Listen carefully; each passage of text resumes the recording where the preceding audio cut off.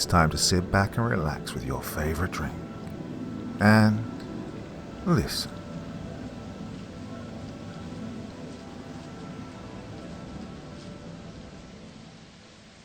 My organization takes care of everything paranormal. By Abram Stalker, 1789. The darkness of the night surrounded everything. The wind howled and blew snow through the giant coniferous trees, but not enough to remove the snow caked onto the branches. I remember thinking that this night is so beautiful. If only I had the time to stop and enjoy it. But the thought passed. I could not have forgotten the reason I was there. The reason I was deployed to what most would consider an inhospitable region of the Siberian tundra. The Russians had been encountering an entity out there. We'd seen what it could do in the village earlier, and God, it was terrifying. I couldn't believe what I was doing. My heavy winter boots crunched alone in the forest, barely audible in the wind. As I trudged on, I began to see a small, flickering light in the distance. It turned into two, and as I got closer, through the hellish snowstorm we'd been fighting the whole way, I saw the lights morph into the square glass panes of windows on a log cabin. This was it. Sorry to pull a cliché, but there is a lot to explain before I can tell you about that. Now brace yourself, because this is going to be a long one, boys and girls, and all others. Well, don't judge. My organization is like a real-life counterpart of the SCP Foundation. In fact, we think that the whole SCP thing was started by a former or current employee looking to make a quick buck off the idea, but it got too popular too fast, and he had to recuse himself. Unfortunately, the fictional SCP Foundation has a lot more funding than we do, and has the actual support of governments all over the world. The only thing that we have is a modest spy network that lets us know any time fishy stuff is going on. We also have some pretty good AI crawling the internet, salvaged from a crashed alien ship, which, I might add, I retrieved. But that's a story for another time. Also, unlike the SCP Foundation, our job is not to contain, but to neutralize. Guess you could call us the SNP Foundation. Anyways, back to the forest. There's a Russian legend, or really more of a folktale, called Baba Yaga. I could go on for days explaining the history and etymology of the folktale, but it boils down to an ambiguously good or evil old lady who flies around in a mortar, wields a pestle, and lives in a house that stands on chicken legs. Local reports from military units stationed nearby reported seeing this exact thing, causing mass casualties in local villages. So the Russians sent their version of us to check it out. They never came back. Although world governments hate us for our far-reaching paranormal authority, and always try to hinder us by denying passports and the like, they always call us up whenever something isn't going as planned. We have a few lines of communication open with government officials in the field, and a single green phone that rings whenever a non-emergency call comes in from one of them. I was sitting in my boss's office when the call came in. My boss is a pretty large guy, although over the phone, his voice sounds intimidating as hell. The phone rang, and he picked it up after releasing a long, bored sigh. He answered it with, "This is Bob from Desert Dry Cleaning Services. How may I help you?" The person on the other side talked frantically for a moment before my boss interrupted them, saying, "So, basically you have an emergency, and you need our help again.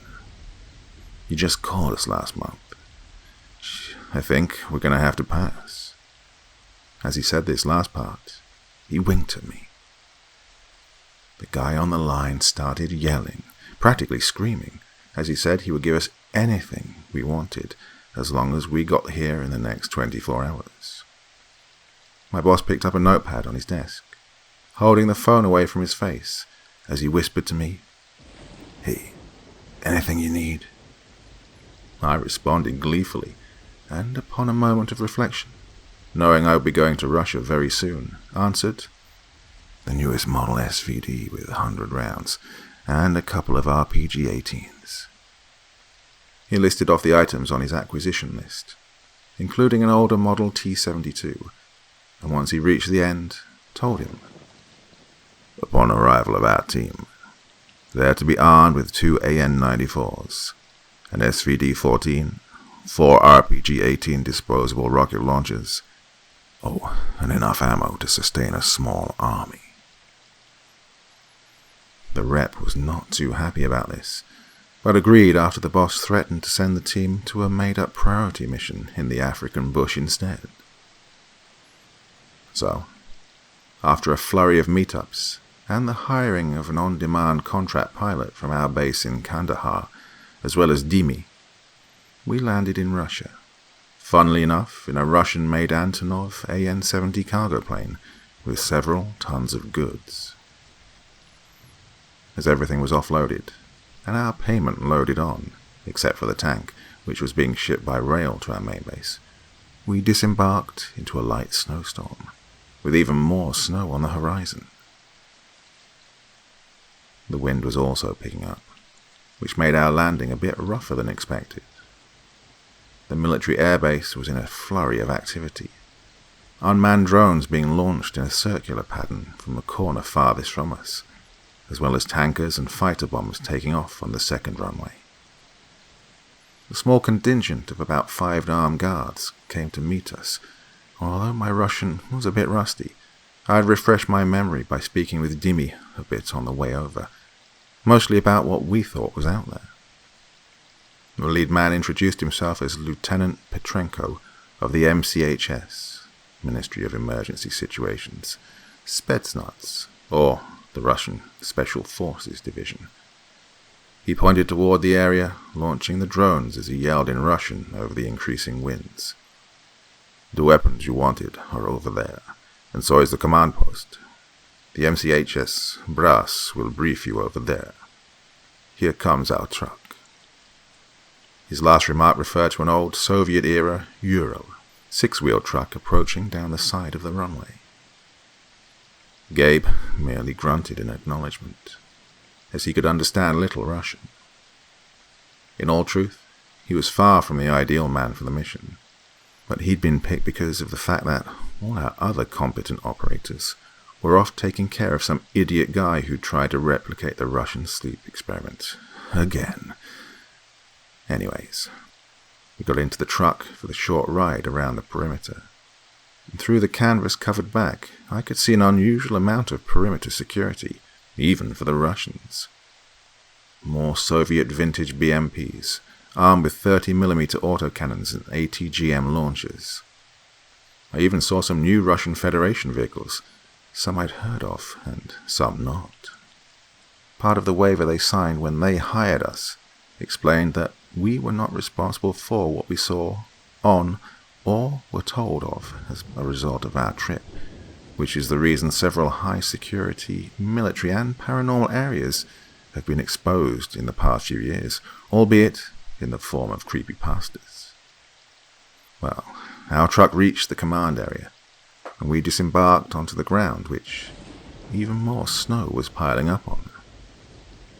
Heading into the large tent that qualified as a command post, the short, old and stout MCHS general was standing on a chair, screaming at his troops in Russian, something along the lines of, "Find it, or I'll have you sent to a penal colony." I walked up to him and said in English, "All right, buddy, the cavalry's here." As soon as he saw me, his eyes still in a rage, dressed in a light grey combat uniform, 6 foot tall, holding a ruck full of special equipment, he deflated immediately. He nearly jumped off the chair and grabbed my hand, shaking it vigorously while looking me in the eyes. They revealed his true emotions at that moment. Even if he did not look with those eyes to his men, what I saw within them was true fear. This was rare for a man like him, as the MCHS were the Russians' go-to paranormal guys normally, but this was much greater than they could handle. I shook his hand firmly and asked, in Russian, as I looked down at his uniform, "Greetings, General Smirnov. Please describe to us the nature of the threat and all the intelligence you have on it." He then asked me, voice full of fear, "Do you know the legend of Baba Yaga?" "Da," I responded. He said back to me, as he gestured to a soldier manning a projector, "It is here, but much worse." The soldier put on a grainy, zoomed-in picture of what appeared to be a house, which upon closer inspection was, in fact, a house on chicken legs. The timestamp and telemetry information in the corner showed this had been taken hours ago by a drone. The general then said to me, in a hushed English voice, "This photograph was taken right before the drone was shot down. We don't know by what, but as it touched down, we could hear the sound of an old woman cackling. It was horrifying, Comrade Vanya. We have tried airstriking it, tried hitting it with everything short of a nuclear weapon, and the higher-ups are talking about using tactical nuclear weapons to obliterate the whole province if we can't contain it. I don't need to show you any evidence, but this monster has already massacred several villages worth of people, and will continue to do so unless we stop it. I don't want another Chernobyl or Kishtim on our hands. Please, comrade, you are the last line we have." His speech was lost on me, however. He had no idea what he was dealing with, and it was evident. Gabe had been watching from behind me, with Jimmy at his side. He spoke up for me, saying something we could agree on. "I don't think you know exactly what you're dealing with, sir. I don't think anyone does. All due respect, but we may not be able to stop it. And at that point, your best option may be to nuke the bastard." General Smirnov looked at Gabe, then back at me. I nodded in agreement. Whatever the case, we need to get moving. If we don't leave soon, we'll be totally snowed in. Smirnov, looking down on his luck, said, "Very well. I have ordered Lieutenant Petrenko to assist you with whatever you need. He will show you your weapons and vehicles." At the last word, I perked up. "Vehicles?" I said curiously. "Da. You can choose whatever you think you'll need from the motor pool. I don't think Mr. Putin will be angry at me as long as what you do with them will help us." "Thank you, General," I said, going to shake his hand, but he had already spun on his heel, heading outside while pulling out a cigarette. Dimi spoke for the first time since arriving on base, warning, "Gentlemen, I don't mean to upset you, but this weather is only going to get worse, so I don't think vehicles bigger than a snowmobile would be much help while we're on the hunt." I said to him, "Couldn't agree more, but we still have to be able to get somewhere quick." As we walked out of the tent, we tried to figure out what it would be. We'd seen plenty of supernatural stuff. It's our job, after all. But nothing as physical as this. That was all hours ago. When we got our weapons sorted, and were headed to the motor pool to pick out our vehicle, a Gaz Tiger, a 4x4 APC similar in function to the American Humvee, screamed to a stop behind us. Lieutenant Petrenko in the front seat yelling at us to "Get in! We found it!" Behind him, an armored column was forming up, consisting of several tanks and a few infantry carriers. He said, as our team loaded up, me in the front, Gabe and Dimi in the back, "Look, we will get you there, but after that, you are on your own.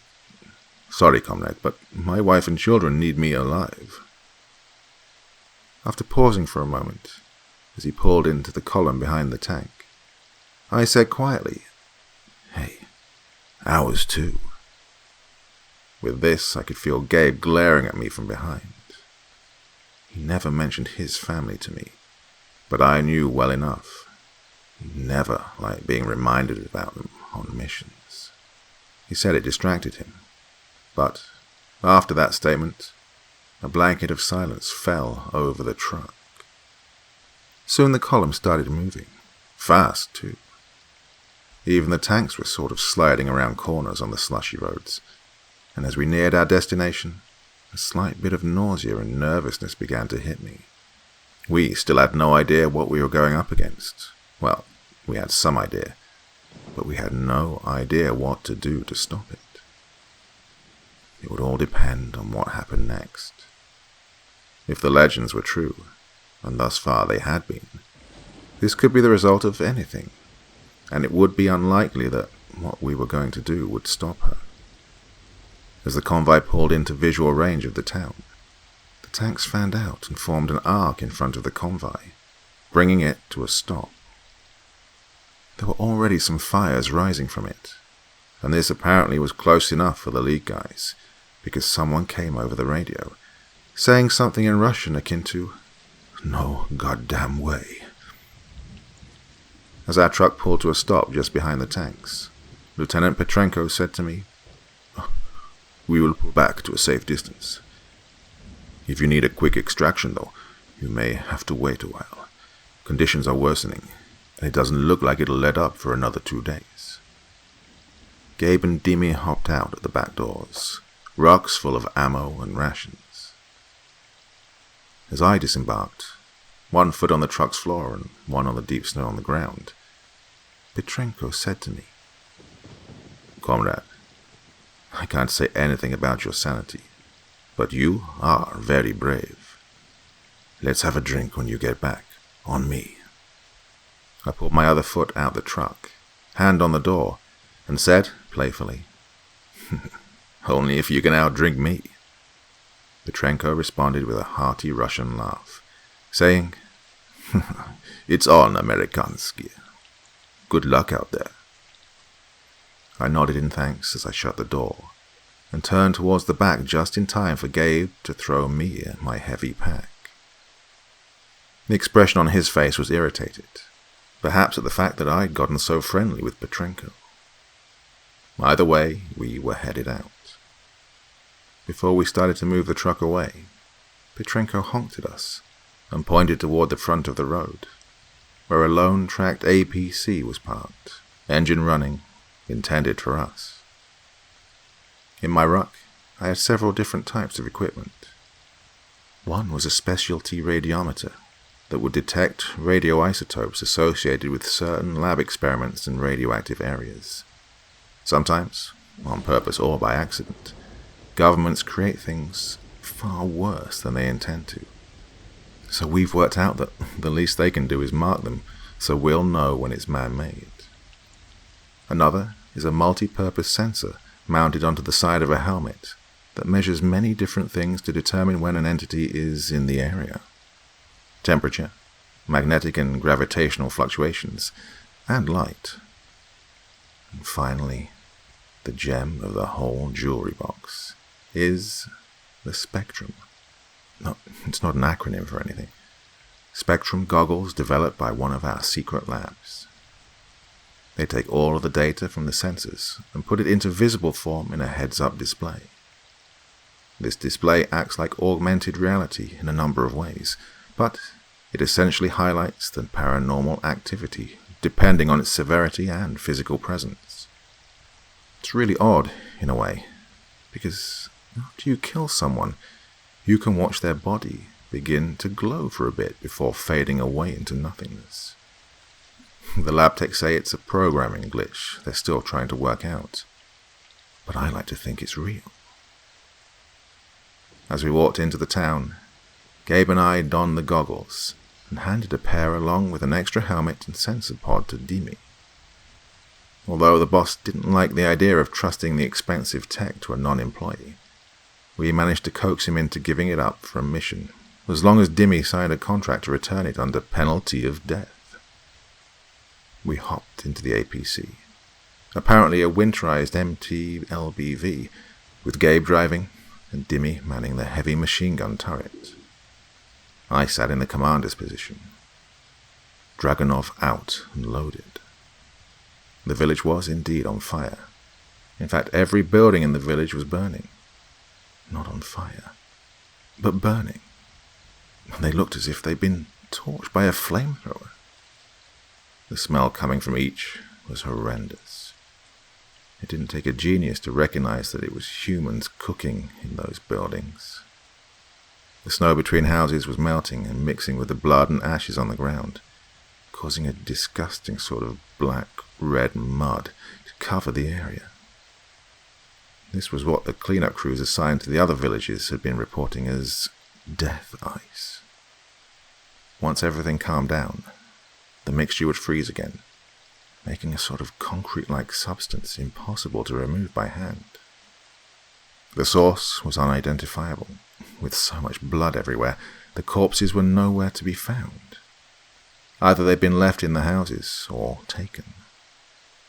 With what the crews had found in the other villages, it appeared that only the adults were left in the houses, although they died long before the fire had been set. Children, or what was left of them, were nowhere to be found. It wasn't easy to identify the charred skeletons either. Each looked like a boulder had been dropped from a great height, crushing all of their bones and instantly destroying all internal organs. Oddly enough, the head was often left intact, except for the case of one human, left completely unidentifiable because of the way they were killed. Not a single thing remained of them, except for a pile of jelly and bone fragments splattered across a 50-meter squared area. A rifle was also found at the scene, with one round having been fired around the same time of the person's death. One thing that was not evident until we began to disembark was the tracks on the ground. The footprints left were nearly the size of our APC, with 3 distinct branches coming off a central point. They'd slammed into the asphalt roads and obliterated them, and if it wasn't for the constant snowfall, you might just think they were remote location potholes. Our goggles showed a tiny bit of residue left over in them, something that we could track. This being seen, we turned them off so as not to waste battery. Dimmy was quick to suggest that we follow it, and seeing no other way, we did just that. But things began to go wrong when we realized we would have to pack all of this gear into the forest, as our tank was too large. We suddenly noticed that Gabe was mysteriously absent. I reached for my radio, as I heard the sound of engines on the other side of the village. I said, "Copperhead 2, you find anything?"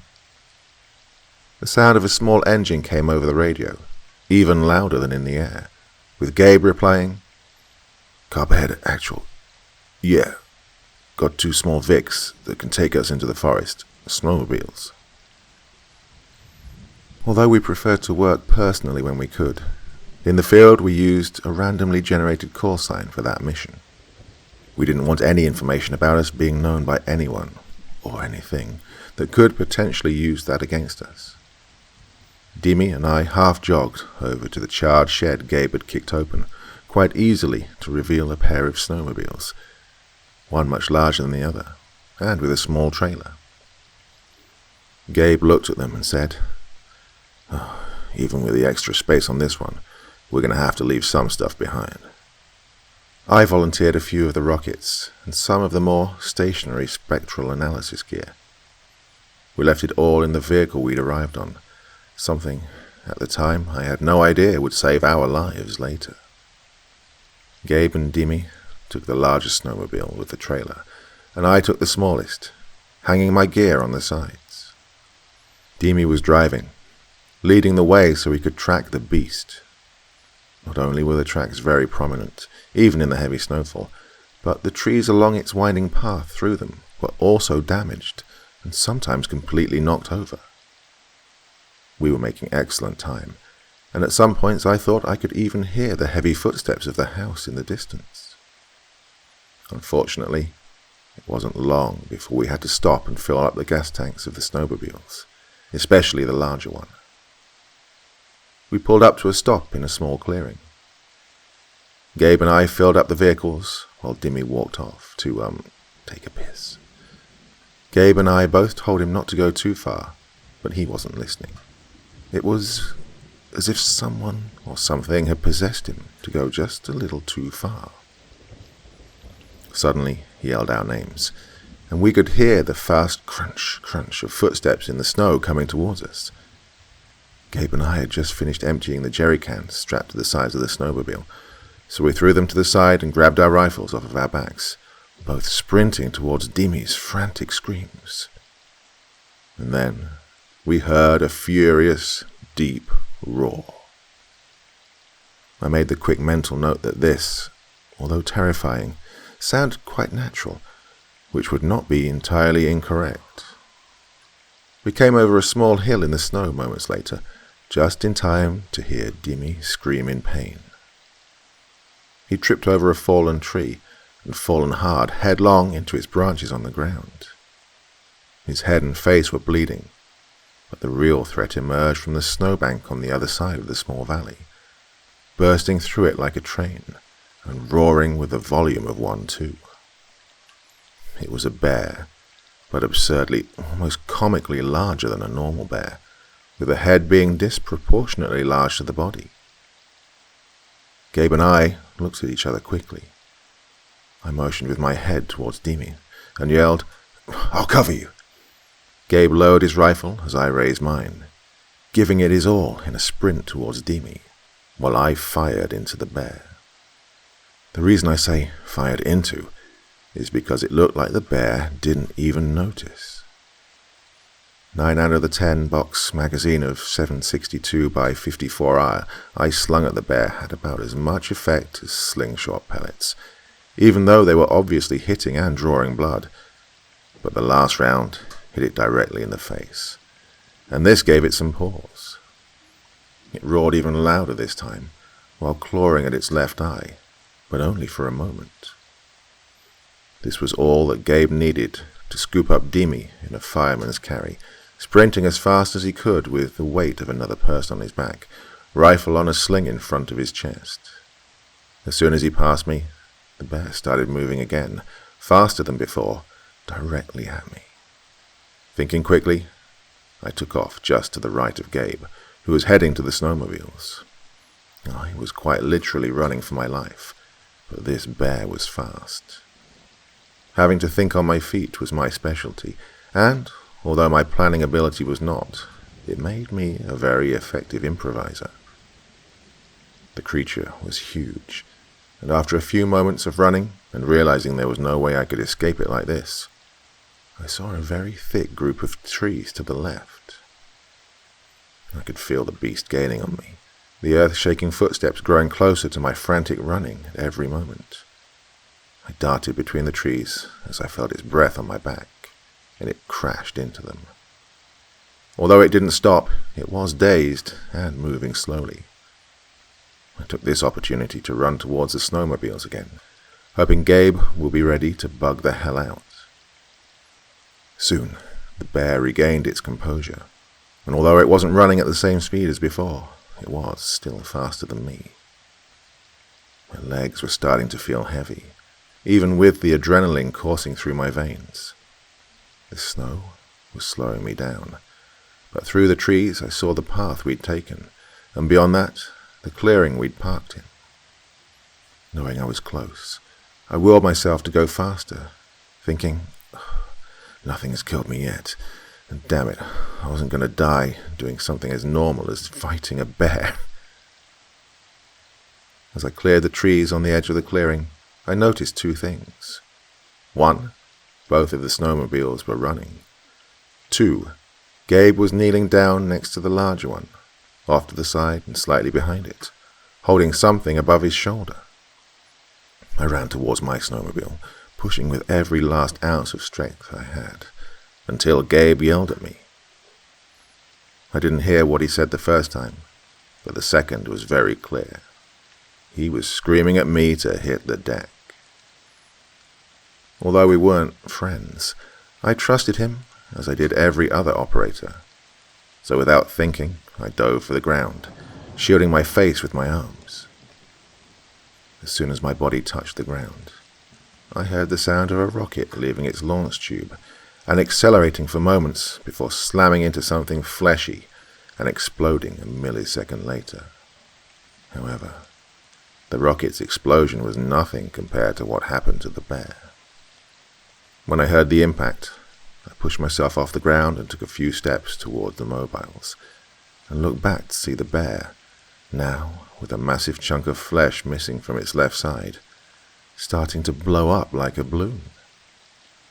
The inflation spread from the head down, and when it reached the exploded part of his body, it made a popping sound, followed by the sound of gas escaping, then a small explosion as the expanding gas that leaked out of the wound lit off in a giant, brilliant blue-green flame, with the gases burning off for a few seconds afterwards. Once we realized the bear was quite dead, we turned off the vehicles and pulled Demi off of the second one. His ankle was still bent at a totally unnatural angle, which we had to fix. Although I did know how to perform most basic first aid, and I knew how to set a bone, Gabe knew much better. He instructed me to hold Demi down as he pulled out a medical kit from his bags. He yanked out several syringes of anesthetic and one large one of morphine. Demi looked a little spooked at the sight of the needles, but was still in and out of consciousness due to the pain the ankle was causing him. Gabe started with something to numb the leg and bone around the fracture, which he put in quite deep. I'd never asked him where he'd gotten his expertise, but I was fairly certain, due to his referring to the wounded as patients more than once in the field, that he was an EMT at one point, or at least something similar. As he was working on the leg, I looked over to the bear's mutilated corpse and noticed something odd was happening to it. It was, very slowly, disintegrating. By disintegrating, I don't mean falling apart. I mean dissolving into the air and just floating away. Demi started to move, and I turned towards him. With the pain disappearing, he seemed to be in a little more control over his consciousness, but only a little, due to the morphine. I looked at Gabe, who motioned to me, pointing at Demi, then with both of his fingers into his eyes, and then up into the sky, which I interpreted as keep him looking up. As Gabe worked, Demi started talking, speech slurred and barely intelligible. I don't remember exactly what he said, but it was all in Russian, and there was a lot of swearing, and he mentioned the bear a lot. I just tapped him on the shoulder and kept his eyes up, telling him how he was going to be fine. Then, with no warning, I heard a crunch, and Demi winced in discomfort. I looked down at his ankle, seeing it had been reset into a normal position. By now, the swelling was getting bad. Gabe pulled out a compact, a rolled-up SAM splint. Hikers will know the kind I'm talking about. He wrapped it around his ankle and started putting on his boot. He left it unlaced so we could take it off later. The swelling was making it hard to put on, but if we'd left it off, he'd get frostbitten for sure. In his sedated state, both of us had to lift him onto the snowmobile, and he had to be practically tied down in order to keep him on. It was getting late in the day, but we still had a job to do, and I was still plenty jittery from the incident with the weird-ass bear. As I started to walk towards my snowbike, Gabe said, I don't know what the hell that thing was, but it's pretty dead, and I don't think we'll find another one unless we're messing around in the bush like dumbass here, jabbing his thumb back at Demi. I just nodded and got on. I tried to use my radio to contact HQ and let them know about the situation, but I couldn't get a signal out. We set off from there, and everything was going okay until night fell. The storm was still raging, and the snow was really starting to pile up. We kept seeing strange lights through the heavy snow, but they seemed distant, almost like the lights of the cities you see at night, but they would come and go. We were still following the path of the thing. As in the forest, it was fairly evident where it had been. Right around the time night fell, and to be honest, there wasn't much of a difference, we ran out of fuel.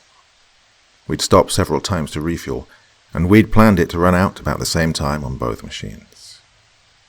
Right before we pulled into a clearing, the motor started sputtering and finally gave out. However, we weren't expecting it to for another hour or so. Gabe's did too. I dismounted and checked the gas tank. There was still plenty left, but the engine just wouldn't start back up again, and neither would the other. Everyone, especially Dimi, was swearing left and right, but we couldn't do much about it. Obviously there was some kind of interference, because when Gabe pulled out his rifle, the electrical optic was non-functional. We decided we had to keep going, but not until after we'd eaten. Dimi was becoming lucid again, and as long as he could take a few pain meds every so often to keep his ankle tolerable, he was good enough to handle a gun. Gabe ripped the objects off of both of them and chucked them onto the ground next to the machines, while I pulled out the winter MREs the Russians had given us, or at least what we'd stripped them down to. Each came in a cardboard box, but you could significantly reduce the size by stripping them down to their components and packing them separately. The heaters worked on a chemical reaction. You pour water in, and out comes heat. I heated up everyone's food and brought it over as I was starting to eat some of my dry stuff. We all ate our food in silence, but not for any real reason. We just didn't have anything to talk about. We were a group of professionals, sent to do a job nobody else would or could do. To be honest, we aren't even that special, but everyone calls us the experts because we always manage to deal with the problem. After we'd finished eating, we started moving down the trail, carrying what we could. We had to leave a lot of extra ammo and another RPG behind because Dimi couldn't carry anything but what was on his vest. Gabe and Dimi both had about 5 magazines for their rifles, and I had 7 mags for my Dragunov, plus the 1 remaining RPG. Gabe took Dimi's rifle and strapped on a good-sized stick with some rope, turning it into a crutch. Although it could still fire, Gabe told Dimi to just cut off the stick if shit hit the fan. As soon as we had our gear in order, we began heading into the forest, wind still raging and snow still falling. The march was grueling, and as the sun got lower, the air only got colder. We had to put on everything we had to stay warm, and the helmets came off in favor of warm headgear. Scarves were wrapped, and by the time it was truly dark, we were wrapped up head to toe like the kid from A Christmas Story. 30 minutes in, we took a rest, drinking some water and checking on Dimi's ankle. The swelling was still bad. Too bad to take off the boot, or we might not get it back on. However, it had stopped growing, which was good. After a few moments of drinking water and snacking on a few miscellaneous items from the MREs, those of us that could changed our socks and moved on. Good thing we ate then, because 10 minutes down the trail, everyone lost their appetite. Although I'm sure someone must have noticed the fact there were no children among the dead from the attacks. Nobody had said anything to us. We had noticed, but until now, I'd held out hope they were still alive, or something. I was sorely mistaken. The pile was huge, a few meters high, probably the children of all the villages that were attacked so far. Although there were plenty of bodies, these were not mutilated like all of the others. They were simply lifeless, stone-cold dead, eyes closed. No signs of physical attack, or really anything to suggest what had killed them. We would have loved to have had our goggles working right about then, But without electricity, they were toast, and we'd left them at the machines to be recovered later. The sight of all those kids just hurt me. They had likely been killed while we were on the trail. But then, what if we had gotten there on time? What could we have done? Probably nothing. We would have likely ended up like all of the others, dead and desecrated in the middle of fuck knows where, Siberia. We did notice something interesting, though. All of the kids, as best we could tell, were between the ages of 10 and 16, essentially teenagers. So now we had some potentially useful information, and I was starting to form a theory, but I wasn't quite ready to share it with the other two yet. I needed more for this to really make sense, and they were probably thinking the same thing anyways. It looked to me like this Baba Yaga was looking for someone specific. A teenager. Why, I had no idea. Like I said, I needed more info. We were going down the trail for a ways after that, eager to get away from the corpses. They didn't smell because of the cold, but we didn't want to be near them regardless. At some point, an hour or so later, we decided to bivouac for a few hours. We hadn't slept too well on the way over, and with the way this day had gone, it was starting to get to us, especially Dimi. We were also running out of pain meds for him, and had at most a few hours left of trail walking. We set up a few small shelters, and made sure everything was waterproofed. I was first on the guard rotation. Gabe and Dimi set off to sleep, and I was alone for a good 10 minutes before things started getting, well, odd, to say the least. I was tired. Gabe was supposed to relieve me in another hour, but that seemed so far away. My eyes lazily drifted around, watching the trees with the sway of the wind, constantly blowing in one direction. The snowfall had lightened a bit, just enough for visibility to be passable again. As my head turned towards my front again, they moved past something glinting between the trees in front of me. I snapped back to get it, becoming much more alert. I stared at it for a few seconds before raising my rifle to use my scope. Although none of our electronics were working, you can't beat a good old-fashioned glass optic. I pulled it up to my shoulder quickly and saw through the scope something really freaking weird. An old lady, kind of zombie-like, was just standing there. I could feel her looking right at me through the scope.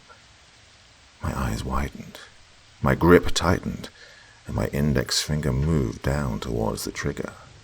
But then, it got even weirder. She spoke. Now, when I say that, I don't mean she said something, and I saw it through the scope. I mean, her voice came straight out of her mouth and into my head. What she said was simple, but still completely disturbing. Still staring at me, her lips moved as she slowly, with her raspy voice, like two bricks scraping together, said, "You and your friends smell different. You do not carry the Russian smell, although I think one of you once did. You, however, do not. You never did. Perhaps you can help me find my little Raybonok, my child. He was taken one day. Living amongst the human folk was bad for him, I told him. His babushka, his grandmother told him. He was taken by big men from the Kremlin. I've been looking for him for a month, but I could not find him inside my dominion." I started to open my mouth to say something, but she raised her voice violently and screamed into my head as her face contorted into a terrible, rage-filled sneer. "Silence! I know what you are thinking, little man from the desert." She returned to her normal voice, and her face relaxed a bit, but not entirely.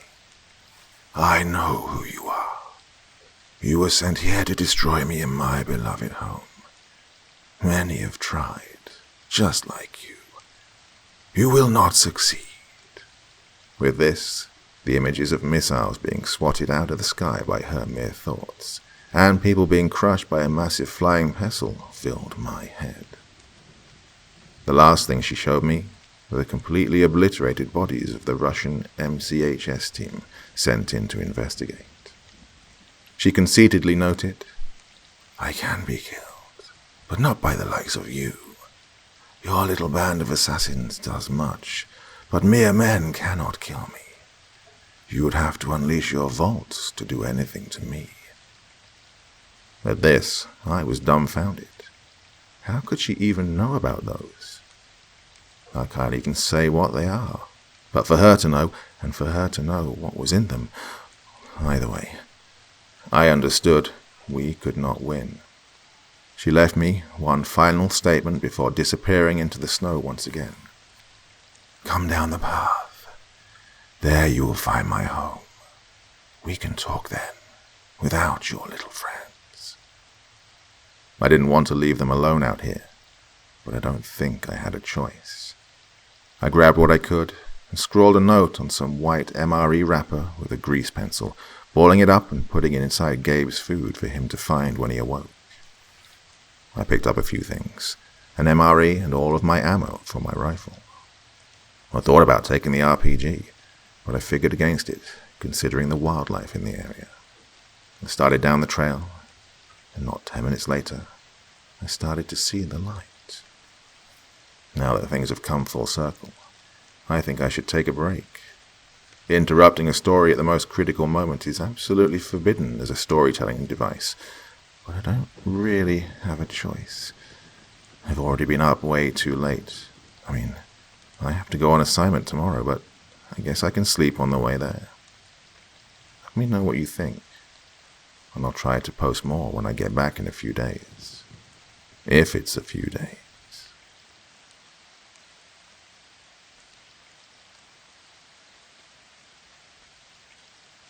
My apologies for the long break, but I didn't expect my post to garner the attention that it has. In fact, it's gotten so much attention that I'm a little worried.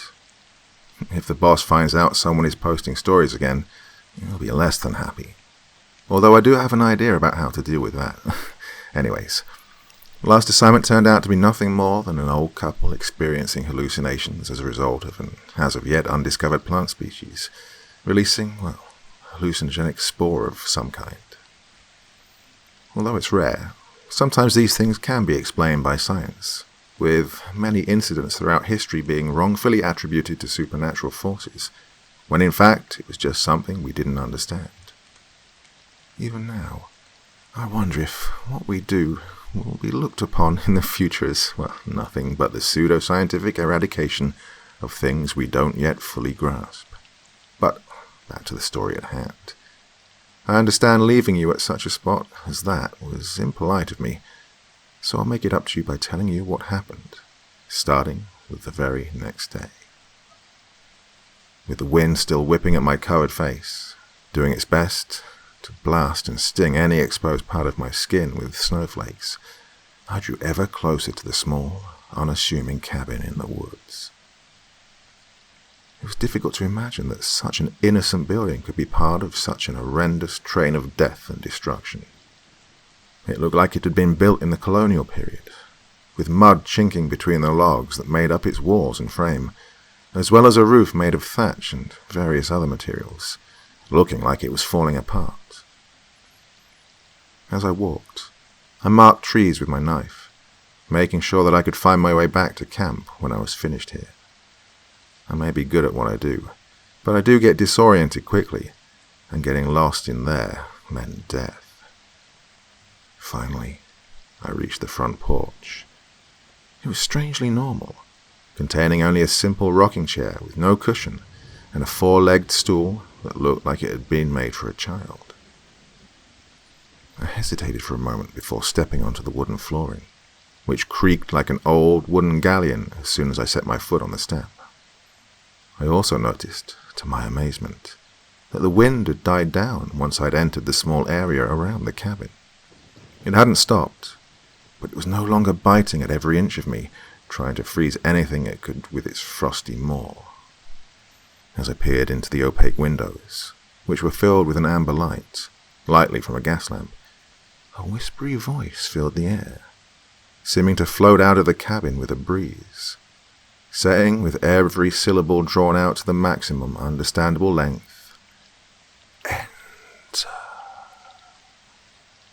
The door creaked the same as the stairs to the porch did, cracking itself open, with no apparent motivation for doing so. Although it was not uncommon to see telekinesis in my line of work, it didn't make it any less unnerving. There's something distinctly anomalous about seeing objects move with no apparent force acting on them that causes their motion. I walked up to the door, using my gloved hand to push it open. It took almost no effort. I saw inside the cabin a strange but welcome sight. It had been upgraded with modern amenities, including a toilet and shower that looked as if they were torn from an old motorhome, and several pieces of old Soviet furniture. She sat in a red cushioned chair near the fire, her frail hands resting on the arms of the chair. She almost looked like she was dead, her skin colorless and almost a bluish-grey color, but I saw her stir as soon as I moved one step closer. She looked a lot less evil as she sat there, her body moving slightly as she pushed her arms into the air, yawning and smacking her gums, which held very few teeth. She spoke, but not directly into my mind like before. She used her body, which, despite looking empty and emaciated, produced perfect phonetic sounds, in English nonetheless. "You, the one which does not carry the stench of a filthy Russian, will find my child." It was not a request. In the most respectful and professional voice I could muster, I stated, "Well, ma'am, if you don't mind me saying so, it's going to be quite impossible without more information." She replied slowly, after giving a slightly irritated sigh. "Very well, desert man. You and your barren words, your information, you shall know his name. Casimir. My child was born with no formal name, or rather, he was never given one." I sat on this information for a second, trying to understand what she meant with all of her old-timey language. She referred to him as my child, but it was evident then and now that this was most likely impossible, for this frail but magical old lady could have no childbirthing powers. A few intrusive thoughts crossed my mind about the subject, but I won't repeat them here so as to preserve your sanity. A few moments later, I decided to ask her about it. Hopefully she wouldn't destroy me as she had everyone else that had crossed the path of her chicken-legged house until then. In particular, I was afraid because of what I'd seen of the MCHS team she'd encountered earlier. My mood was calm and collected, but internally I was anything but. I'd worked with some MCHS Spetsnaz guys before, in some heavily classified Chernobyl-related stuff, and they were no idiots. Analysing that image again, which seemed to be planted in my mind quite vividly, their formation suggested that they'd been making their way through the forest on foot, and had been hit with no time to react, no time to even run, just crushed. I got the feeling that if I didn't find this Casimir soon, my team, as well as many other innocent civilians, would meet the same fate. I finally asked, "So, Miss, what is your name?"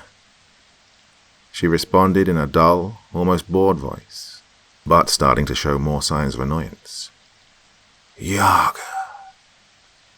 It should have been obvious, but she was already a little irritated, so I wasn't going to take any chances. I tactfully restarted my previous sentence.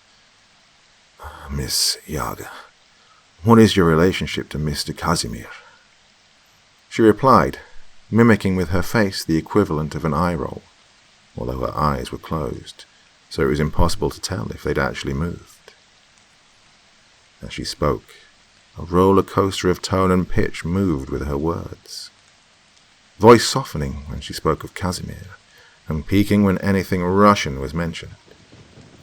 It should be obvious, desert man, but if I must explain in your terms, he was an adopted child.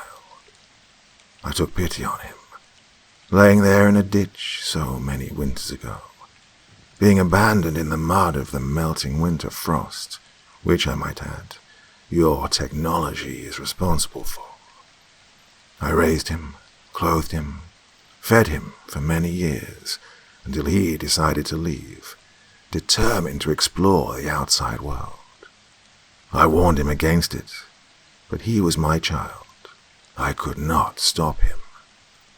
I looked down for a moment, unsure if I could understand how she, of all people, the apparent mass murderer of hundreds of innocent villagers, could take pity. But I resolved myself, repeating in my mind, "Not my job. It's not my job."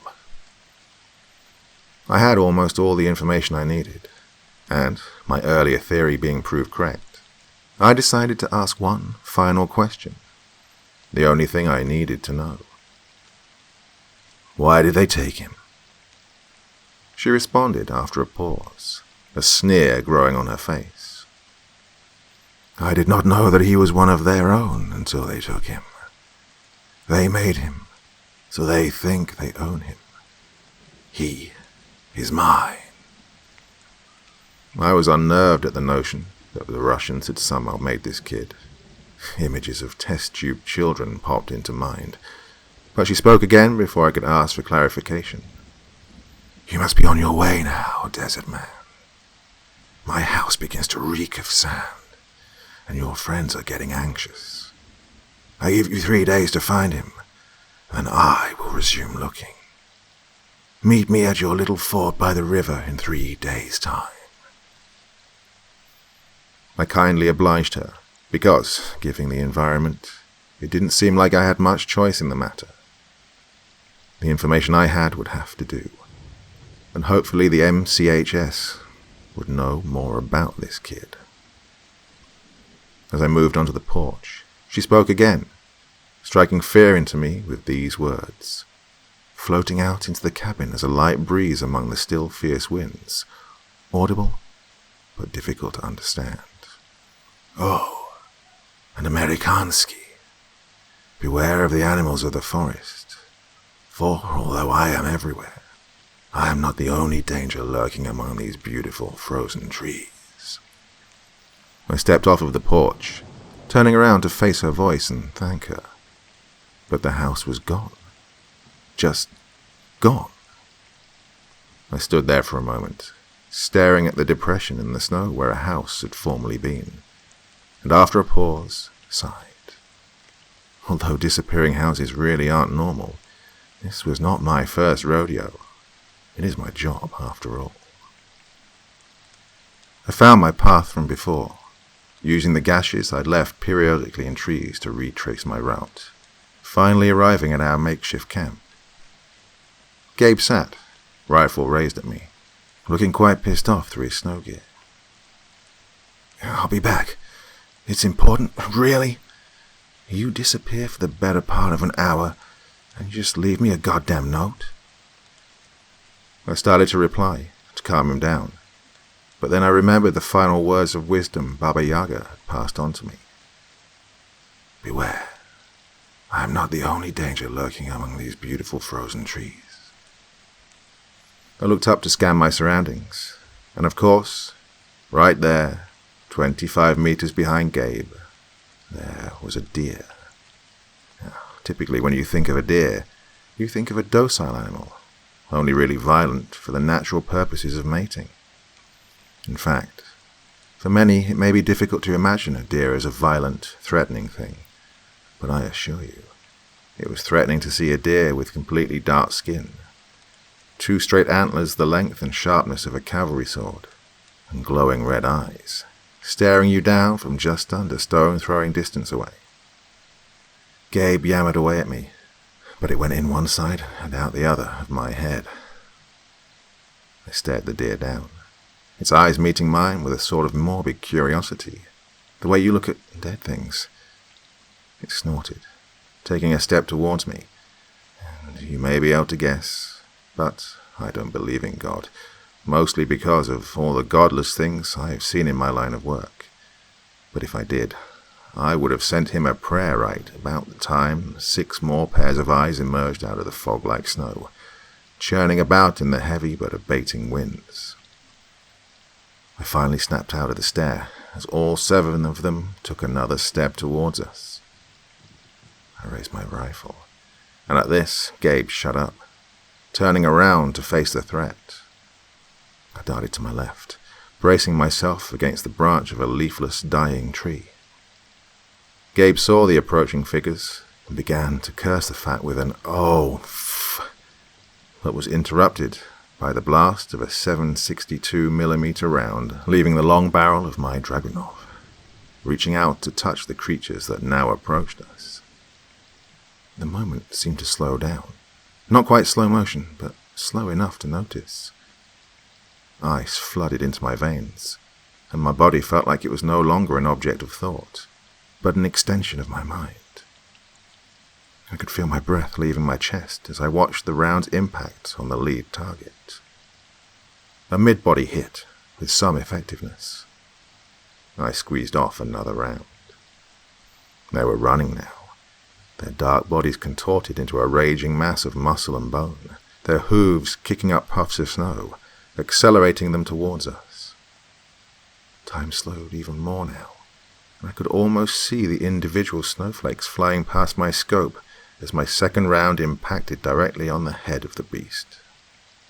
It stopped, wavering for a moment, before stumbling and falling onto the ground, incapacitated. As this happened, time began to speed back up. This made me aware of 2 facts. One, that Gabe was kneeling on the ground next to me, firing his AN-94 with its special 2-round bursts, emitting 2 rounds nearly simultaneously. And 2, that Dimmy had also woken up, and although he was not exactly in fighting condition, his rifle was also firing, full auto. Maybe a little less effective, but at least it was lead down range. They were nearly upon us. My instinct said to get behind cover, but the trees were several meters away, too far to run, and I would be leaving Dimmy and Gabe to be gored. Their heads lowered, and showed us the 2 antlers on their heads that would likely kill us if they ever made it to us. It hit me just then, not the deer, but the fact that if they hit me, I would be frozen out there, with nobody to remember me and no legacy left behind. After all, it's a legacy we all want, isn't it? I knew I had to act fast if I wanted to survive. What did I have, though? A smile broke my cold, silent face as I thought. I know what to do here. I threw my rifle into a snowbank and dove for the gear bags, tearing out a small, unassuming cylinder with a ridge running along the top, starting around a third of the way down its 60-centimeter body. They were close now, 10 meters away. I pulled the back of the tube out, extending its length to a little more than a meter. Doing this caused the covers on the front and back to flip up and open, and the rectangular sight posts on the ridge to emerge. I took a knee and grabbed the rear sight post, twisted it 90 degrees, then set my fingers on the button in front of it as I shouldered the RPG-18. I took a deep breath, set the sight post dead onto the lead animal, and shouted, "Clear! Backblast!" before touching off the rocket, depressing the small black button on the top. A click, then a deafening boom. The area behind me exploded in a burst of high pressure, throwing snow into the air and knocking chunks of ice off the trees. A rocket leapt out of the tube, its shape-charged heat warhead impacting on the lead deer perfectly, digging into its flesh before hitting something solid, causing the deer to explode into a cloud of red-orange high-explosive fireball. But as the rocket's explosive power was fully dispersed. A new source of heat and energy blasted the 6 remaining creatures, exploding outwards from the destroyed area around the now gone deer. Blue-green flames engulfed all of them, burning and charring their flesh instantly, causing them to fall in their tracks. It was like they were flash-cooked in a propane bath, because once every flame had dissipated, the now 5-strong force stood for moments before practically disintegrating into the winds, which rushed to fill the cavernous hole left in the forest of superheated air that leapt into the sky. And then, just as it had begun, it was all over. Thankfully, the explosion was not powerful enough, even only a few meters away, to hurt us, but it certainly was close. Close enough that, had we not been wearing hearing protection, we surely would have lost it for quite a while. Gabe laid prone out in front of me, silent. I let the smoking fiberglass and aluminum launch tube lower to point at the ground in front of me, and then sat there for a moment, admiring the quality of the work I'd just done. Gabe spoke, rolling over onto his back to face me. You know, if it wasn't for all of the winter gear, that would have singed my eyebrows off. I stood up, ignoring his comment and tossing the used-up tube to the side, before walking over and reclaiming my Dragunov from the snow. Although melted snow had wet the barrel and modernized polymer furniture of the SVD, mere water was not an issue for the formidably reliable Russian DMR. It was still practically pitch black out, with the clouds absorbing what light the moon itself reflected from the sun. The light from the explosion had ruined our night vision, and I was not keen to stick around to see, or not see, the things that would come to investigate now. And to boot, we were all out of ordnance, so if we ran into a group like that again, or God forbid, another one of those damnable bears, we would be SOL. I told Dimmy and Gabe to pack up their things, that we needed to get going and get gone.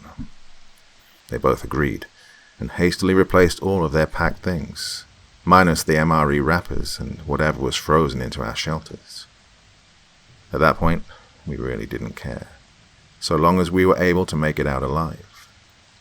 I think at this point, it's worth mentioning that, yes, my life had been endangered at other points in my line of work, almost every day in fact. And yes, the pay isn't even that good for what it is. I mean, it sure pays a lot better than the military did, or any other armed service for that matter. But I've seen many people fall into madness from the things they'd seen. But one thing you'll understand if you're ever in a similar position, military or otherwise, is that you never really get used to having your life in danger. Sure, after experience it can be reduced to a minor thought in the mind, but it will never leave you completely. That is, if you aren't a psychopath, it'll always be nagging there, raising the possibility, am I going to die here? In my view, there are 3 ways to respond to death. The most common is to ignore it, to keep pushing on, to keep going despite the danger. The less prevalent, although still common perspective, is one of cowardice. You shrivel up into a ball. You may still be able to perform your duties, but you'll shuffle about like a zombie, hoping you won't die. The third, and most rare response to the threat of death, is to embrace it. To welcome death into your mind is not something done easily, nor something done with wanton abandon. You must welcome death into every fibre of your being, until you know only one thing when it's around. That thing being, you will live, and your opponent will die. And that is my method of dealing with death. Gabe fits the first stereotype. He tries to forget what he's fighting for, who he's fighting for, and just focus on the moment. Demi, well, I'm not really sure yet, even to this day. I'd love to ask him, only, well, I suppose now is a good time as any. After we packed up our stuff and were about to figure out which way to go, we'd noticed he was gone. He'd left our little camp, and the trail of footprints showed he'd moved over to where the deer had come from.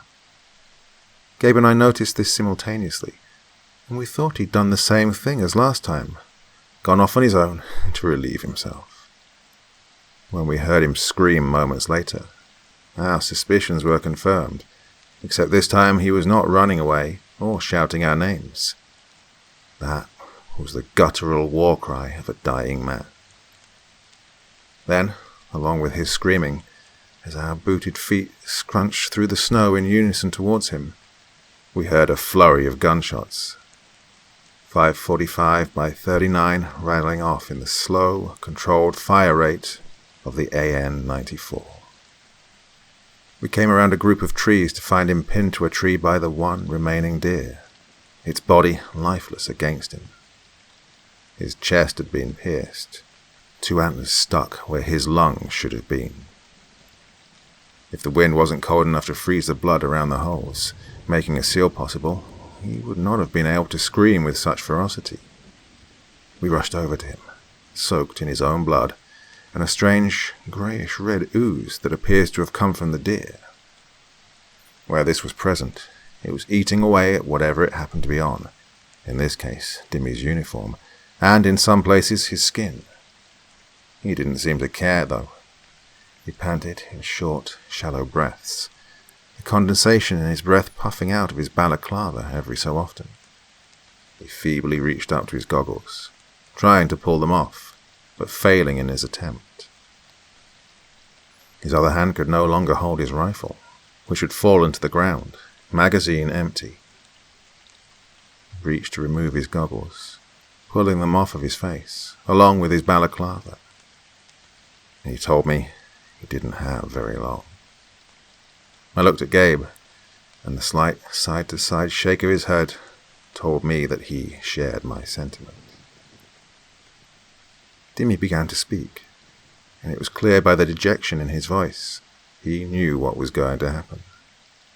"In my breast pocket, there is a letter. I had a wife once."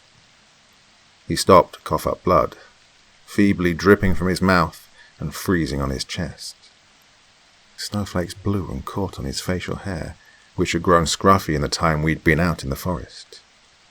He blinked his eyes and hacked once more before finishing his sentence. "Please, take it to her. Tell her I am sorry. Tell my son." Hacking once more, he continued, finishing his sentence. "Tell him I am sorry." And after this, he closed his eyes, and it seemed as if he was finally at peace. When Gabe moved to open his breast pockets, I spoke to Dimmy, hoping he could still hear me, my voice filling with rage as I reached the end of my statement. "Don't worry, buddy. We'll find your wife. We'll find your son. And by all that is holy, I will avenge you." I saw him mumble, his lips barely moving, and the only audible sound, the wisps of air escaping from his freezing lips. We sat there, accompanying him for a good while, until he no longer drew breath. I couldn't pinpoint the exact moment it happened, even if I had video footage. There's another trope in films and movies that doesn't hold up in real life. Sometimes, yes, but rarely do people maintain consciousness until the end, until they suddenly just die. After he was gone, for sure we sat in silence for a moment. I checked my watch, then turned to Gabe. "It's almost 0600. We need to move." He turned to me, anger in his voice. "We can't just leave him here." I replied, my typically cold, hard voice cracking under the pressure of Dimmy's passing, anger seeping in from the hours of sleep deprivation. "There's nothing we can do for him. And damn it, if we don't leave now, there's a good chance we'll end up just like him, pinned to a tree and out of luck." Gabe huffed and spat at me. "We don't leave anyone behind, dead or living, and I don't make exceptions." I responded, using the only thing I knew for sure would get through to him, although only as a last resort. I questioned him, hoping to strike his heartstrings with, "What would she say?" This instantly changed his demeanor. He began to rise up in rage at the fact that I would dare mention his family on a mission such as this. But as soon as his chest began to puff up and his fists clenched in anger, he deflated. His head tilted down, and he took one look at Dimmy's frozen corpse before saying, in a defeated and hushed tone, "The least we can do for him is to cover his face," before spinning on his heel and turning away, letting me do the deed. I pulled Dimmy's balaclava back up, set his goggles squarely on his closed eyes, then draped his scarf over his head to cover him, tucking it in to ensure it would stay that way, not that anything was going to be at him any time soon. I then said to him one final line, a parting message. You were a crappy soldier, Dimmy, but an excellent guide." I turned away and walked quickly back to my pack, which lay on the ground mostly in order. Gabe sat next to it, still seeming to be in a bad mood from our earlier conversation, and probably Dimmy's death. Our little camp lay strewn about, everything pretty much in the same place it had been when I left into the night. The wind had decided to take a bit of a break for once, giving us a much-needed reprieve from the wind chill, although the ambient temperature was still well below freezing, and the snow still fell on us, but much more gentle than the razor blades flying around in the air earlier. I stood in front of Gabe now, with his gaze remaining at my feet. "Hey, we may have our disagreements, and I would certainly have chosen someone else coming all the way out here, but you've done a great job for the situation we threw you into." He sat there, incredulously, as if he was deaf. I continued after the pause to see if he would react. "But regardless of the problems we face, we are here now, and we have to work together to make it out alive." I considered mentioning his family again, but did not, in consideration of the fact that we were already on thin ice.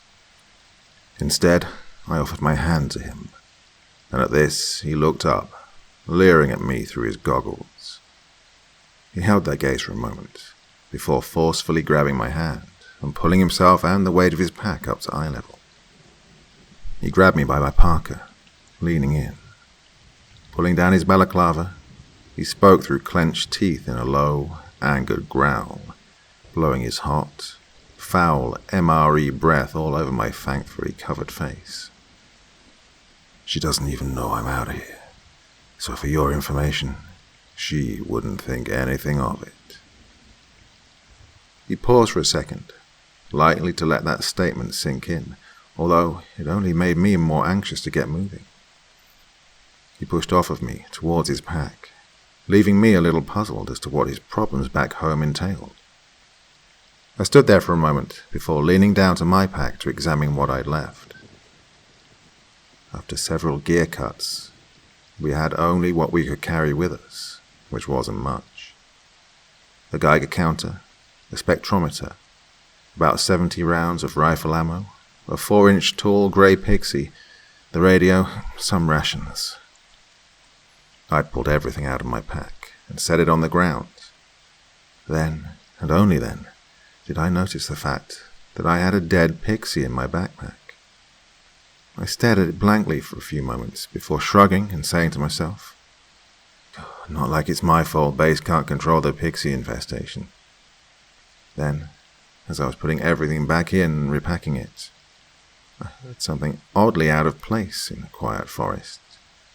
An extremely high-pitched noise, something that sounded oddly like, well, I thought to myself, no, it couldn't be. Just then the radio crackled to life for the first time in 12 hours. A relief for myself and everyone involved, I'm sure. I snatched the brick-like receiver out of the snow as a Russian called over the airwaves in garbled English. "Copperhead, Colonel Razinyai." I yanked the antenna out so fast I nearly broke it, and with Gabe coming over to investigate, I responded. trying to get the message out that we were all at least still alive. Colonel Rastignac, Copperhead actual reads. Do you copy? The radio went silent, a slight hint of static coming over for a moment. Just as I opened my mouth to repeat my message, the voice came over the radio again, this time much clearer, but still with terrible clarity. Copperhead actual, we copy. We've been looking for you since 1800 hours yesterday.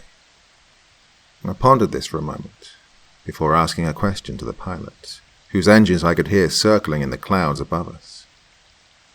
I suppose none of this has anything to do with the animals we've been encountering out here.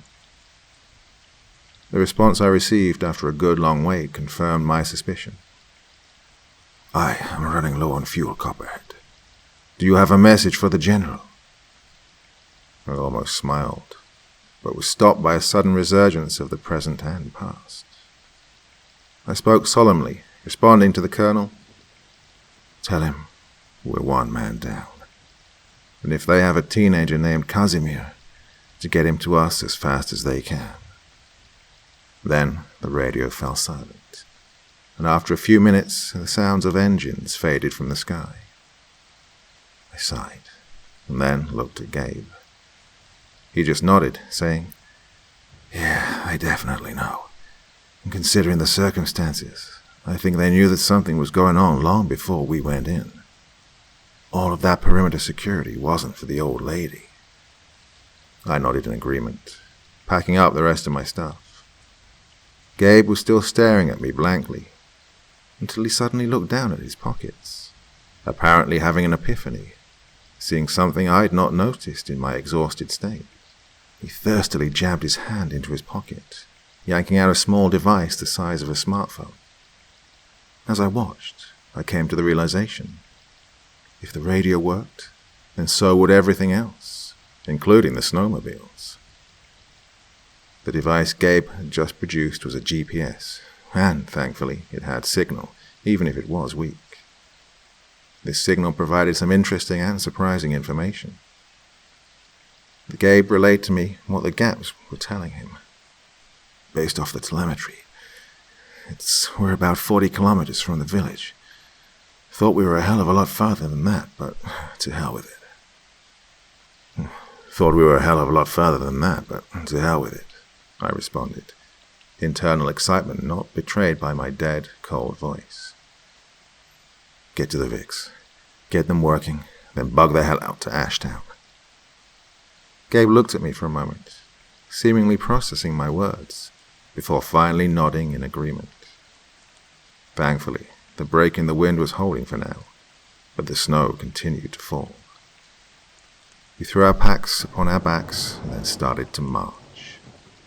The march of a modern military is not the goose-stepping parade march you see North Korean conscripts doing, but something along the lines of a 5K pace, typically humping 80 pounds of gear along with you. Not a feat easily accomplished by a normal, untrained individual. However, Gabe had a military background, and I had the equivalent in the private sector. This made the intensive 15-minute, 3-kilometer march back to the snowmobiles easy enough. When we got there, we stopped and changed our socks, then began to check the snowmobiles.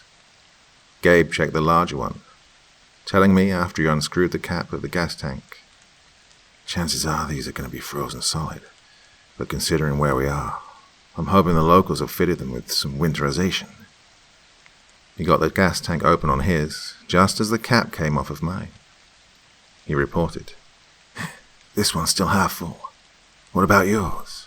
I replied, looking at the scene before me, Well, it should be full, but there isn't shit in here. I shook the vehicle just to make sure I wasn't hallucinating. But sure enough, the gas tank was completely empty. This was very concerning, but considering that at every turn this mission had gotten worse and worse, I wasn't surprised in the slightest. I looked at the snow underneath the machine, and it looked sort of yellow, but not like yellow snow yellow, more like it was sprinkled with highly diluted food coloring. I picked up a handful, bringing it up to my face. It reeked of gasoline. I disappointedly turned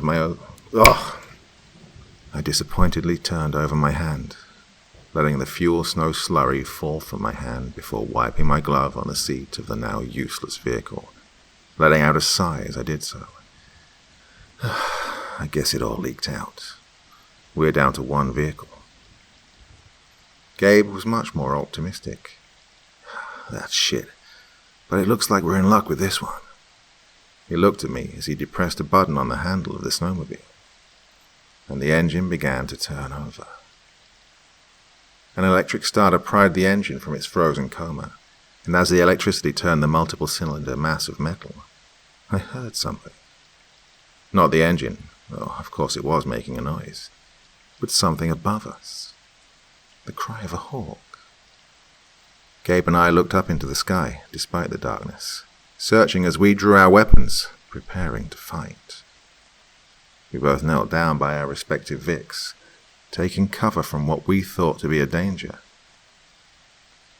Gabe called out to me frantically, "Get your ass over here. We've got to move." At this, I snatched my pack from where it lay next to the front skis, throwing it onto my back as I vaulted over the snowmobile. Gabe and I were not necessarily friends, but I knew that urgency in his voice was genuine. Little did I know, as we were both taking cover, he'd put on his spectrum set. Apparently, this made his perception of the environment around him scary, to say the least. I slid into position next to him from a dead sprint. He was hastily securing his pack to the trailer. I slid mine off of my back, and he took it from me without breaking pace, rolling it onto the top and tying it down with paracord. He then grabbed for my rifle, which I was not thrilled about, but there was a reason he was working in silence, and as much as I was unhappy to have my rifle secured to the side of the snowmobile and not in my hands, I didn't object. There was a reason he was doing all of this, and as soon as I had a moment to take in the situation, I realized that he was wearing the spectrum, and it came to me then. He was seeing something that I wasn't. Likely whatever was up there in the clouds. Before everything was finally secured, Gabe handed me his AN-94, pointing to his chest, where his parka's pockets were filled with banana mags. We mounted up, and although I would have loved to have had a pair of goggles, we had no time. At least, Gabe didn't think so. We mounted up, and as soon as we were both on, he gunned it. The snowmobile threw snow out into the night behind us, rocketing along with the engine screaming into the night, reaching high rooms as it pushed to its max. I don't think at any point he let go of the accelerator, not until we got within 5 kilometers of the village. He let the machine coast to a stop, the friction of the rear track assembly grinding to a halt. Gabe swiveled his head, checking our surroundings. He turned to me, lifting his goggles and speaking to me for the first time in roughly 30 minutes. "Put on your spectrum." He didn't have to tell me twice. I hopped off, opened my tied-down but not inaccessible pack, and removed my spectrum gear, including the helmet and sensor pod, strapping it on under my parka. It would be slightly less effective this way, but I wasn't about to sacrifice my ears to get a little more peripheral vision. With this done, I jumped back on the snowmobile and switched on the gear. Within moments, the night vision kicked in, extending my visibility in the now slightly lighter than an hour ago morning. It was 0700 by now, and soon it would be getting brighter. Even so, the infrared illumination kicked in, with an invisible light lancing through the darkness, digital and analog enhancement lighting up things I didn't even know were there before, all returned and overlaid through the spectrum. Inside the display, a color system is assigned to every object that stands out. It gets a lot of false positives, so it's up to the wearer to decide what is a threat and what isn't. Right now, though, I saw a whole hell of a lot of nothing, except, of course, when I looked up. There were about 20 dots in the sky, bright yellow, and as the index told me down in the left corner, a definite threat. They moved about each other lazily, and from their movement patterns, the software identified them as birds. I looked to Gabe, who saw an IR strobe on my sensors, affirming that my goggles were on. I suddenly understood now why he'd given me his rifle. An SVD would be useless against a bunch of birds. He pointed to the sky, and I stuck my arm out to the side of his face, giving him a thumbs up. I assume he was simply too tired to speak, because after that he just gunned the engine. The ride across the frozen landscape was a refreshing departure from all of the gunfire and horror that I had lived amongst in my other assignments. You see, we're not just the premier paranormal organization of the world.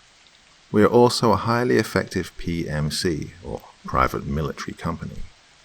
Some would call us mercenaries. In fact, I would consider myself one. But using it in polite company is not an option, since it's gained a bad connotation due to Blackwater's work in the early days of the PMC. They had several incidents where many civilians were killed, some with no provocation. This is not to say they were ineffective. In fact, they are supremely effective. I considered working for them at one point, but their lack of trigger discipline turned me away. Sorry, Mr. Prince, but I don't want the FBI or DOD on me more than they already are. Many of you may be wondering, after last time's story, how exactly it is that an organization like ours is allowed to exist under the noses of the US government, considering their large military base in Kandahar. Well, the answer to that is quite simple. We don't officially exist. I can't go into details here. Let's just say that we as an organization do not fall under the control of any government, and were specifically created that way. We operate with no allegiance, except to two core principles, in this order: neutralizing paranormal threats, or MPT, and profiting from paranormal problems, or PPP.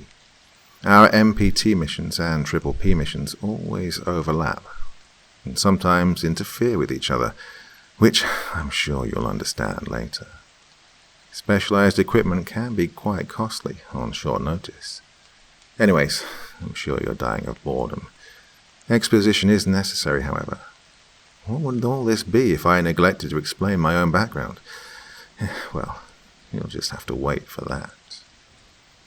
We zipped through the trees as fast as we could manage, the snowmobile barely missing trees more than once. Branches reached out, doing their damnedest to clothesline us off of the snowmobile, but our ducking and weaving carried us through. We clawed our way through the forest, our minds clouded from exhaustion and hearts heavy from the loss of Dimmy.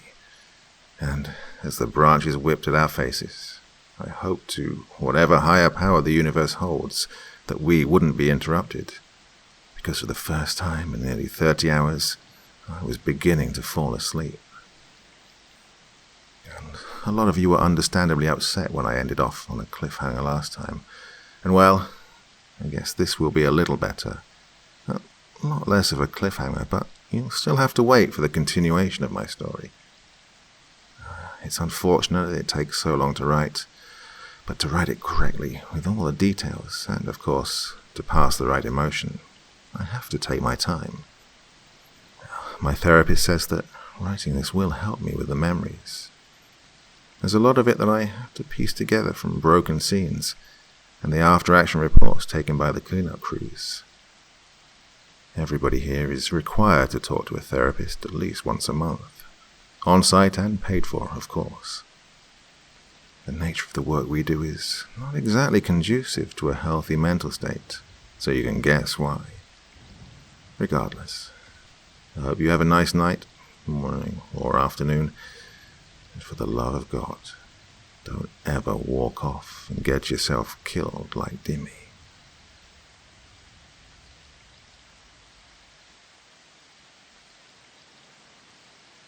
You know, sometimes I wonder who the bad guy is. Is it us, the invisible shepherds of the world, the paranormal police? Of course we aren't, right? Well, it depends on who you ask. If it's the local populations of where we're deployed, typically it's seen as an invasion of their country by a bunch of foreigners with scary weapons, trying to kill off their gods that have been worshipped since any of them can remember. To the nations in which we deploy to, we are an unfortunately necessary evil, the sort of last resort that costs too much and is too invasive, much like chemotherapy in cancer patients. Poisoning a person's body to save their life, however, is not how we see ourselves. Although some of us do hold the grandiose vision of heroes vanquishing ancient evils, the majority know that what we truly are and what we were created for. We are among the silent professionals that keep this world turning. We do our jobs without a second thought, because, well, who else would? If we don't save these ignorant civilians from a bloodthirsty demon whom they worship and have been hypnotized by, who else will? Not the local government. Their solution is almost always insensitive and imprecise. And that is where we come in. A disposable, discerning asset that does the good work that others cannot do. As I phased in and out of consciousness on the back of that roaring engine, I thought of our place in the world and how we fit in. Who would remember me? Who would succeed me? We'd been moving through the forest for what seemed like ages, as fast as the snow bike would take us. The endless vibration and the constant up and down movement had made my rear end quite sore. I'm sure Gabe was feeling the same, or maybe it was just the fact we'd arrived at our destination.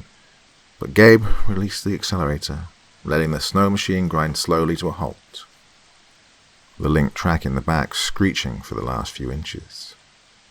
The engine idled for a moment before dying completely. Gabe had flipped a small red switch to kill it. He stuck out his right thumb, gesturing off of the snowmobile. I slowly woke myself from the trance-like state I'd been in for the better part of an hour. Muscles stuck in their positions, mind filled with thoughts of the past, the future, certainly not the present. I drew my left leg over the seat as I slid off, taking in my surroundings, which, thankfully, included a whole lot of nothing. Now, it was nearly time for the light to start building, as much as it could this close to the Arctic Circle. When you're this high up on the Earth, the constant storms tend to block out the sun. The wind had picked up again, but less violent this time. The snow had, for the most part, stopped falling. You'd still see a flurry occasionally, but what was on the ground was what was there to stay. The snow was a few feet deep in some places, with a large majority of the ground being flooded with snow. I stepped off of the snowmobile into a 2-foot-deep snowbank, and it showed. Gabe had disembarked on the opposite side, and the difference in his height was amusing. However, I had little time to ogle him, because he moved on to the back of the machine immediately. I followed him, kneeling down the best I could to untie my rifle from its rigging. As I pulled it from the now loose bindings, I looked down at my watch. It's a special kind, which I chose specifically for its shock-resistant design, its cool factor, and, well, its stealthiness. Casio makes them, and let me tell you, I find negative display watches beautiful and utilitarian. Problem is, the thing is impossible to see without light. I brought my left hand to my index finger, on the other side of my rifle, and pressed the illumination button on the watch a couple of times. The face began to glow a strangely comforting blue-green light, and I was able to make out the digits that shone in the dark for a brief moment before the function shut off automatically. It was nearly 0800. Back at my home, in an undisclosed location, it would be nighttime. The fireflies might be out, dependent on the weather. A truly beautiful sight. Every time I look out over my ranch in the middle of nowhere, I get such a profound feeling of satisfaction, knowing that I wrought the fences with my own hands, used my own tractor to lay the roads, and my own money to buy the small, prefabricated house that sits in its center. That is one thing that I refer to for inspiration. The knowledge that, if I complete my mission, I can return there and enjoy another few months of solitude. I certainly was thinking of it then. My mind snapped back to reality, and I pulled my pack off of the trailer. For once in the last few hours, I wasn't guessing as to Gabe's intentions. It would be stupid to charge straight into that village, especially considering what might be lying in wait.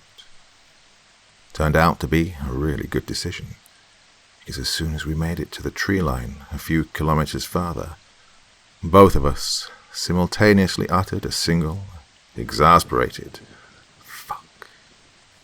The village glowed yellow. The whole damn thing. Covering every centimeter of it were hundreds of birds. Most lay dormant, but some pecked at the ground, as if they were trying to eat it. Gabe and I both slowly moved back from the tree line, instinctively ditching our rucks and taking cover behind a barren, fallen tree covered in snow. We sat there, our backs to the village, breathing heavily for a moment. I turned my head towards him, the tactical visor marking him as an ally, although I was well aware of that. After all, we had been through so much together, here and on our last mission together. That one went to shit quickly too. We really didn't get a chance to know each other then, but not now either. We always had to focus on the mission at hand. I decided to refrain from the obvious statement, "Oh, we are fucked," and focus instead on a solution. Well, I did state the obvious, just with a qualifier. 2. If we can't come up with a way to get that swarm out of there, we are fucked. At first, he didn't respond. I figured he was just thinking. But after a moment of silence, I asked him, "Hey, Earth to Copperhead, want to?" He sat there, incredulously. I slowly turned back to my sitting position, closing my eyes for a moment. My thoughts ran a set of checks to determine what exactly his reason for not responding was. Is he ignoring me? I thought. No, he would have turned away, or at least reacted. Especially with my second, rather cheeky remark. I opened my eyes again. I almost wished I hadn't, because in front of me sat something I wasn't really prepared for. My veins turned to ice, as the figure in front of me slowly rose, its slightly glowing skin emanating a comforting light blue hue, colored, very similar in fact, to the thick ice that covers Lake Baikal in the winter. She appeared almost translucent, but definitely physically present, also like ice. Yes, she. Her body was almost perfect in my eyes, as if it had been molded specifically to what I enjoyed. Proportioned appropriately. Nothing outrageous going on around the chest area, but with a little bit more than you'd expect given the way the rest of her body looked. No magic mouse shawls and opaque yet invisible fabrics here, boys. No, I could see it all. Her hair was long. It nearly reached down to her ankles, but it wasn't unkempt. It looked as if it had been very carefully manicured, styled and nurtured. She turned towards me as she rose, her legs straightening and her body reaching a standing position. It seemed as if that little twirl was a showcase, meant specifically for me. I breathed deeply as she took a step towards me, and she seemed to notice this, as her step faltered. She left her foot halfway in the snow, not putting weight on it yet. Slowly, she leaned into it, more and more until it became another, and another. The snow crunched softly under her feet, until she was a mere meter away from me, and then she stopped. She slowly laid down, facing me, never taking her eyes from mine, and even though they were concealed behind a mask, it felt as if she was looking right through it. She held her hand out, and a small rock materialized in it. A moment later, she tossed it in a high, lazy trajectory towards me, I prepared for the worst to happen, for that rock to turn into some twisted ghost forest monster and burrow into me, into my soul. But before it even got halfway through its arc, it dematerialized. I realized what she was doing, baiting me closer. Perhaps she couldn't go any farther, or perhaps because it was, well, to toy with me. I moved to grab my rifle, but at this she immediately shrank away, looking terrified. I stopped, freezing my hand in midair, and with this she also froze.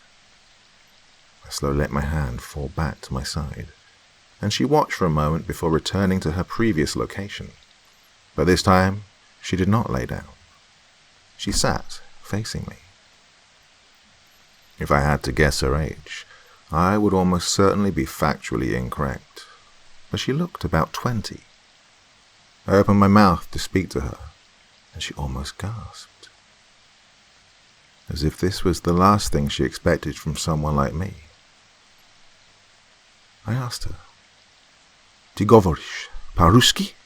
or "Do you understand Russian?" Her voice was high-pitched, but not so that it was unpleasant. Some would say sing-songy, but her voice was not exactly like this. She didn't seem as if she wanted to sing, but more like she rarely used her voice, like she detested using it. She responded to me quietly, eyes wide. "Da." As soon as she spoke, the visor went haywire. It started marking her as a threat, then nothing, as if it was having a hard time deciding. Regardless of whether it would impede our conversation, I really didn't think then was the best time to figure out if I had epilepsy. I annoyedly ripped the helmet off my head, chucking it to the side. She seemed startled at this, but was not bothered as soon as she saw there was no threat to her. I spoke again, declaring in Russian, speaking calmly and precisely. "Well then, Rusalka, you understand there is no chance in hell I'm going to let you drag me under the ice." The Rusalka is a Slavic water spirit, with a Western counterpart being something along the lines of a dryad or a nymph. She certainly looked like a Rusalka. They are especially known for their long hair. She looked at me, almost insulted, but also, in a way, understanding. Her lips parted and spoke once more in her native language. "We do not harm innocents, nor those who seek to do good in the world. The legends they tell of us are tainted with the blood and toil of Christ." This gave me pause. It was a common thing for Christians to do, when converting, to renounce their old religious or folk beliefs as evil. It had been a long time since I had encountered something that wasn't actually evil, however, something that had been truly twisted by religious converts and missionaries. I let the possibility into my mind, but simultaneously steeled myself, because where there's a legend, there surely is some truth. I glanced at Gabe, who still lay silent next to me. The Rusalka noticed this, and spoke to me in response. "He slumbers by my hand. He was tired. When he wakes, he will be rested, and will be full of energy as a rabbit in the spring. So will you." The realization of what was happening slowly hit me, and she again rose up. Despite her earlier actions, she appeared to have no issue getting closer to me now. She spoke as she took a step closer. "To us, humans are surrounded by an aura. This can keep us away, unless we are allowed closer." I stared at her, not really sure whether I'd deliberately allowed her closer before. She was standing in front of me now. She held my gaze as her body yet again coiled on the ground. Her eyes left mine and moved to my body, seemingly looking right through the many layers of synthetic fabrics that covered me. She reached out, gently placing her hand on my chest, and the instant she touched me, something happened beyond words. I can't describe it perfectly. Nothing could describe the beauty and horror of that moment. It was as if we entered each other's souls. I saw through the eyes of a young girl many years of neglect, culminating in an arranged marriage to a man she did not love. The night of their wedding, she walked off into the snow, where she was set upon by wolves. Alone, with no protection, her screams filled the air, but she was the only one that could hear them. She was running, wounded, through the forest. Her feet were bloody, long since having abandoned her shawl and shoes. As she ran, she looked for an escape, but found none. And suddenly, with a single step, she fell down, her body slamming into the ice. A strong undercurrent swept her under, and she was quickly consumed by the water, the deadly cold filling her lungs and starving her of all oxygen. They burned, but also froze at the same time, an indescribable mix of pain, along with the knowledge of impending doom. The next thing I saw was a familiar landscape. My childhood home in the southern United States. It sat on a small plot of land, just under 2 acres. The house was both hell and heaven for much of my life. The unassuming building held 3 bedrooms, one for me, one for my little sister, and one for my parents. The sky was dark, covered by dense clouds, themselves illuminated with the light of 1,000 stars, clear in the sky, this far away from civilization. I was in my room, playing a heavily modded Battlefield 2 on my brand new gaming PC, a coveted piece among many at the time, with a brand new NVIDIA graphics card and 4-core Intel processor, all linked to a 720p HD display. However, I was getting frustrated. About that time, the game had been flooded with hackers due to a recently discovered exploit, and I refused to hack as a matter of principle, so I was left at a severe disadvantage. After the match ended, I quietly exited the game, took off my headset, and left it on the desk. It was about midnight on a Sunday, so it was about time for me to go to sleep anyways. The rest of the family already was. I stealthily opened my door and slowly crept through the hallway, moving my bare feet carefully so as not to make any noise. I took a left into the kitchen and slowly opened a cupboard to extract my favorite plastic cup. It was as I took my cup to the fridge to fill it with sweet, cool water that a pulse of energy ran through my nervous system.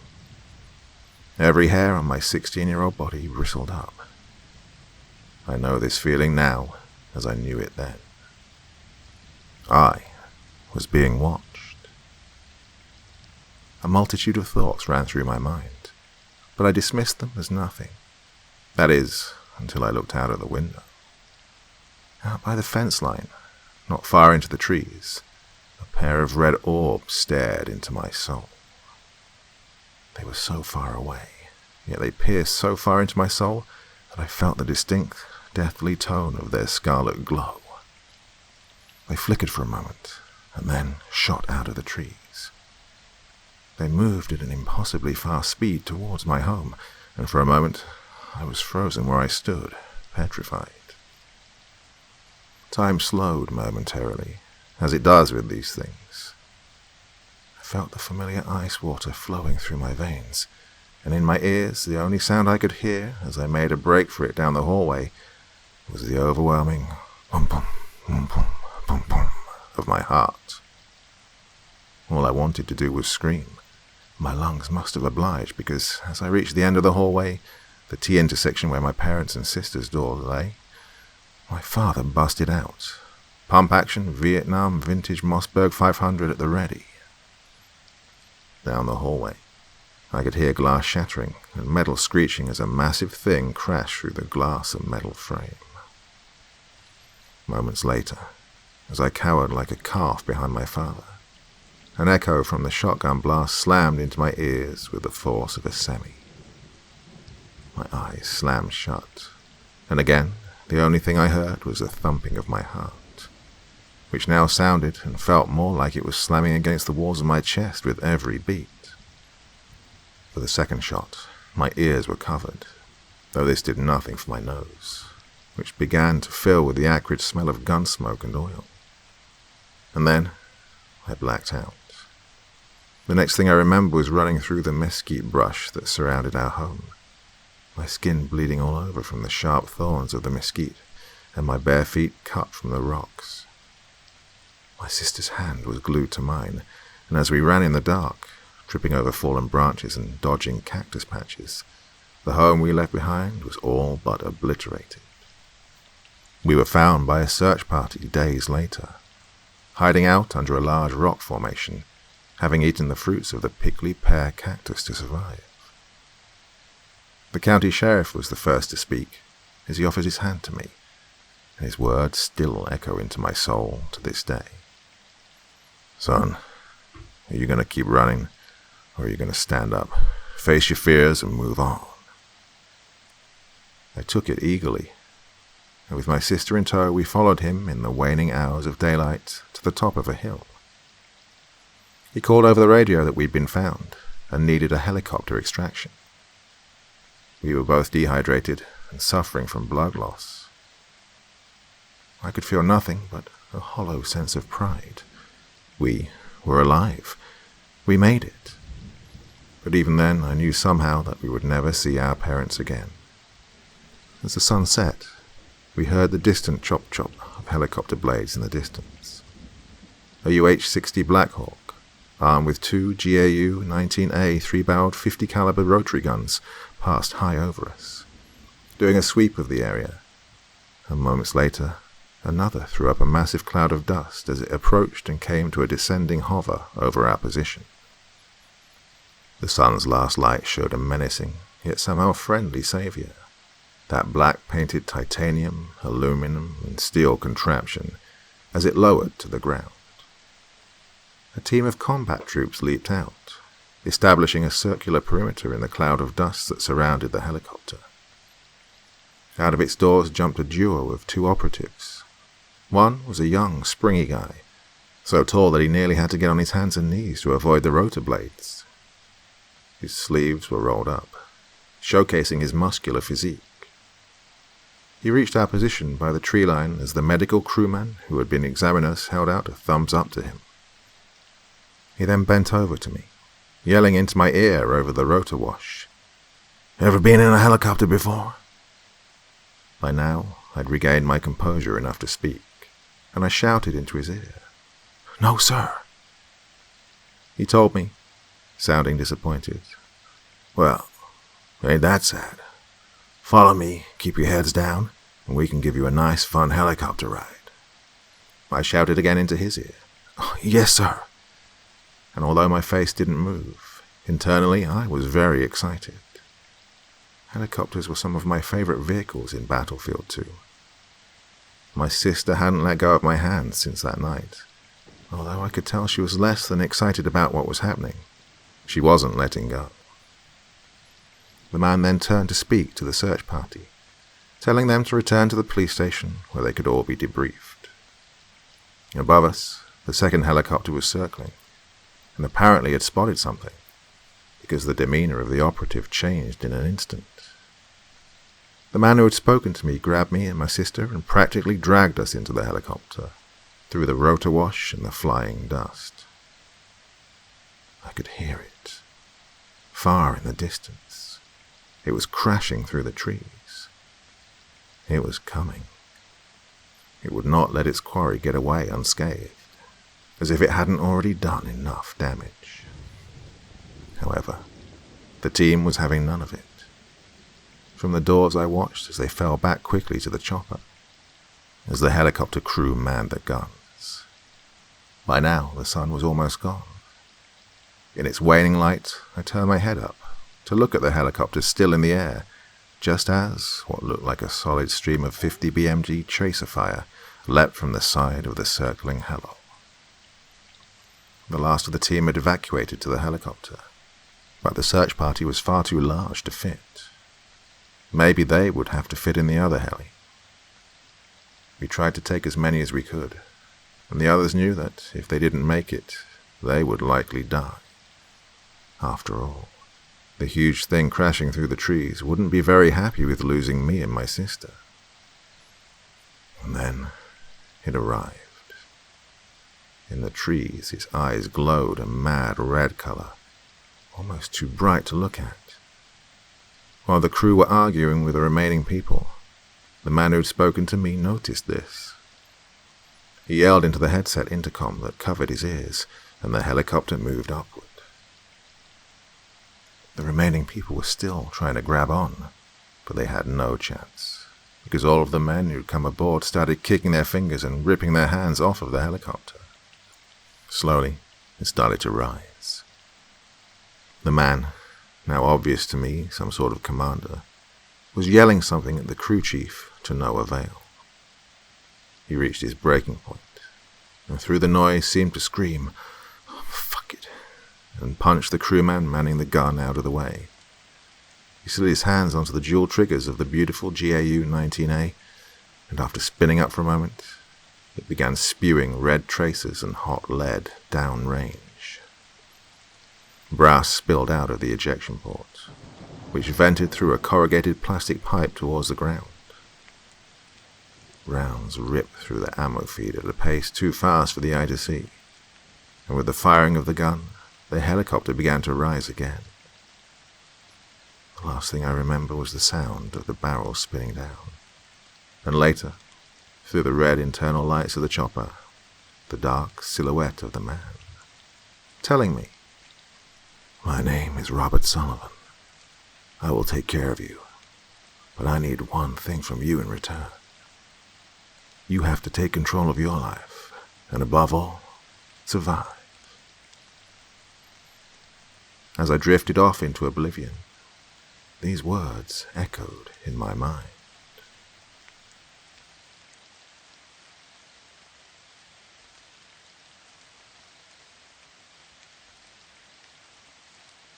You know, there's something to be said for a cliffhanger. Sometimes it just works. A lot of the time, it just flows with the story, so sorry, not sorry. You'll just have to deal with it. I opened my eyes again to the sight and feeling of the Rusalka, her translucent blue form laying on my chest. She spoke, eyes closed and body unmoving. "You are still sleeping." I breathed a sigh of relief and concern. Again she spoke to me, this time rising from her position to face me, eyes half open and drowsy. "I will not hold you for more than half an hour. You have important business, I understand." I looked back over my shoulder, trying to see the village. In my head, I wondered, what the fuck are we going to do about that?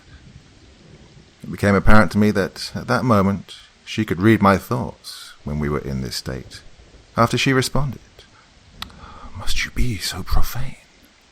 I sighed aloud, then began to stare down at the snow in front of me. I spoke aloud, curiously pondering. "It all seems so real. How is this possible?" She responded quietly, "I'm not exactly sure, to be honest. This has never happened before." My brow furrowed at this response, and then one raised while the other encroached further on my eye, as I began to ask a question of her. "Do you understand English?" "Wait, don't answer that. We've been speaking in English, haven't we?" At this, her mouth grew into a smile, and then wider as her body rocked in an apparent fit of laughter.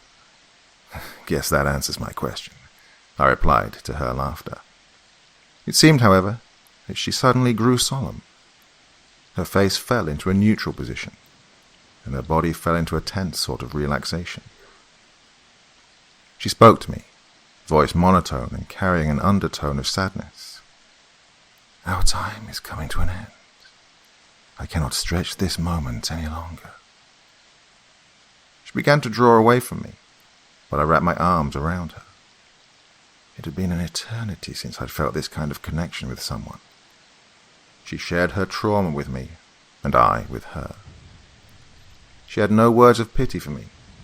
She did not view me as broken, perhaps as nearly everyone else that I knew did. I did not want this moment to end. I decided right then, with the feeling of her body against mine, that I would not let it end. She was the only person who truly understood what I had been through, although, well, I'm not sure how. I felt her head dig into my chest, a clear sign that she felt the same way. I felt her hands move out from their protective embrace around her chest, and two things after that. One was the softness of her bosom pressed against me. The second was her hands, slowly tracing a path to my head. I released a little bit of pressure on her, and she slid upwards in my arms, with her hands carefully taking hold of my head. Her face was soon just centimeters from me, and her eyes stared directly into mine. She spoke as she drew closer, her voice falling into a whisper as she said my name. "Perhaps, John, there is a way." Our eyes closed as we slowly drifted closer to each other.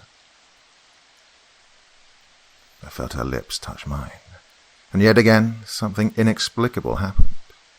Our lips pressed together, and I felt what was cold and distant become warm and real. Through my closed eyelids, I saw an intense light suddenly explode from our points of contact.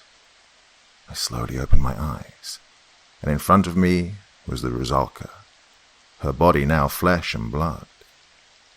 She drew back from me, her long light blonde hair now falling against me, and her fair light skin glowing a slight golden color.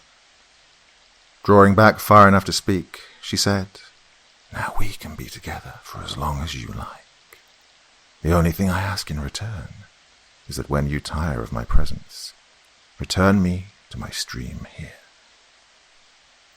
I had my doubts about it at this point, but this would be the start of something much greater than either of us could imagine. I stated, in no uncertain terms, "The only things I will ask of you are your loyalty and your name." She responded, smiling as she said it, "And those are two things I can give you. My name is Svetlana Gennadievna Belinsky, but you can call me Lana."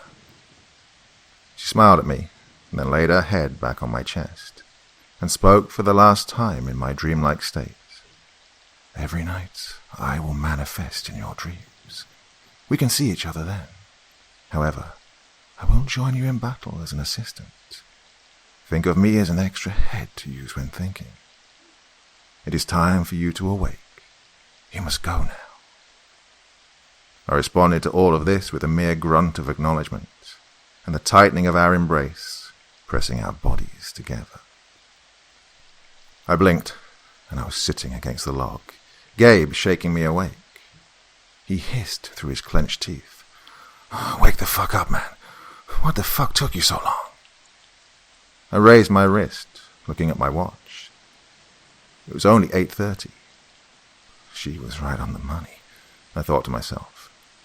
Then, somewhat startlingly, I heard her voice in my head. I have to admit, I jumped a little at the mental sound of it. She said, confidently, "Of course I was. Oh, sorry, I startled you." And I said aloud, not realizing it, "Yeah, well, it's okay." I caught Gabe staring at me like I was insane, just out of the corner of my eye, which, given the circumstances, would really be understandable. He slowly opened his mouth to speak, but I turned to him and cut him off. "Look, I'll explain it all later, including why we got knocked out, but right now we need to get moving. It's almost light out." He slowly shut his mouth tightly and pointed his finger at me as he stood up. "Fine, but you better have a damn good explanation." Gabe turned his head to look upon the village, and as soon as his eyes reached it, his shoulders fell, and he sighed in relief. "Damn birds are gone." In my head, I questioned Svetlana. "Any of your work?" She responded quickly, "Niet, but we should exploit it before the opportunity passes. Those things have to feed once a day, and we do not want to be around them when they are hungry." My brow furrowed at the thought. I don't think anybody would at the thought of being eaten by a pack of hungry birds. I turned to Gabe, speaking frankly. We need to get in while we can. He nodded his head in agreement, and responded with his own statement. You take point. My knees are killing me. Before we left, we hastily switched our gear out, and gone again were the jackets and heavier winter gear mid-layers, the tactical shirts and vests making a return to visible surface. I could feel the cold sapping away at my warmth through the soft layers that now faced the elements, but the underlayers we both wore would protect us well enough from the cold. As we made arrangements, I heard a familiar female voice enter my head, but not with the usual happiness.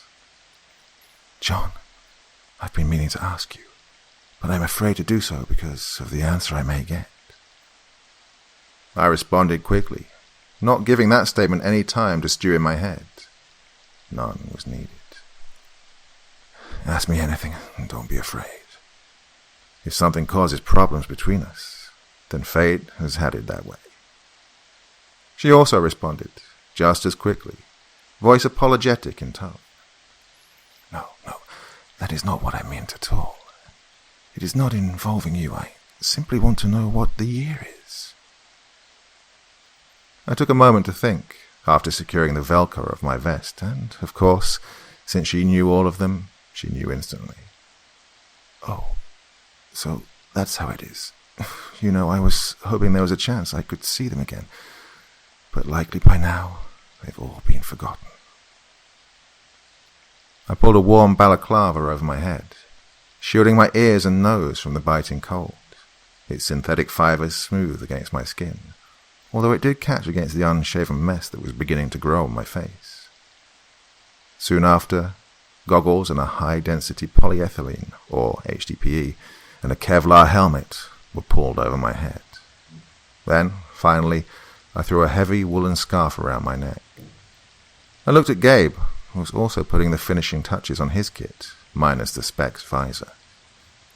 The batteries were low enough after being on for the entire ride over, and we decided that we knew enough about the village to forego them. Not to mention, it was nearly light out. About 30 minutes more, and we would be basking in the glory of a full cloud-covered Siberian sun. I grabbed my rifle, and so did Gabe. We left our rucks behind that log. Perhaps not the best thing to have done, but taking them with us would have meant a lot more weight. And in combat, that's not something we could afford to do. However, I did take with me one thing in particular. The radio. Smart move on my part. One thing worried me, however. On the horizon, we saw a series of lights flashing in the waning darkness. Although it couldn't be told exactly what the cause was, a good guess could be made as to what those lights themselves were. Explosions. Gabe noticed me staring, and his gaze soon also laid upon the horizon. They were constant, but not consistent. We both looked at each other, and that said enough. Soon we departed from the relative safety of the tree, and slowly we made our way closer to the village, leapfrogging from cover to cover, all the while staying as hidden as possible. We reached the stretch of empty ground that was the final barrier to the village. During the whole time, Alana laid silent. Although I'm sure she was thinking, she sure wasn't saying anything. You may think it would have been a good idea to either sprint or crawl across the empty space in front of us.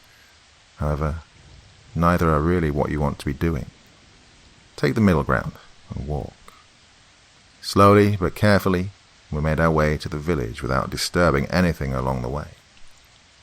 By this time, the light filtering through the clouds was more than enough to light our way. We crept past the burned homes and avoided oddly pitted patches of the death ice. The town, however, was still inhabited by creatures. Among the shattered homes were many creatures, ranging from bears of the caliber we'd faced before to something around the size of a wolverine. However, both the lumbering beasts and their more nimble counterparts slumbered on. Then, as we rounded a corner and made our way into the small square that formed the central hub of the village, we saw our MTLB. It had sat there untouched the entire time we'd been gone, and now was nestled among snowbanks, the top carrying a powdery coating of its own.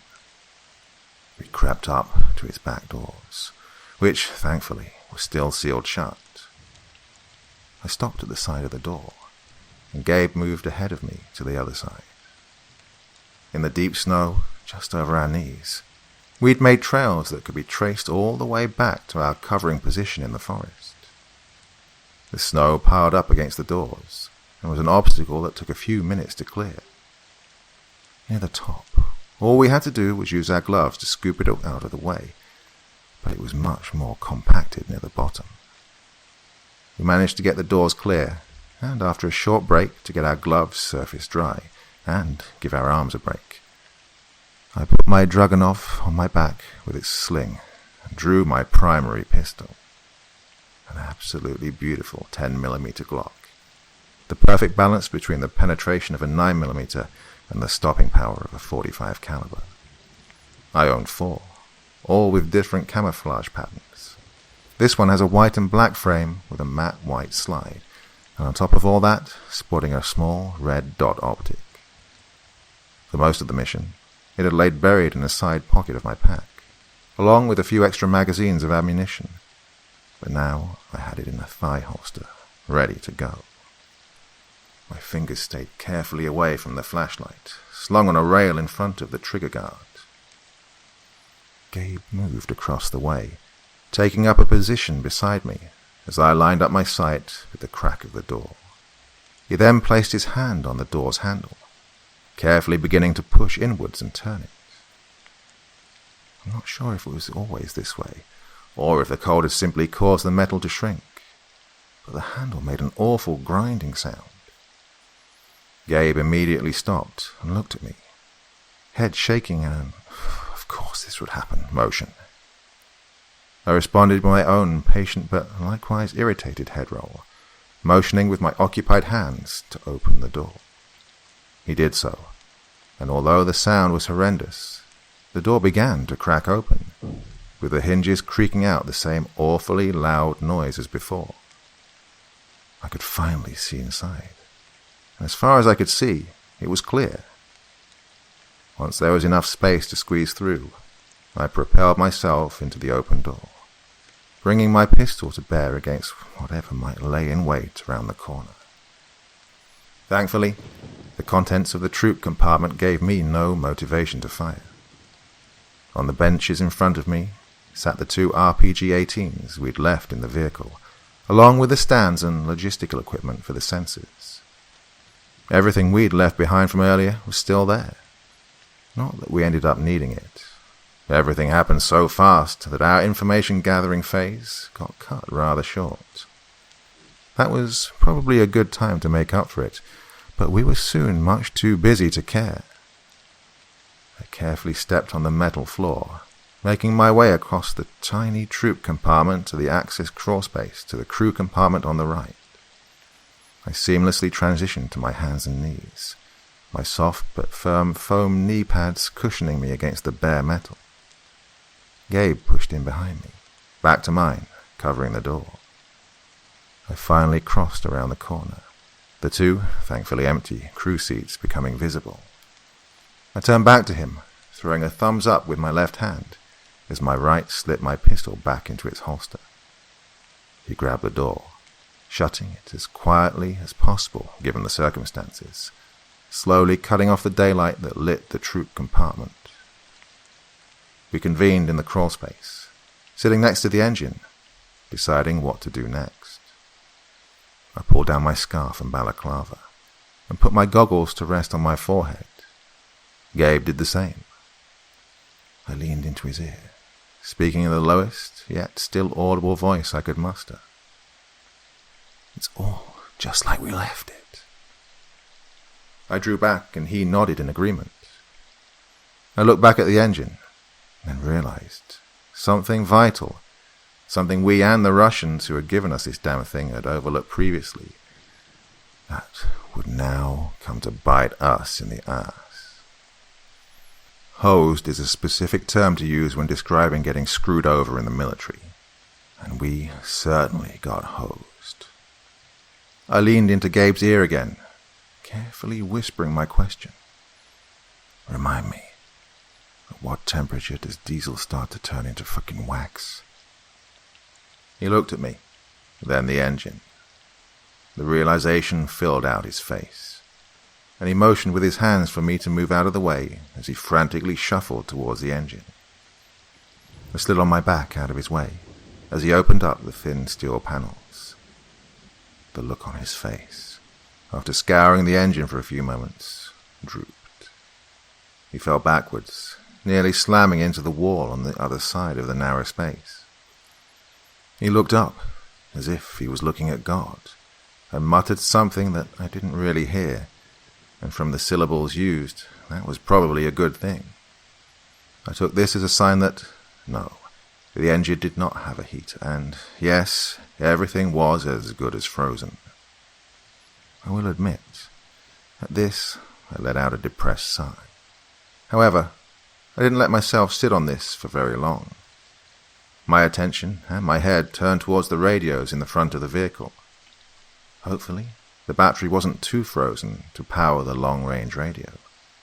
I was going to find out. I reached over and flicked on the switch, just to see if it worked. Nothing happened. Now, this might seem like a bit of a problem, but you have to understand something about radios in armored vehicles. They don't have speakers, at least not like speakers on a boombox.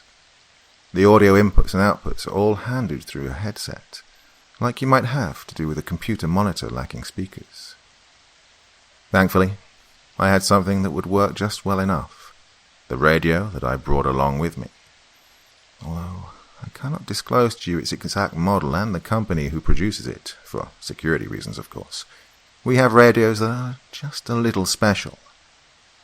Over the many years of working with different nations, everyone from the US to China, on occasion our guys put in a research and development, R&D, request for a radio that has audio pass-through to all of the radios that were produced commercially at the time. Hence the one we now have, and the one I had then, with its special retractable cable spool that fits inside of a panel on the left bottom. I pried open the small hinge panel and dragged out the delicate end of the device. The apparatus, which some would say looks like a squid, splits off into multiple smaller cables at one point. They are color-coded, and you have to be trained to use them, or else you might end up doing something stupid and ruining the radio you're trying to connect to. Each individual tentacle is graduated like a step drill bit, but stretched out, with several ridges of decreasing size narrowing down to a blunt tip about 1.5 millimeters wide. I slotted in the necessary wires and waited for a moment. The radio has to do a small amount of diagnostic and analytical work before it can connect, just to determine what radio it is actually interfacing with. Most nations, for operational security reasons, use different frequencies for their own proprietary radios, and using one with the other will not work, at least not correctly. Once the internals had a moment to activate, a promising static emanated from the radio. It crackled and popped like an old electronic bowl of a certain breakfast cereal. I decided to try contacting base on local emergency frequencies, as it was the most likely way to get a direct response. After all, we were in somewhat of an emergency. I sent my voice out over the airwaves, the press of a button on my handset. This is Copperhead Actual. We need immediate extraction. I repeat, this is Copperhead Actual. We're surrounded and in need of immediate extraction. After my voice fell out, I waited for a few moments before trying again. This is Copperhead Actual. We are surrounded and we need immediate extraction. I repeat. However, my voice was interrupted mid-sentence by a voice over the radio, a Russian radio operator, most likely from the very base we'd left from. It was slightly garbled, but the volume was such that this was not a problem, In fact, it was a little too loud. I jumped to turn the volume down so it wouldn't be heard across the village. However, I had no idea that this was irrelevant. The voice said, "Copperhead 2, we read. However, we have no free aircraft at the time. They are all engaged fighting the Medvedi Malik." He paused for a moment, as if talking to someone off the microphone, then finished. "Copperhead, hold for General Smirnov." Gabe leaned intently over my shoulder, and at the mention of Medvedi Melny, his brow furrowed along with mine, as we looked at each other, puzzled. He said it first, slowly, questioning. "There's lightning. What the hell?" I responded slowly, my head turning towards the viewports as I did.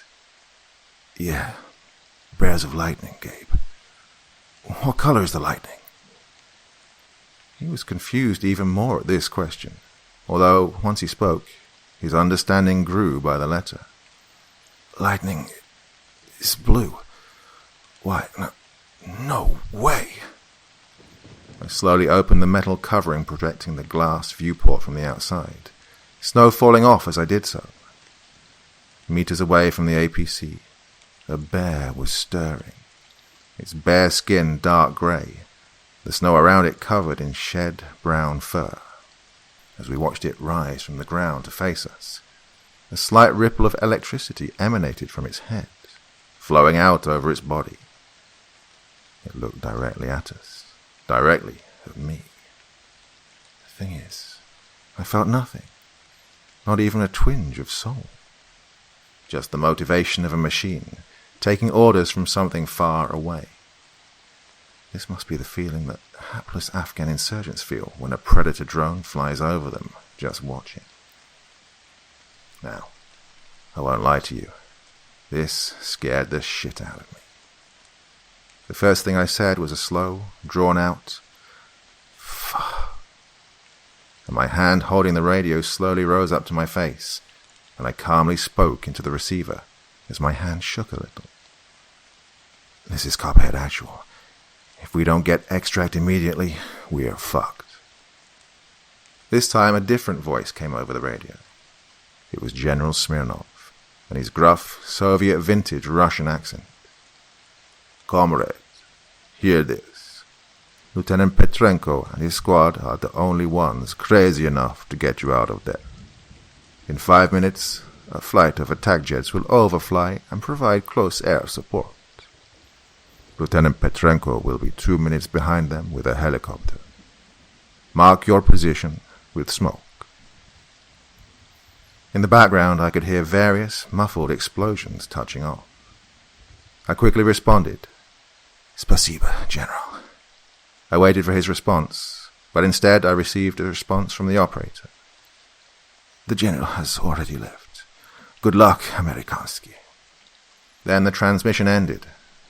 Static once more filled the crew cabin, and I glanced at the armored glass, looking through to the approaching bears and other animals outside.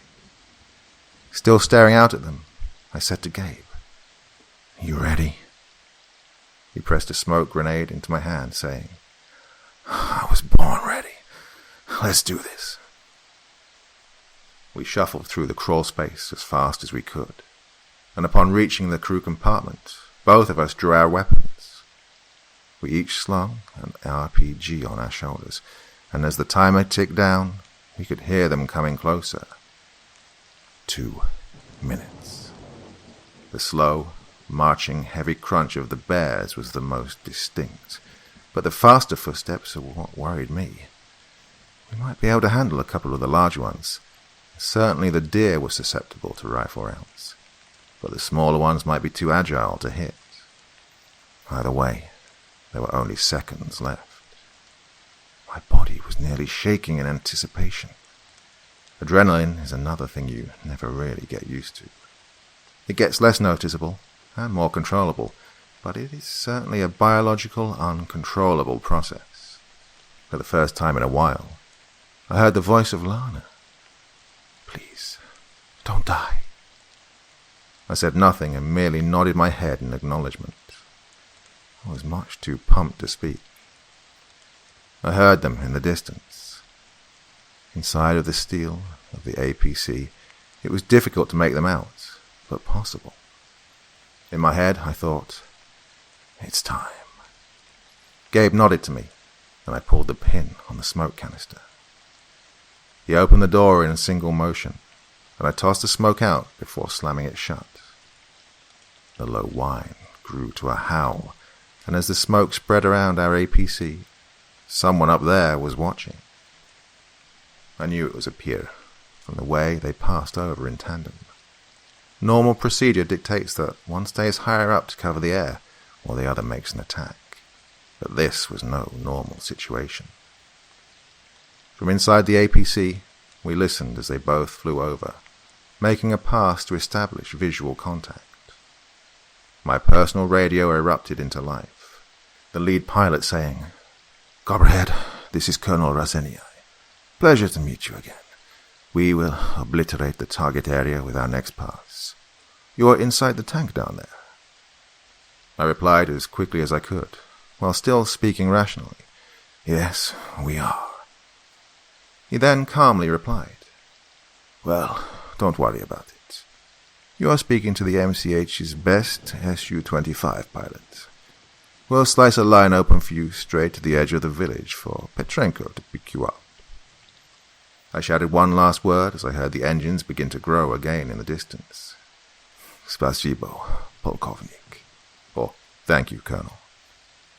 Seconds later, the aircraft's GSH-32 dual guns fired. 30mm rounds blew their way through any resisting creature and instantly caused them to explode. A mixture of high explosive and armor-piercing made sure that even the smallest of targets would be made into an electronic hamburger. We heard the first jet slicing through the air above us, but the area wasn't clear enough, because the second pass that came through ripped apart the ground so much that when we slammed the doors open seconds later, there was mud everywhere. As soon as we were out of the vehicle, we burst into a dead sprint for the edge of the village. In front of us, a bear was lumbering forward, straight into our path. In response, I screamed, "Not this time, motherfucker," as I slid through the mud and snow to a knee, swinging the RPG around from my back and, in one motion, sliding out the tube with my index fingers, priming it to fire. I lined up the sights and pressed the button. A click, then a deafening explosion as the propellant charge blasted the missile out of the tube, barely giving the rocket time to ignite before it slammed into the bear, detonating almost immediately and throwing it into a massive, swirling cloud of blue, green, orange, and red. Gabe stopped sprinting, aiming down sights and firing 2 round bursts at 1,800 rounds per minute with his AN-94 until I passed him.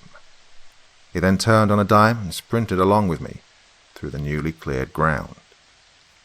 It was when we reached the edge of the village that I heard the rotor blades chopping through the air above us, and seconds later saw the helicopter, an Mi-8 AMTSH, shoot out from over the trees. The heli was flaring hard, burning off all of its 200+ kilometers per hour of speed in about 100 meters. Takes a damn good pilot to do that. And what he did next was nothing short of astonishing. This particular Mi-8 had a set of 2 gun pods on the outside that contained 2 dual GSH-23 guns, set up just like the Su-25. They work on the GAST principle, where each gun's recoil operates the other's firing mechanism. He lowered the nose of the heli, lined up with the enemies behind us, and used the recoil of the guns to slow the helicopter to a hover over our position. The rear ramp opened as it lowered and came to a hover just above the ground. I saw Petrenko almost leaning out, trying to yell something through the rotor wash. And then something blindsided me, hitting me like a freight train.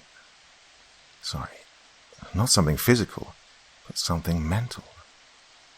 I was back in that moment, all those years ago. Bob was there. My sister was holding my hand. My thoughts narrowed down, and my mouth got so dry that I almost choked. Felt like I was going to puke and suffocate all at the same time. I was sucking air, and my stomach was tightening as I suffered through the flashbacks. At that point, it was the first time in 6 years that I'd been hit that hard by it. PTSD ain't an easy case, and I don't claim that my work makes it any easier, but it's my choice. Then, in my chamber of darkness, a light appeared, making it more of a tunnel. My vision started to come back. I heard her voice through the fog. She was frantically screaming my name. John! John! John! I blinked hard, screamed an expletive loaded with the emotional pain of everything that had happened back then, and slammed my foot into the ground, digging it in and propelling myself forwards. Right where my head had been moments ago, I felt a brush of wind. It seemed weird to me then. Gabe was running from the chopper towards me, and in a similar fashion to me earlier, I saw him slam into the ground next to my feet, but he went prone. As my feet pushed myself past him, I watched the backblast rip through the air in front of me, throwing snow and ice at the helicopter's lowered ramp. From the heli, the one exposed door gunner was firing continuously, and the barrel of his KPVT 14.5mm heavy machine gun was glowing red. I could see her, with her blue-green form glowing just like it did the first time I'd seen her. She was my light. She was standing at the back of the helicopter, waiting for me. All I had to do was get there. Time dilated harder than it ever had done before. My footsteps seemed to take an eternity to hit the ground. In the helicopter, men were now raising their rifles at what must have been chasing us. Whether I knew it or not, Gabe was right behind me. The heli started to lift off, growing even farther from the ground, and as I stepped up onto the ramp, bullets whizzing past my head towards the threats, I felt a hand grab my shoulder, nearly throwing me into the chopper. It was Petrenko, and as I rolled mid-air onto my back, I saw him grab Gabe's hand, just as he got swiped in the thighs by a huge bear. His blood flew outwards in little droplets from the wounds, caught in the rotor wash along with torn clothing. And then, time got faster, faster than normal. Gabe was pulled into the helicopter, and the crew set upon him immediately. Tourniquets were pulled on his legs, inches above the wounds. They were gruesome, practically gushing blood from his severed arteries. However, he was still very much conscious. He was looking at me. His eyes seemed to ask me, why? I stared back, not knowing what to do. Why, he asked, is life so unfair? Why do we live like this? And Gabe, to tell you the truth, I still don't know. I may never know. Hopefully you can find out. Hopefully you find the answer. 'Cause you sure as hell didn't find it out there.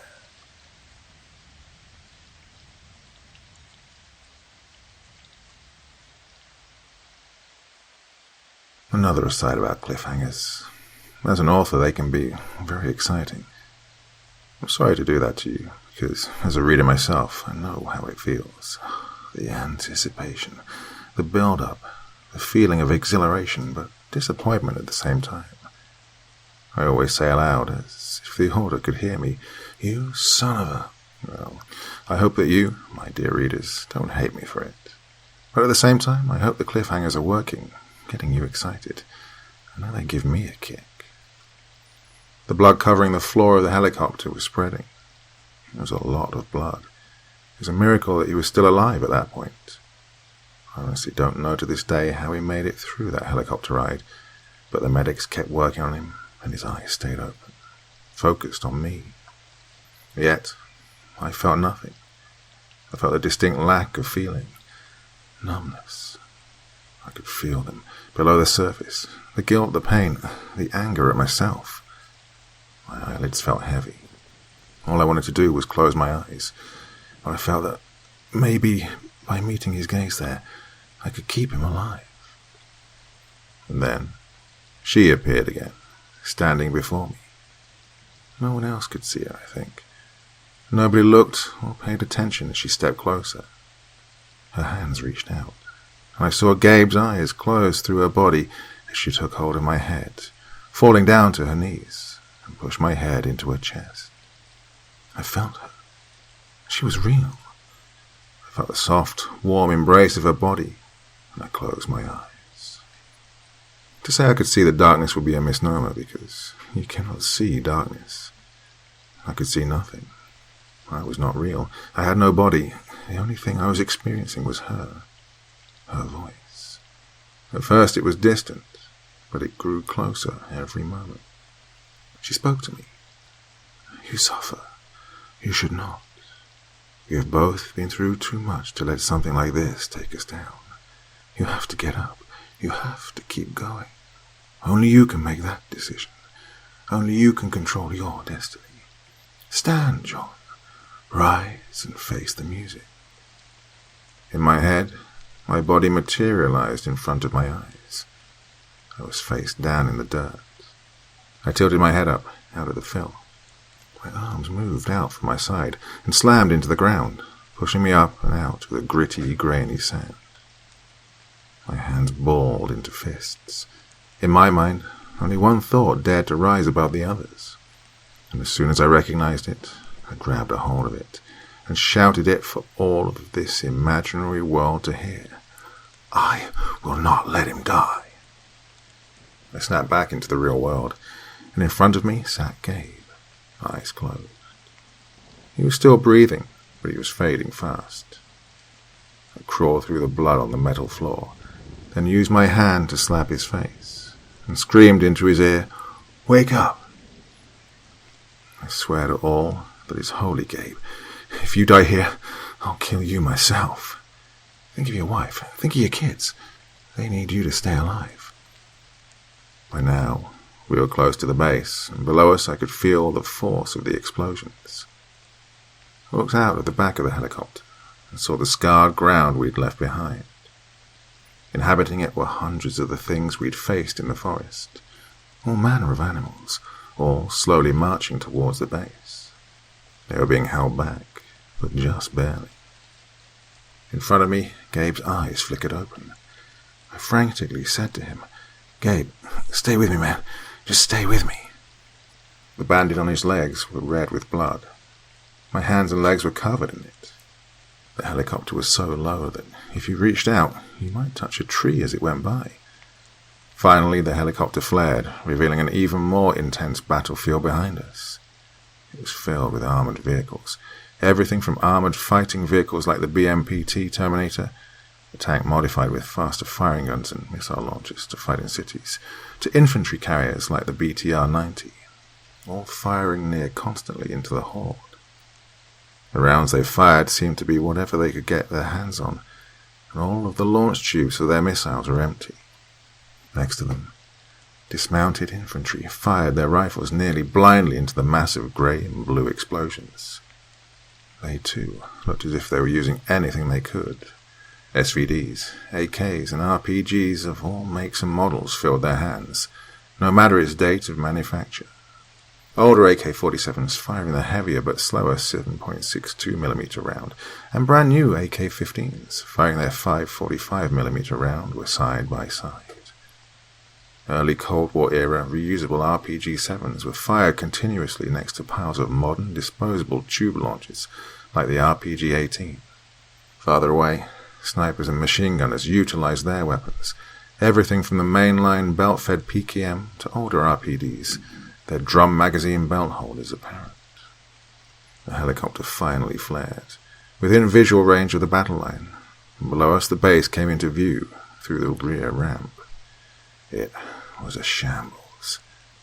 Supply lines led to the walls, with vehicles ferrying ammo, fuel, and troops to and from the front lines.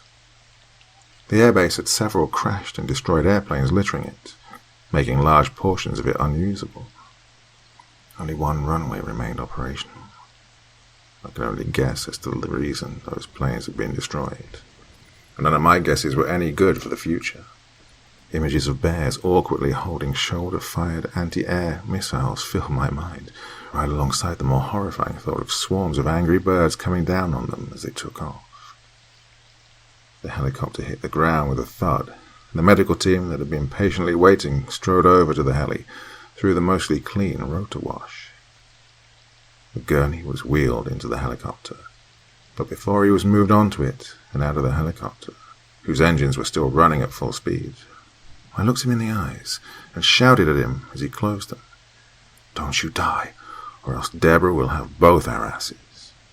His eyes snapped back open, and what I saw in them was enough determination to give me the confidence that he would not die.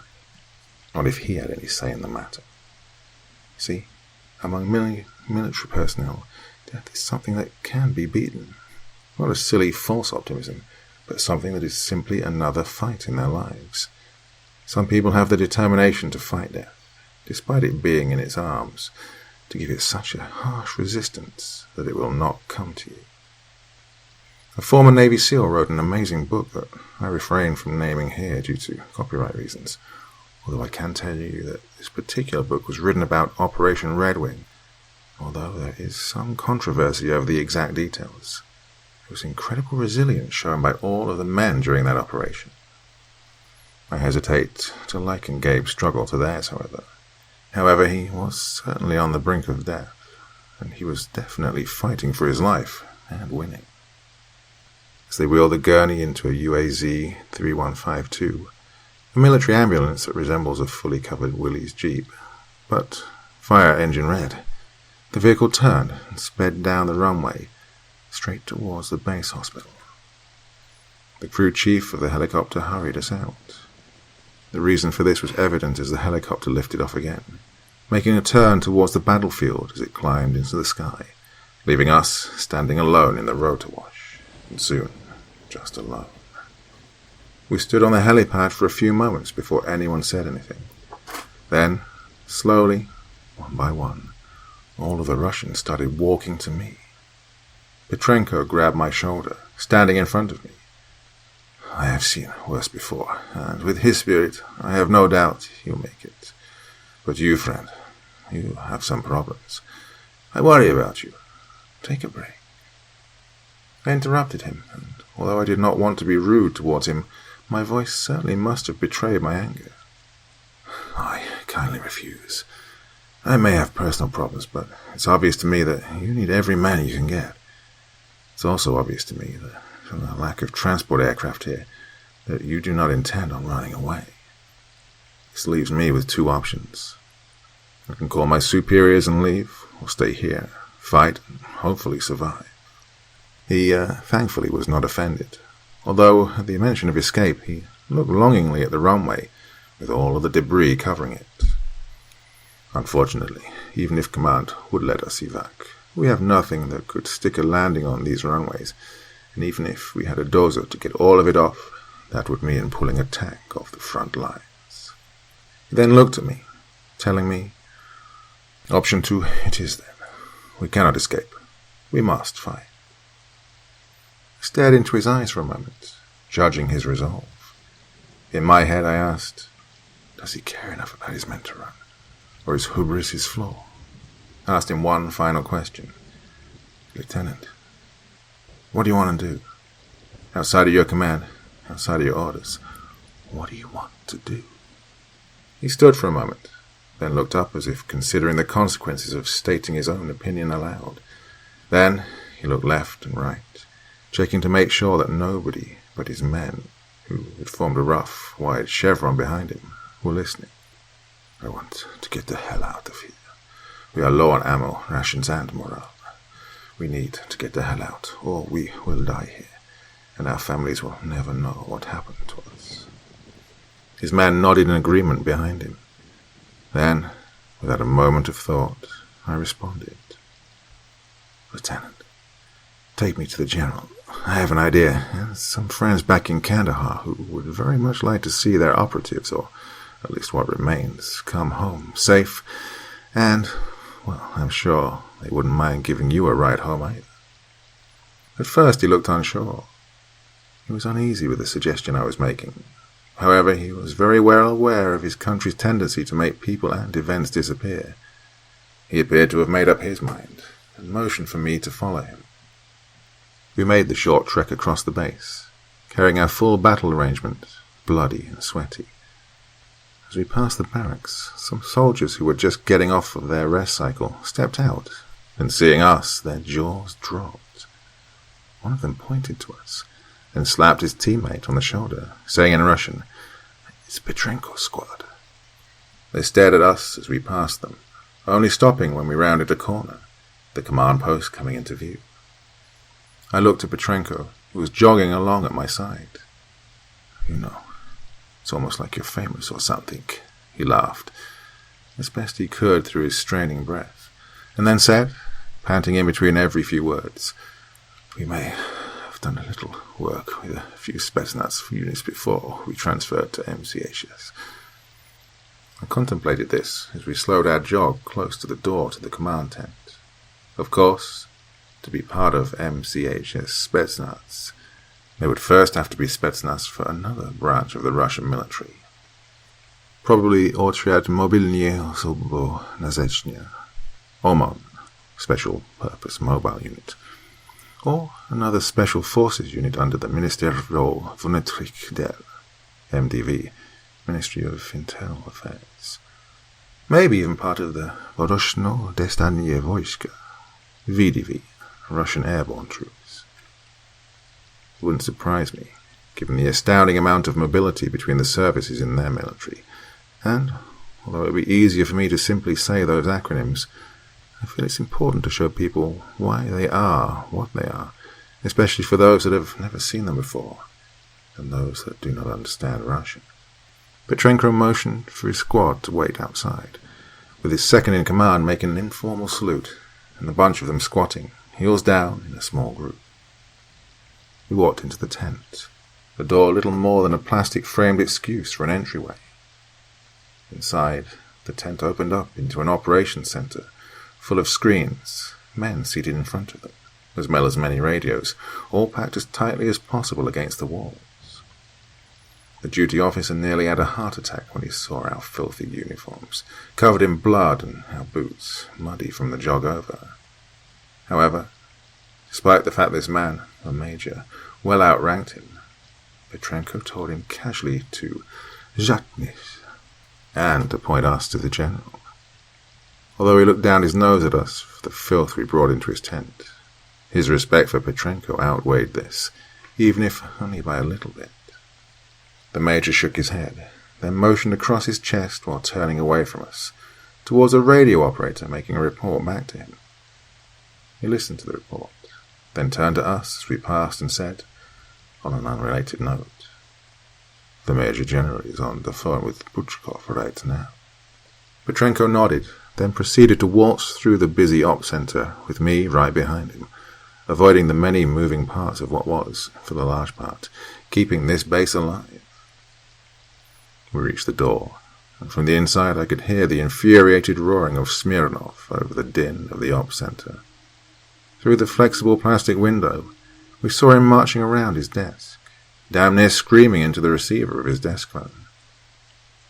He fired off one last parting shot at the man on the other side, saying something along the lines of, "Get fucked," before slamming the receiver down onto the holder and throwing the whole assembly at the tent wall, where it fell, somewhat disappointingly, harmlessly against the floor.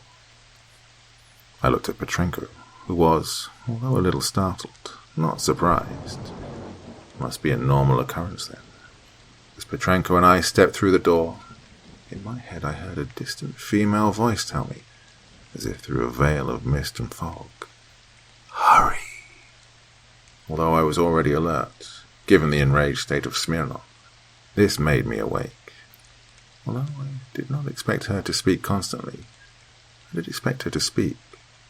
However, she'd been remarkably silent following the events in the helicopter. My mind snapped back into the situation at hand as Petrenko opened the door. The general had collapsed into his chair. His head was in his hands. Clearly he had been defeated. He turned, looking through his fingers at us. We stood together, both covered in blood, uniforms wet from the snow and mine filthy from the mud. He turned back into his hands and said in English, "Amerikanski, do you have a family?" I looked at the floor, at my boots, then back up to the desk and the general. I slowly opened my lips, speaking, or though very unsure, as I had no idea if I really did or not. Well, I can't really answer that honestly, for a variety of reasons, but let's assume I do. He sighed heavily and asked, "Then you, I would assume, would do anything to get back to them?" I responded quickly this time. No hesitation. Pride rising in my voice.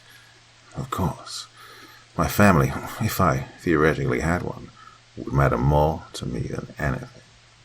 He took a deep breath, then removed his face from his hands. It was wet, cheeks stained with tears, eyes red. He spoke in the most defeated tone I've ever known, in any man or otherwise. In 11 hours, a nuclear warhead will detonate over this area, specifically to destroy the Medvedi Molny surrounding us. There are no plans to evacuate us, and even if there were, they are using us as bait. His eyes fell to the floor. I gave myself no time to process this information. I needed to make a phone call, now more urgently than ever before. Petrenko concertedly spoke up, stating, "But General, we have vehicles. I am sure that if we made a break for it, we would have some chance at surviving." Smirnov responded through his hidden tears. "Even if the 500 of us left could muster the strength to break out, we would waste all of our remaining fuel on the armor necessary for such an action." Beside me, Petrenko fell to his knees, silent. He was staring blankly at the floor of the tent, which stared right back at him with the same intensity. He whispered slowly and barely audibly, "Lena." I practically dived for the phone, snatching the handset off of the ground and damn near frantically punching numbers into the keypad. I pressed the handset to my ear. It rang for not even a second before it was picked up on the other end, its holder saying only one commanding word. "Speak." I was all too happy to oblige. "We have a 000. I repeat, 000. Need immediate extract from our current location." On the other end, the voice seemed to be a little confused. "Are you sure? We have a link to you—" But I cut him off before he could finish. "Just shut the hell up and get Bob on the phone." The operator seemed to pause for a moment, saying faintly over the line, "Fair enough." Then more clearly, "He's currently on holiday. We aren't allowed to contact him by Yet again I cut him off, but this time by hanging up the phone. I then punched in another set of numbers, determined. I said to myself, "Asshole," as the phone rang and rang and rang. Finally, the ringing stopped. The voice on the other end was quite angry at his vacation having been interrupted. Bob's normally jovial and happy voice was downright pissed. "This better be good. I was about to enjoy some nice cool Caribbean—" Yet again they were interrupted. 000, Bob. I need two things. San Antonio and Patriot. The runaways here are all kinds of fucked, and they're the only ones with AMP. His voice went silent, and his anger was quelled. Over the phone I heard him taking in a deep breath and exhaling forcefully. Then he spoke to me, words measured but confident. "It will be arranged. I assume the Russians have decided to fuck themselves." I responded quickly, "Yep. Thanks again, Bob. I'll call back in a jiffy." I slapped the receiver back into its cradle and spoke to the two men in the room with me who seemed to have lost hope. Although they'd heard my end of the conversation, neither of them understood or cared enough to understand. They were both very well in their own minds. That was understandable. Who would not fall to their knees and weep at the thought of their families left alone, their wives forced to remarry, and their deaths covered up as an unfortunate nuclear accident. I said, addressing them both, "My comrades, I believe I have a way for you to see your families again." Their heads slowly rose. Their eyes were both red, and their cheeks stained with tears from the moment of weakness that they'd both suffered. Men do cry. It's just something we all like to avoid talking about afterwards. After all, we're supposed to be the stoic ones, and if we can't see ourselves like that, how can anyone else? To me, the situation we just found ourselves in was just another problem. The reason I had not fallen with the other two was that I just happened to have the solution. I promise you, I have emotions too. You'll just have to trust me on that. But enough about that. Back to the situation at hand. The Russians had a transportation problem. Well, really more of a caring about their men problem. But that's nothing I personally can help with. However, I did have transportation. Apparently, this base, with all of the evacuations that had occurred before we arrived back, now contained about 500 men, including the wounded. Easy carrying for the 2 planes I'd requisitioned. 200 or so on the lower deck, plus about 100 on the top decks. 1 plane would carry every combat-capable soldier in the base, minus a few medical personnel. This plane would be loaded with parachute equipment so that all of these troops could be airdropped once we figured out where the hell we had to go next. The other airplane would carry all of the wounded to a secure location for medical assistance. They both were appreciative of the plan. Appreciative in the sense that they understood it, were thankful, and were willing to follow it, but also that they understood the ramifications of such an undertaking. It would be viewed by the bureaucracy as not just an act of insubordination, but a mutiny. Collaboration with us, who are a foreign power in our own right, would likely taint their careers to the point of no return. After hearing my explanation, they sat there for a moment. They had earlier wiped the tears from their cheeks and had been listening intently. Smirnov broke the silence, speaking to me.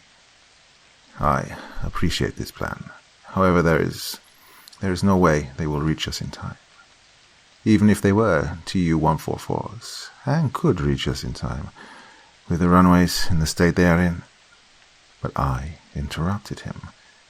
You may have noticed that I have a bit of a tendency to do this, and I'm aware of it, existentially so. It's both a habit and an intentional action. I don't have time to waste on words that needn't be said. In a normal military hierarchy, this may have gotten me reprimanded, and even as a contractor, we are expected to follow the hierarchy to a certain degree. However, in this conversation, under the pressure of nuclear annihilation, all of us were equals. I confidently assured him, "Don't you worry. They will be here in time, and they will be able to land. Just trust me on this, Major General Smirnov." He slammed his fist in the desk, saying, "They had damn well better be here." He was back to his usual self. That was good. Petrenko noticed this and faintly smiled for the first time since I'd seen him in the truck before we headed into the village. I smiled too. The general then asked me, "Exactly how far away is that?" I shot back at him. "Depends on your answer to this next question." He looked like he knew this was coming and straightened up in his seat in preparation. I asked him, "Where's Casimir?" He took a deep breath, then forcefully exhaled, saying, "Well, I'm not really supposed to tell you that." And you know, it's not really a problem most of the time when people have to withhold information. But we had very little time before Baba Yaga's 3 days were going to run out. I damn sure didn't want a witch going medieval on me, in addition to the entire thing with the bears, so I will admit I was a bit irritated. I slammed both of my fists down on the desk and leaned over to him. This scared even the formidable general. "If you don't, we're all gonna die, painfully, along with your families.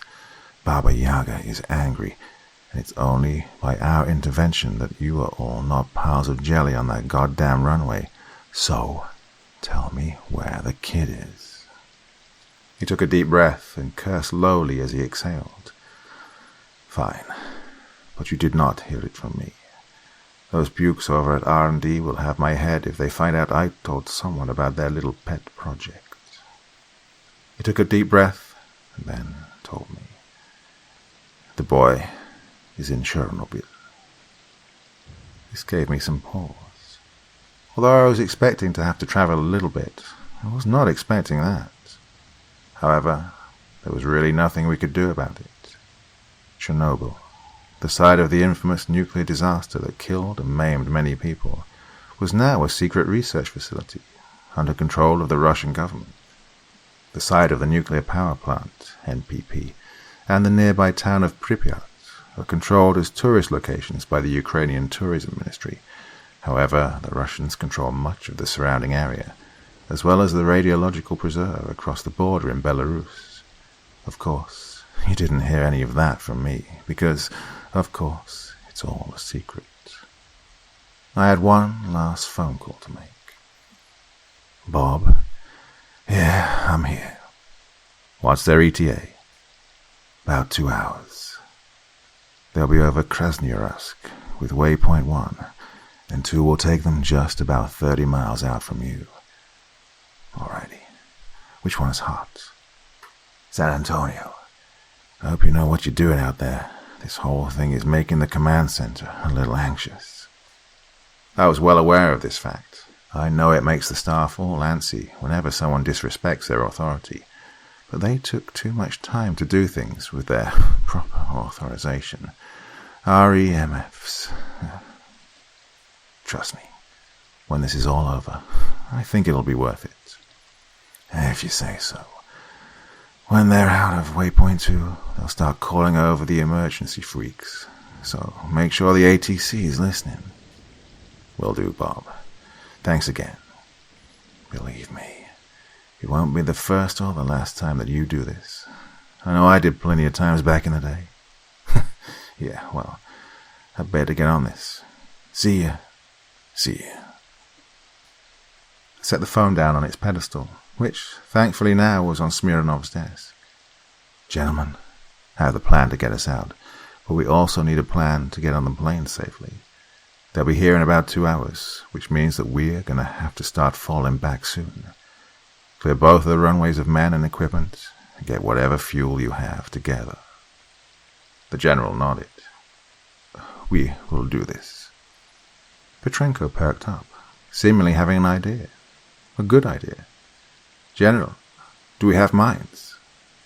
He looked at Petrenko, almost insulted. "What kind of question is that? Of course we have mines." I smiled at Petrenko.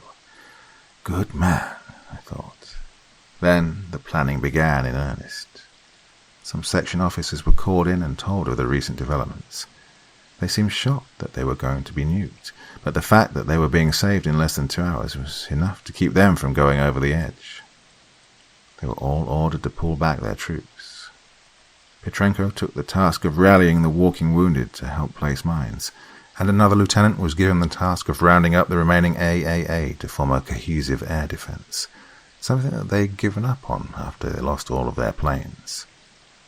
Once they'd all been dispatched with their orders, I was left alone with the general. We sat there for a moment, in silence, but he soon spoke to me. You know, these days it's considered bad form to call people comrades, on account of the Soviet Union. However, they miss the true meaning of the word. Once, the humble worker and the powerful party secretary were supposed to be comrades, but the secretary looked down on them like the Tsars before him. There were few true comrades in the Soviet Union. However, I am proud to call you my comrade, because it seems that you give a damn about me and my men, something I cannot say about my superiors. The speech had made me feel good, in a way, but I suppressed the pride. It's just what we do, nothing more, nothing less, I told him. Then, all at once, a wave of nausea hit me. Gabe! The general looked at me confused. Comrade, are you all right? My face was contorted into an agonized expression of guilt and anguish. I spoke in measured tones through the tightness in my chest, just as a shaking started in my hands. Yes, I'm just tired. Can you get someone to show me my fellow operative? The general's concern filled his face now. Yes, of course. Anything for you, comrade. He trailed off as he tried to place my name, then asked me, What is your name? Although I wasn't supposed to, these circumstances were somewhat extenuating, so I caved. John Sullivan. He smiled as best he could, and then said, Comrade Vanya it is then, before stepping out and yelling for someone to escort me to the base hospital. A young, springy Russian came through the door, ready to go. I followed him out through the command center, again dancing around the many people inside. The march over was uneventful. Finally, we arrived, and the young one handed me off to a grisly-looking man, a huge guy named Dmitri. He turned out to be a lot more gentle than his appearance would have suggested. Dmitri ducked through the doorways as he led me to Gabe's bed, packed in among a group of similarly wounded soldiers, where he lay unconscious in a medically induced coma. He'd lost so much blood that he was barely holding on, and the damage to his legs was so catastrophic that without the help of our organization's special medical services, it was likely he would take years to recover. My own state, however, was not much better. The effects of whatever the Rusalka had done to us were wearing off, and my eyes were beginning to close. Surprisingly, Dmitri noticed this. He put a hand on my shoulder and whispered into my ear, in Russian, Vzdremny, drug, ti zaslužil это. Or, take a nap, dude. You've earned it. So, right there, right then, I closed my eyes and passed out.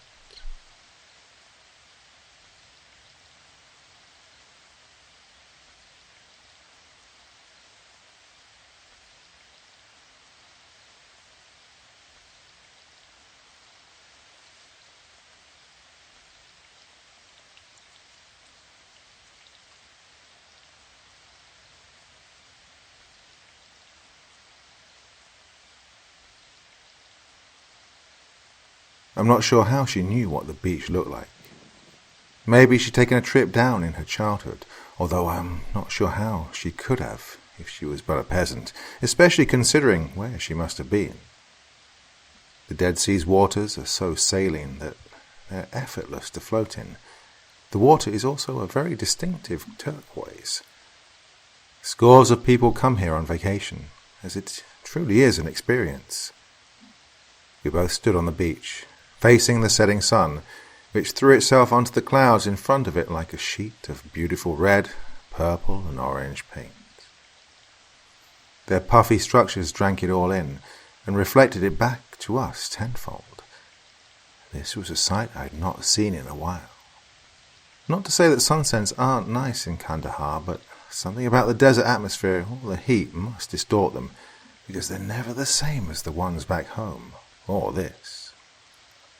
I asked her, Lana, how do you know what the Dead Sea looks like? She turned to me and giggled. Silly, I don't. But you do. At least she was in a good mood. My voice was emotionless and flat as I said, Well, I love what you've created for me. Thank you. She was not at all disturbed by my lack of emotion. She ignored it and kept being her usual self, smiling and saying, Well, if it helps any, that was why I was silent for so long. This brought a smile to my face, to know that she was not just suffering alone, as I thought she had been. She turned, looking beyond us, and said, We should lay down for a bit. We don't have long. To which I merely grunted in acknowledgement, and we fell in tandem gracefully onto the towels that were laid out on the ground behind us. Her hand found mine, and our fingers interlaced.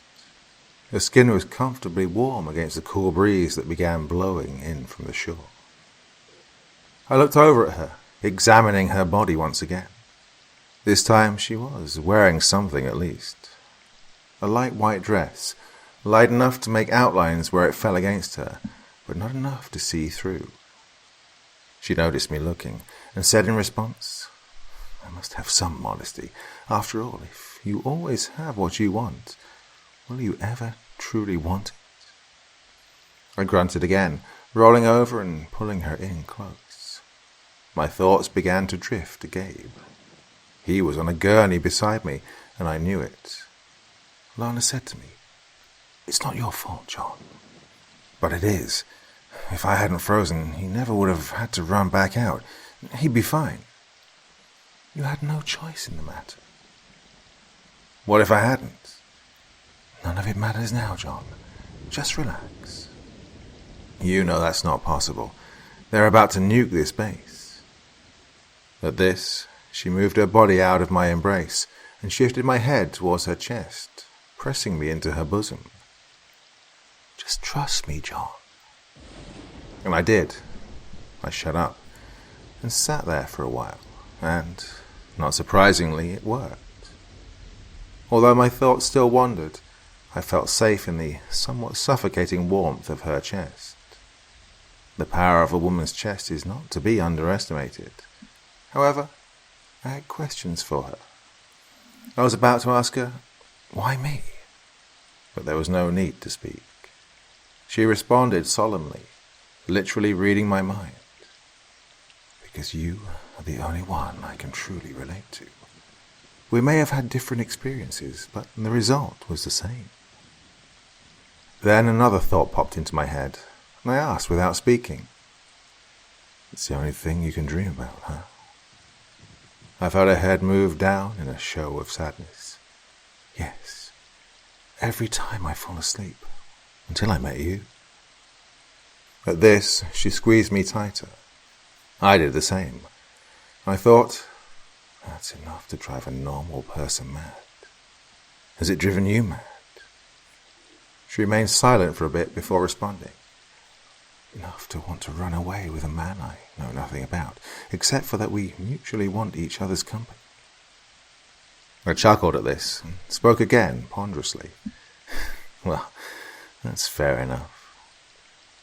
I removed my head when I felt the need to begin breathing again. Now, though, it was my turn to comfort. Her face was concerned, eyes lost in thought, staring into the distance.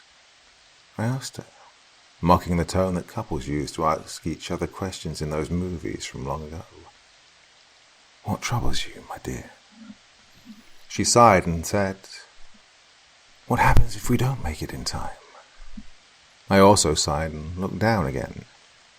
She tried to pull me back in, however, I resisted to say one last thing.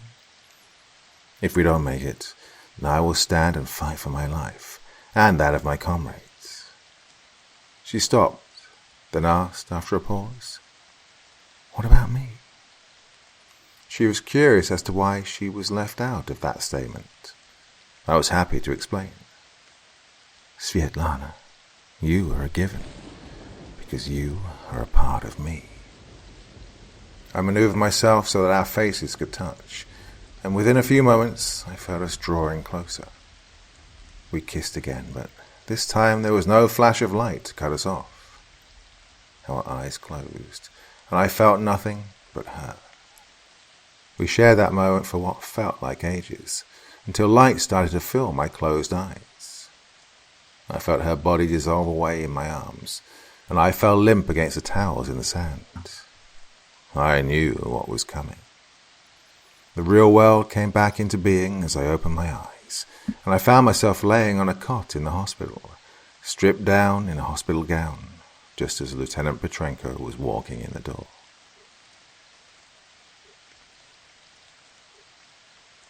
What is your favorite ancient legend or story? I mean, that's going to be a little difficult to answer, considering you have no way to respond to me, but you can post it somewhere, and I may see it. One of my favorites is the legend of King Arthur and Excalibur. The contemporary legend, in a very simplified form, goes that, as a teenager, the young Sir Arthur became King Arthur when he drew a sword from a rock, after a sorcerer named Merlin declared that the man who could draw that sword would be King of Logres, an ancient term for Britain. Although there's a bit of disconnect, because in the legend the sword drawn from the stone is not actually Excalibur, and is broken in short order. Excalibur is given to King Arthur by the Lady of the Lake later on in his journey. The rest is not important for you to know, at least not right now. As you may be able to guess, the reason I'm laying on the exposition is that, yes, Excalibur is real. It is a magical blade used by a man named Arthur in olden times, although the legend has been muddied through time by major historical events, most notably the Black Plague, where such a huge portion of Europe's population was killed that a lot of the time nobody really knew what was going on. Our supposition as an organization is that the legend has some truth to it. Nobody's sure exactly how true, or if any of the story itself is true, but one thing we do know for certain, the sword exists, and is indeed imbued with magical power. Exactly how much, we are unsure. The only times we tried to use it, the person testing it almost died, and that was not a fun experience. We know that it increases the wielder's physical strength astronomically, and that its appearance alone has the tendency to stun people looking at it, other than its wielder, of course. However, this wielder is put under an immense amount of psychological and physiological stress, describing the experience as one hell of a ride. They are in control of themselves, however it takes a lot of strength to maintain their consciousness, and although they are stronger, it takes an immense amount of effort to control the blade, as well as their body. Its reflexes are heightened beyond what should be physically possible with the function of human nerve cells. Excalibur's retrieval was, of course, a me job. It was discovered by a paranormal cult in England, whose objective of worship was, oddly enough, a block of red granite about the size of a human head, which, through some unknown process, was made perfectly. When I say perfectly, I don't mean just well done, or made with care, or anything like that. Its measurements were immaculate. So precise that our tools could not measure the imperfection it is, if there were any. The labs later figured out this object was not formed in any part of earthbound geological process, and have tentatively labelled it as extraterrestrial. On base, we just call it the Eye Rock. Anyways, these cultists had built a small compound around the place where they found Excalibur, and the British government was having none of it. They'd surrounded the place with a unit of police initially, although the cultists had gotten their hands on some surplus Soviet Union automat Kalashnikovs, and were using them to great effect on the police's limited armaments. This was a few years ago when the police were still ramping up their militarization to fight knife crime, so they had a limited amount of G36 assault rifles and HK-45 SMGs to use against these particularly well-armed guys. Then the rumours started, because when the cultists still had internet access, a few shaky handheld videos were posted online of people trying to pull the sword out and failing. However, the reason they failed was not just because they couldn't pull it out. When someone sat there and tried to pull the sword out for more than a few seconds, they would be delivered a visible, golden, electric-like shock that ran over their whole body, and often stopped their hearts, at the very least throwing them off of the boulder that the sword appeared to have been sloppily slammed into. In the room was a defibrillator machine, for the express purpose of reviving those who died trying to pull the sword out. This was when the information blackout took hold. The British media was silenced, and the videos were archived, then removed from the internet. Then, the British made their attempt at removing the blade. A whole army unit surrounded the place with armoured vehicles, and the police were sent home with the understanding that, if they said anything, they would be thrown in the prison system for a fabricated hate crime against Muslims, which in most circumstances is as good as a death sentence due to the high number of Muslims in Britain's prisons. The cultists were easy pickings for the SAS guys they sent in to clear the area. They wiped out the perimeter in a matter of minutes, clearing the way for their team of glow-in-the-dark specialists, who were formerly attached to the British Secret Scientific Intelligence Agency, MI-16. It was supposed to have been merged into MI6 after the end of the Second World War, but that was a cover-up. These guys are scary, not simply because of the fact that they're all high-tech and high-speed, but because they're absolutely ruthless. Nobody knows where they came from or how they got that way, but even to me they're just plain scary. They went into the building, and to be quite honest, I don't want to describe the things they did inside, from the limited knowledge of what I know they did. Let's just say that not a single one of the cultists came out of the building warm, and most were unrecognizable, especially not by dental records. But the MI-16 guys had no better luck than the cultists, so they called us in.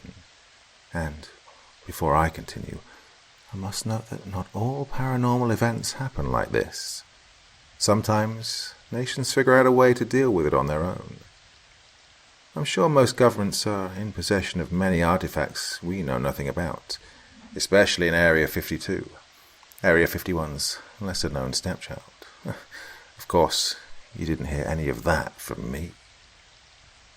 So, we left from Kandahar in a private jet chartered so graciously by the British government. In fact, it was already in the airspace over us when they called, telling us they were hiring us for a job. They didn't ask. They merely informed us that your services have been requested by the Crown. And that was that. For this mission, since we would need no special local help or guides, it was just me and another operative, Kyoshi. Often it's shortened to Kyo, as it's just more convenient. Well, he was a good guy, a little arrogant and boorish at times, but he was very respectful when it mattered, and more often than not he would rather be cautious than get caught out in the open. We arrived on a typical rainy English afternoon, and as our jet taxied to a stop on the runway, a trio of big black Land Rovers came out to greet us, headlights off. Kyo and I quickly loaded our gear in under the misting rain and hopped in with the lead vehicle. Kyo took shotgun, and I sat in the back with another MI-16 guy, and it didn't take long to get there, or at least by my standards. In Europe, you can see the Brandenburg Gate, the Eiffel Tower, and Big Ben all in the same day. In America, you have to book a hotel just to see two famous buildings in a week. The compound was surrounded by a practical ring of military troops, supplanted by a police cordon on the outer reaches of the zone. Inside of the military perimeter, however, was MI-16 territory. Men with ominous, face-hiding S-10 gas masks, which they wore for no apparent reason, surrounded the compound walls, carrying HK-416 rifles, a variant of the AR-15 M16 platform. We drove up, and Kyo cheekily asked the driver, "Why the masks? You guys too ugly to show your face?" The driver just looked at him like he was some sort of imbecile and said nothing. Kyo smiled. He'd expected no response. I looked out the windows as we pulled to a stop, along with the two other Land Rovers. The driver looked back at me and said in a strong Cockney accent, "I'm not sure about your buddy here, but I'd like to know your name, so we can communicate if need be." I calmly stared at him as he waited for a response, drawing out the silence just long enough to be awkward, and then said, "No names. We have no idea what could happen here, so it's best for us to conceal our identity from any entity that could harm us or our families." He started right back and asked, irritated, "Then what the bloody hell should we call you?" I responded, my usual cheery self, and said, "Call me Hammer 2-1, or Hammer Actual." I pointed to Kyo, saying, "This is Hammer 2-2. He's very pleased to make your acquaintance, as you can tell." The driver merely scowled, turned around in his seat and said, "Fine then, Hammer Actual. Get out of my rover and make sure you grab your luggage out of the boot." Kyo and I dismounted and grabbed our gear. Several military-grade plastic boxes with foam contained our equipment, and we had the others in the vehicle with us help unload it all. The whole time, the entire cadre of masked men stood there, staring at us through the dark lenses that covered their eyes, motionless. It's almost like this was a show to us more than anything. Oh, and I have a theory as to why they cover their faces. It's twofold. The first is the dehumanization of it all. Their faces being absent gives them a distinctly inhuman feel. It's a common tactic in movies, and even among riot police. The second is that they just might have trouble living with the things they've done, so they cover their humanity up behind that mask and hide inside of it. Well, whatever the reason, we were soon on the way in, tubs of measuring equipment and all. Kyo and I both had been allowed to carry a sidearm, just in case, but no long guns. Too risky, they said. Risky my ass.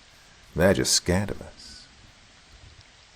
We made our way through the compound, which internally was laid out in a 5-pointed star. Originally there had been more walls keeping things separate, but there was little by the way of privacy now. Nearly every door was either simply smashed, or the lock had been torn out of its mountings by a well-placed application of shotguns or explosives. The entire place was eerily lit with construction lights and generators, as the power had been cut days ago. Several walls here were just plain blown out, and many were torn to pieces by the sheer amount of rounds put through them. Kyo and I looked around at the chaos that was this facility, and considered once again the men standing outside. I tapped his shoulder and pointed at a room that we were walking past. It was pitch black, but we could see and smell well enough the gory mess that it contained. His face said all I needed to know. He was disgusted. I was too, but as per my usual, I didn't show it as much as everyone around me. Even the guys who walked in with us were turned away from it, their noses held. We finally reached the room that contained the sword. Room, I say, because the walls were completely shredded. The entire area looked to be the source of some kind of blast, originating from the stone itself. Well, that was partially correct, because as soon as we walked in, the lead driver said, "Well, here it is, boys. We've tried everything to get it out, even blew it up, and nothing." Kyo snickered under his breath. He was, to say the least, upset about the fact that these guys would try and blow something up like this. Kyo and I walked closer to the stone while the others stood back. I motioned down, then towards me with my hand and said, "Set the containers down and get my visor out of the one with the laser radiation sticker." Kyo stood there and watched. Although they'd set down the boxes and retrieved the item, the men refused to come any closer. The one who held the visor, Irish oddly enough, said, "No way I'm getting closer to that thing. Kiss my bloody arse." Kyo rolled his eyes and strode over, grabbing the visor out of his hands, simply saying, "Coward." He walked up behind me, slid the visor onto my head, and then pressed the button on the left side that turned it on. It bears serious resemblance to both the Spectrum and Microsoft HoloLens. However, it is neither. It is the pure scientific version of a spec, with no combat additions. The system initialized, and said in big, translucent blue letters in front of my eyes, "Connect pod 1, 2, 3. I was about to tell the men to get on it, but Kyo already had. Soon enough, the sensor pods were up and running, standing on different heights of tripod legs, surrounding the object completely. They linked up wirelessly as soon as they powered up, but the numbers disappeared sequentially from the text until the message itself was wiped from the screen. The room lit up, and all around the boulder were some kind of energy anomalies. Random regions of the air which had higher temperatures than the rest of the room, along with some kind of electrostatic interference. This was nothing compared to the object itself, however. which the visor simply outlined with a red dotted line, with a linked line of text saying, unreadable. In the terms of the tech, this meant that the object was so anomalous that it simply could not be assessed by the visor. As the crowd looked on, I pressed a button on the right, cycling through different individual modes. Thermal showed that the temperature of the blade varied so heavily that the different colors all swirled together, creating a sort of rainbow-colored puke. It was so electrostatically charged that I took a step back, chuckling and saying quietly, "We should all be dead." I was thinking internally, what the frick is this thing? Then it started speaking to me. It was a low rumble at first, but it got louder over time. It was only repeating one thing. So many. Not worthy. You worthy. It sounded as if multiple instances of it existed, all speaking to me at once, continuously repeating that one line and overlapping, ever so slightly getting louder over time. As soon as I became aware of this fact, I whipped around and asked the men breathlessly, "Have there been any reports of hearing voices?" One of them, holding a file, looked startled and spoke to me quickly. "What? How did you—" before realizing that I was probably hearing them. "Yes, as you can likely hear, and if you value your sanity, you'll want to leave. Most people can't stand that thing telling them that they aren't worthy, and it only gets louder over time." A twinkle flashed in my eye, or at least that's the way Kyo described it afterwards, because what I did next I have little recollection of. In fact, I don't remember anything between when I grabbed the sword and when I woke up a week later in a village on the coast in a crown and knight's armor, standing in the village square, wielding the blade with both hands. My recollection of those few moments was crystal clear, however. The blade spoke to me in a clear, concise, mostly genderless tone. "Call me, and I shall come. My name is Excalibur, and you are my king." Nobody knows what I did during that time, least of all me, but I do have some vague feelings from what happened while I was out. And let me tell you, it felt like one hell of a ride.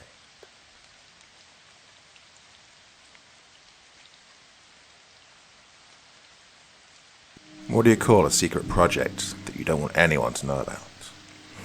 Trick question. You don't call it anything. Secret projects with names are the ones that get found out. Project Azorian, MK Ultra, Operation Cyclone, the Aurora plane. Each one is secret for very different reasons. Azorian was kept secret to make sure that Soviet Russia never found out about the fact that America was trying to steal one of her sunken nuclear submarines. MK Ultra was a CIA mind control program, which was at times hideous and undeniably disturbing. Operation Cyclone is a now denounced operation to arm Mujahideen freedom fighters against the Soviet army during the invasion of Afghanistan, mainly to test US weapons against the Soviets without a direct conflict. Freedom fighters, because we want to believe that they fight for a better place, although in recent times it's become much more of an allegory for insurgent, and the usage depends on whether your country supports the insurgents or not. Secret because there was supposed to be plausible deniability and moral cover. Oh, no, it wasn't us. Aurora is a suspected secret program by the military or CIA, although it is unknown exactly who decided to procure it. The replacement for the SR-71 Blackbird. Secret because you don't want your enemies to know what you can see and, what you can't see. Credible Sport 1 and 2 were procurement programs during the late 70s to find a very short takeoff and landing, or STOL, aircraft, which could be used to land and take off from a football field in Iran as part of a plan to end the Iran hostage crisis. Before the planes could be used, a deal was struck for the hostages' release. After the hostage crisis was over, although there was no real need for the aircraft, the Air Force continued development of the airframes involved until well after the end of the crisis, calling it Credible Sport 2. Well, unbeknownst to the public, there was also a program called Credible Sport 3. Whereas the first two programs worked with C-130s, a mid-sized cargo transport capable of airdropping things as small as people and up to the size of something like a Humvee, the third worked exclusively with the much larger C-5 Galaxy. While the notion may seem absurd, it does have real-world tactical implications. These aircraft were modified and upgraded so that they could perform specialty tasks, all while carrying a quite cumbersome load. Not only were they modified for STOL, but for vertical takeoff and landing, or VTOL.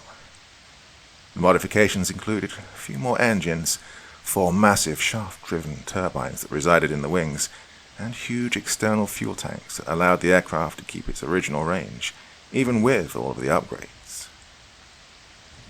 These modifications make them able to take off and land from just about anywhere, with the capability to unload up to 2 Abrams tanks, or somewhere around 300 infantry. One plane makes 2 companies, 2 make a battalion. Whole units of infantry or special forces could be precisely delivered, all with a serious modicum of stealth, due to the ground-hugging computer systems and nose-mounted radar that allowed the planes to fly just above treetop level, out of sight of enemy radar detection and tracking systems. Some were even given redesigned airframes with stealth technology, although those didn't last long, as they were too unstable, and the way the airframe had to be rebuilt added a severe amount of weight, decreasing cargo capacity. There were 2 additional modifications made to the aircraft which made it more suited for combat operations. Firstly, the aircraft was fitted with a rear cargo ramp that could open mid-flight, something that already existed thanks to ICBM delivery system testing in the late 70s. Secondly, the aircraft was mounted with several defensive guns, mainly 7.62mm miniguns, that could be controlled remotely from the cockpit, or by a person mounting it. Due to the extra duties to be fulfilled during VTOL operations, the crew was increased to 10, and the cockpit extended accordingly. So, why do you need to know all of this? Well, the truth is that you don't. I could just say that some big plane came and picked us up, that we just made it out, but well, that wouldn't be very believable, would it? Although you may find it somewhat boring, trust me, it's all part of the build-up. And although these C5s were scrubbed from records as being scrapped, they still retained their original names. City of San Antonio and Patriot are the 2 that we own. We acquired them when the program was ending, and rather than being truly scrapped, we managed to repurpose these god-awful, bulbous-looking planes into their final role, to serve as an extraction and insertion unit for the finest ghost hunters in all of Afghanistan, and maybe even the world. But of course, you're bored out of your mind with all this technical information and engineering mumbo-jumbo. You likely don't know, or even care to know, what a shaft-driven turbine is, and yeah, I understand. Don't worry, I have the solution, starting right now.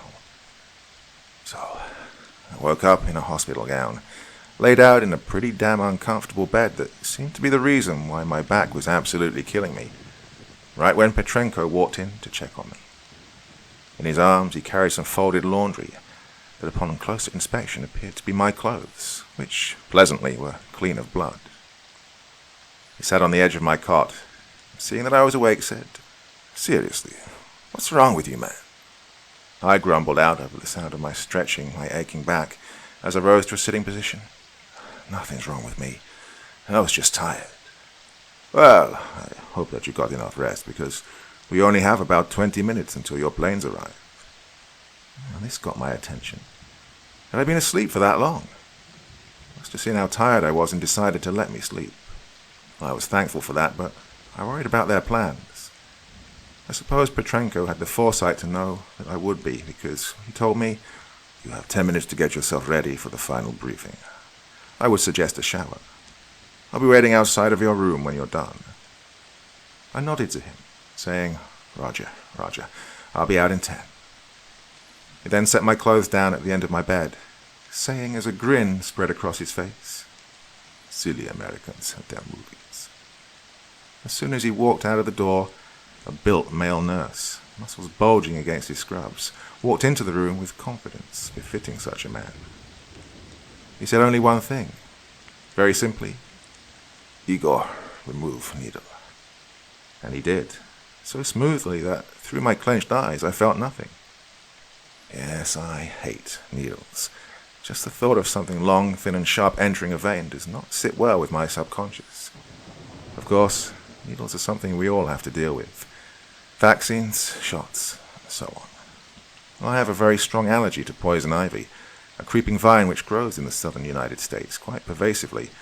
And every time I get a huge outbreak of that itchy, blistering rash on my skin, I just go with the fastest route out, a steroid shot straight to the rear. However, that doesn't mean I have to like it any more than mosquitoes. Igor left after slapping a waterproof bandage on my arm to make sure I wasn't spurting blood in the shower. I saw my legs out over the side of the bed, looking at the pile of clothes at the end.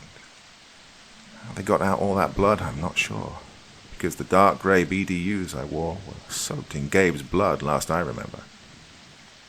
They didn't use the same cleaner on me, evidently, as I was still covered in filth and a thin film of dry blood.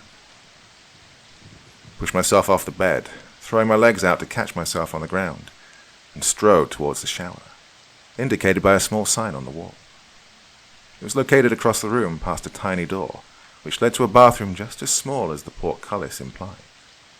The toilet was within centimeters of the shower, whose floor was square-shaped and made out of some old, worn plastic from the 70s that probably gave someone mesothelioma. Well, the only thing that shielded the rest of the tiny space from the shower water was a moth-eaten canvas curtain that seemed as if it would barely contain the onslaught to come.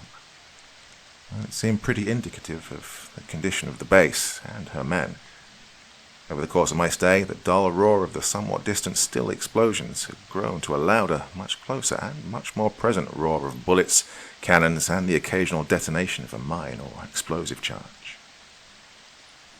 I hopped in and turned on the faucet. After a few moments of gurgling pipes and weak, impotent spurts, the shower head blasted freezing cold water at me with the force of a pressure washer. But other than taking a deep breath, I didn't react. It's a thing I do to manage fear.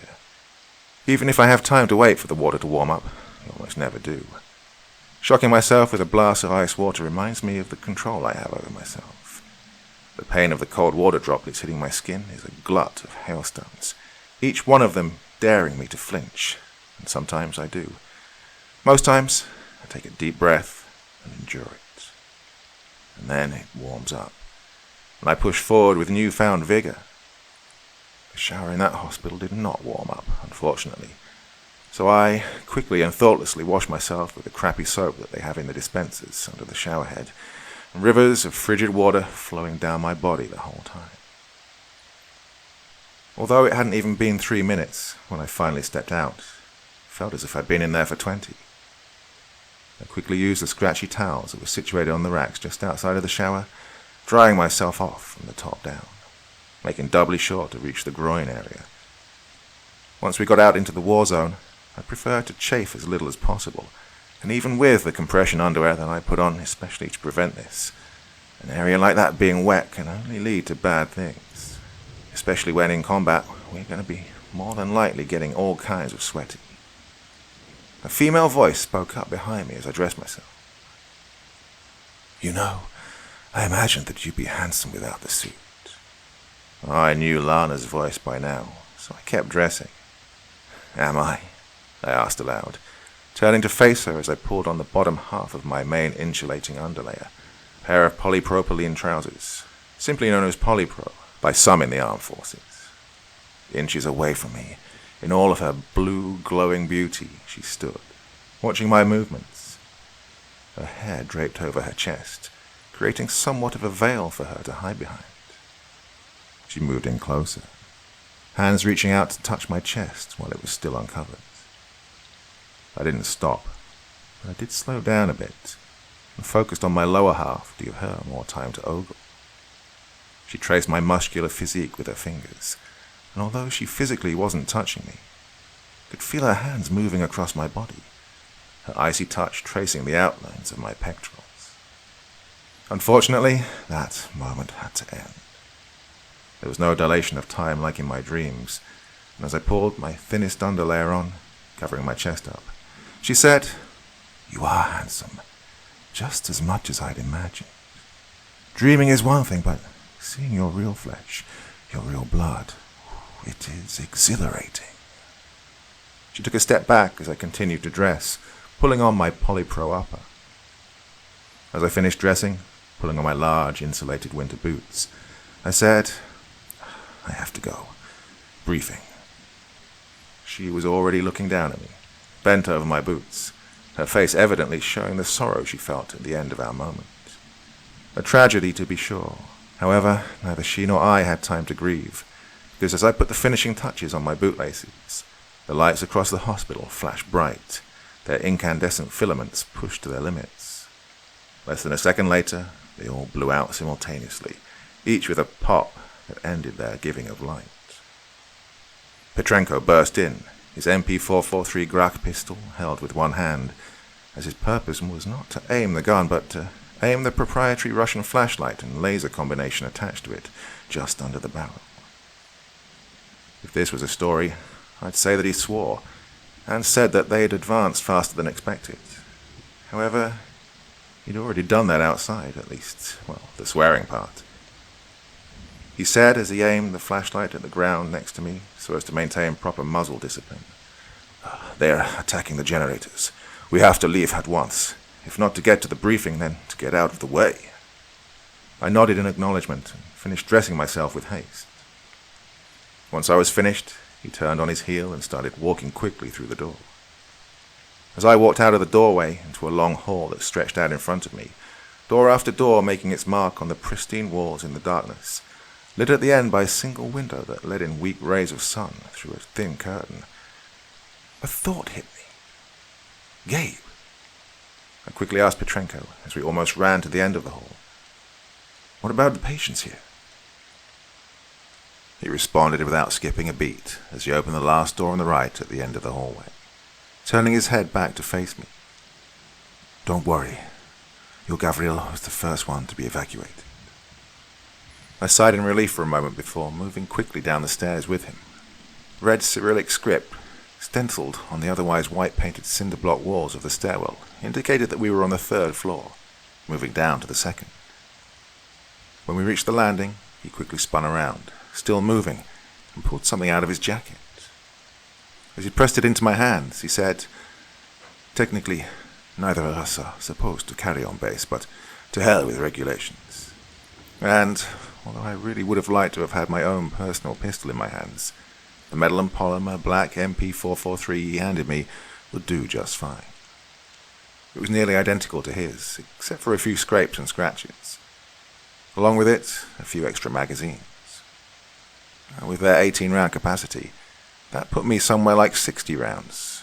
Again, it would do. Once more we set off down the stairs and, upon reaching the ground floor, burst out of the stairwell into a lobby where the final evacuations were underway. Because of the power outage, there were little to no lights. Those who could walk or otherwise move were the last ones left. Some held unloaded Kalashnikovs with white knuckles. Some held only their crutches. And some held their broken limbs or bandaged bodies. Either way, they were filing out of the doors, being checked off by nurses wielding pens and clipboards.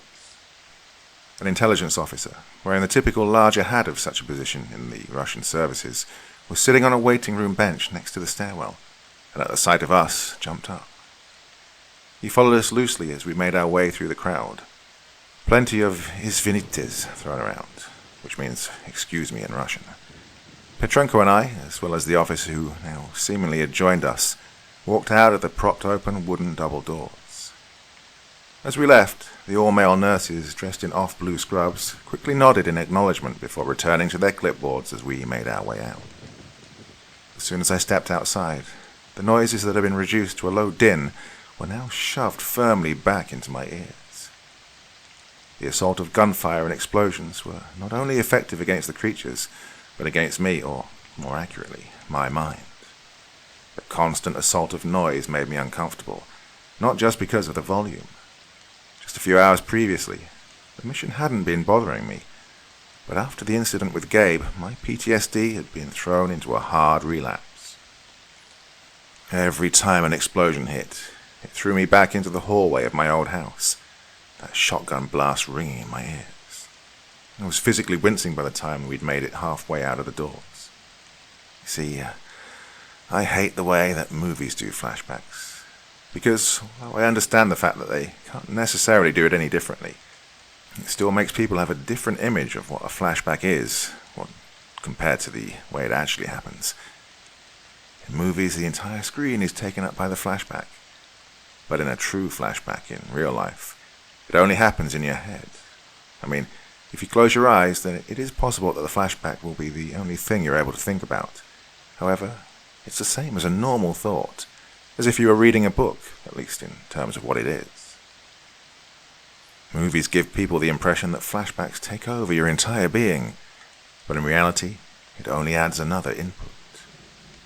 Think of it like opening two programs in two separate windows at once on a computer. It'll take up a lot more processing power than if it was only one, and concentrating on both is difficult, especially when both are playing loud sounds through the same speakers. The flashbacks only grew more intense as we walked briskly past the lines of men loading into trucks and vehicles, ferrying them to the assembly area. Their voices and moans didn't do much to help me. Petrenko was a rather observant man, and although I'm usually not the first to jump into medications, mainly out of principle, the side effects are also a worrying factor. However, they've never really been one to affect me. I just always worry about it. He noticed my tenseness. As he walked past ambulances and other vehicles that were loading up the wounded, he pulled out a pack of patches. "Here, have one of these," carefully selecting a single one for me. He explained them. "It's something our R&D guys came up with. It works fast, has no side effects, no bullshit." I stopped walking. Petrenko carried on a step before stopping himself, and turning around to tell me empathetically, "Look, man, I know you've seen some real shit, and I get trying to deal with it on your own. I mean, look at me. Why do you think I have these?" As he waved the pack of patches in the air. My teeth were gritted. I could barely hear him. My eyes stared violently at the ground. I was no longer standing there with Petrenko. My head was way out in the middle of nowhere, being chased by that thing again. And then, her voice pulled me back out of the darkness and back into the light of reality. "John, you should listen to him." I closed my eyes, and the instant my eyelids shut, I felt her body on mine. The feeling that she was there, and that I was there, and that was all that mattered. I took a deep breath, slowly unclenched my teeth, looked up at Petrenko, and nodded, taking a patch from his outstretched hand. I ripped it open and slapped it onto my exposed neck. Almost instantly, I felt a pleasantly cool feeling spread throughout my body from the patch. Lana said, soothingly, as if she was whispering into my ear, "There you go."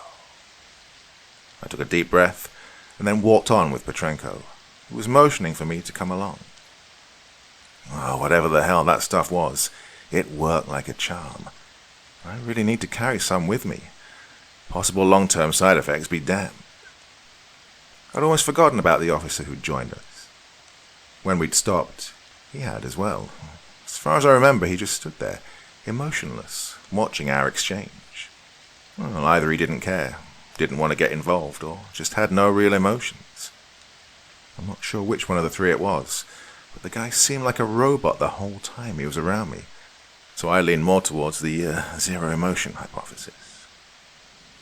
We strode out to a waiting open-top UAZ 469B, a mean green four-wheel drive utility vehicle, identical in make and almost in model to the ambulance that had taken Gabe from the helipad.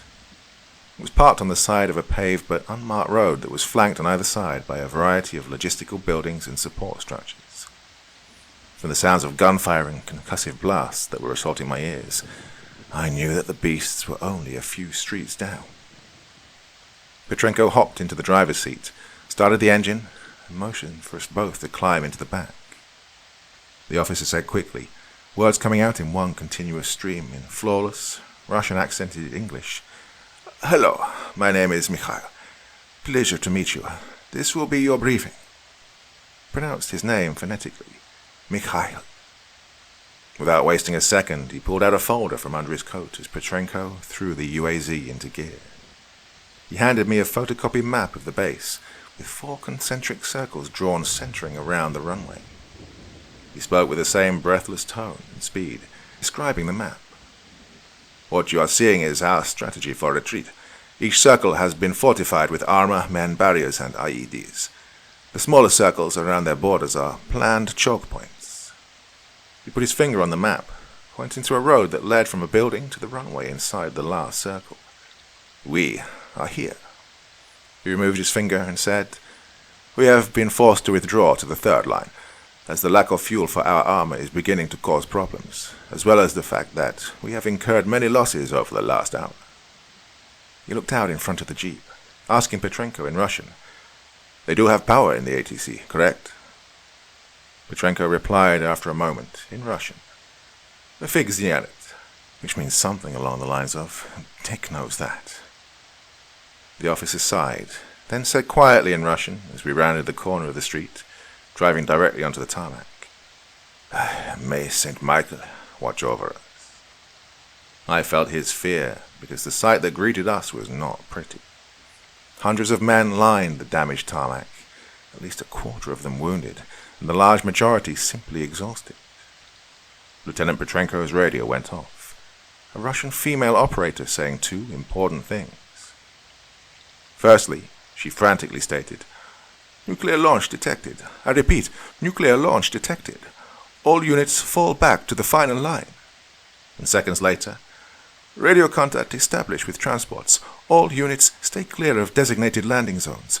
Launch final phase." The jeep came to a screeching halt as we arrived at the main assembly area. At its center, a pair of rare single-seat Ka-50 attack helicopters were spinning up for one final mission. Car series helicopters are usually identified by a unique feature: the coaxial main rotor, almost exclusively used by the Kamov Design Bureau, which is where the Ka in the designation comes from. Normally, a helicopter must have a tail rotor, which is a smaller version of the main rotor, but rotated 90 degrees. These exist to counter the force which the main rotor exerts on the helicopter, because of physics. The helicopter turns the rotor, however the rotor also turns the helicopter. Coaxial rotors, where a mechanical linkage allows 2 rotors to be stacked on top of each other, negating the need for a tail rotor due to the lack of imbalanced forces in the helicopter. Not only do these increase the survivability of a helicopter by giving it some redundancy, but also, in my opinion, they're incredibly sexy. They were loaded with unguided S8 80mm rocket pods, each pod carrying 20, and each helicopter carrying 4 pods for a total of 80 rockets. All of these in addition to the 30mm autocannon mounted to their side, just under the cockpit in a recessed mounting alcove. They began to lift off just as a massive shadow was cast over their takeoff pattern, and scrambled out of the way just in time for a side-by-side pair of credible Sport 3 C5s to come slashing through the thick clouds, their turbines generating massive amounts of thrust and downforce. Landing gear unfolded from under the planes, many huge tires forming a solid base on which to channel the weight of a plane and cargo. They landed next to each other almost simultaneously, the rear ramps slowly hydraulically opening just before touching down to allow for troop loading. The engines and turbines were spun down just enough to keep the metal behemoths on the ground, throwing dust and particles everywhere. From the open rear ramps, the only possible entrance due to the fact that the turbines were so powerful, the flight suit and helmet-wearing loadmasters practically ran out to greet the men on the tarmac, herding them in as quickly as safety would allow. The wounded were funneled into the Patriots, and the combat-capable soldiers were loaded into the city of San Antonio. On both ends of the runway, the Russian perimeter forces were falling back, the final line of defense having been passed moments ago. Infantry steadily walked backwards just in front of reversing armored vehicles, all of them spewing lead at the massive creatures in front of them. I watched from the command tent, satisfied with their speed. We could easily load everyone in, including those men. It'd be close, but with the defensive guns of their C5s, as well as the huge amount of mines that had been placed.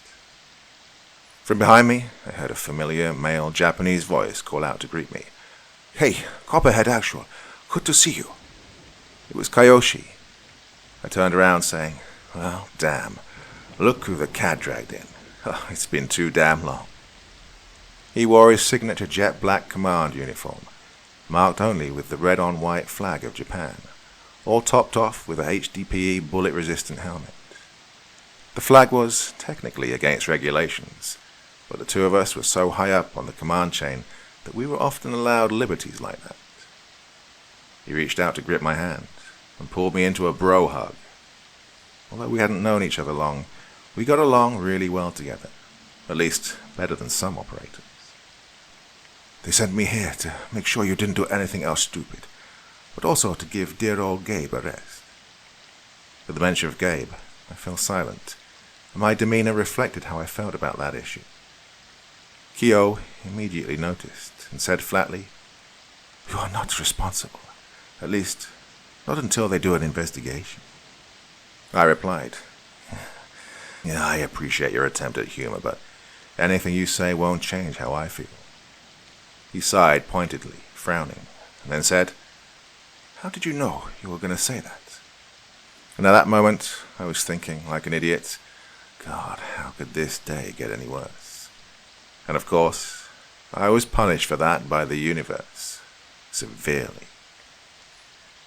What happened next made even the robot intelligence officer next to me swear. "Pizdiek," he yelled across the runway. A massive bear-shaped thing crashed through a building, crushing men and machine under it. From where I stood, it appeared to be at least 1.5 times the height of the C-5s. Its skin pulsed with waves of arcing blue electrical energy, and the noise it made as it shifted its huge weight through the rubble it strewn across the tarmac was akin to that of a transformer in an electrical relay station. A low electrical hum, perforated by the sharp popping noises of the electricity that rippled across its skin. From where I was, I couldn't make out many details of what it looked like, but I saw what happened next clearly enough. A T-72 main battle tank carrying a 125mm main cannon fired directly into the thing, and it barely flinched. Kinetic rounds slammed directly into it, traveling at 2 kilometers a second, and it did not move. It got worse by the second, because a moment later, the KA-50s swung around, flying directly over the tarmac towards this thing. It opened its mouth wider than should have been physically possible, and shot out a beam of energy that was almost like plasma, lancing one of them, slicing off the tail, and destroying the other's rotors.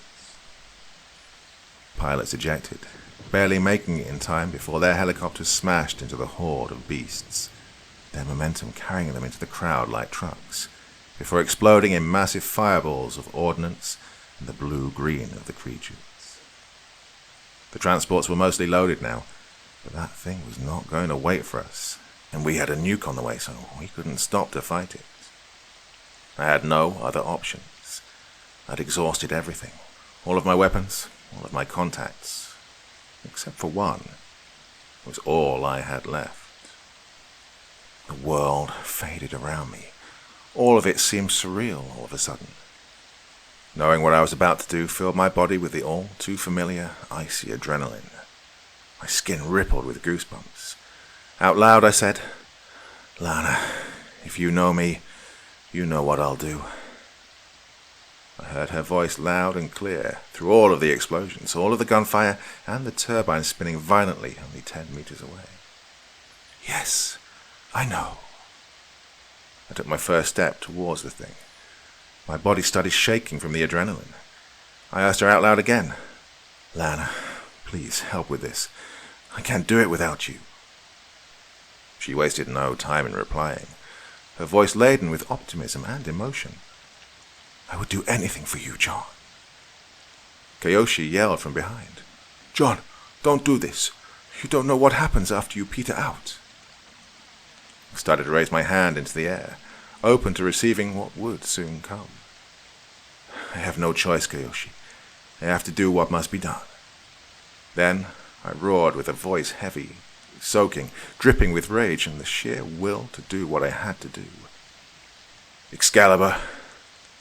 And at my call, golden rays of energy emanated from my hand and coalesced to form the hilt of the legendary blade. I felt it solidify in my grip as it was built from where it would first contact my fingers to the pommel and then to the tip of the blade.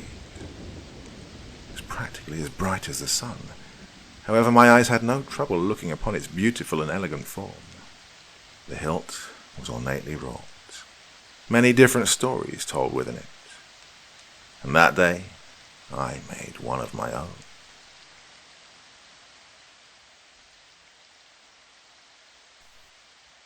Although this story did start in Siberia, my story started the moment that helicopter picked us up from the godforsaken West Texas clearing.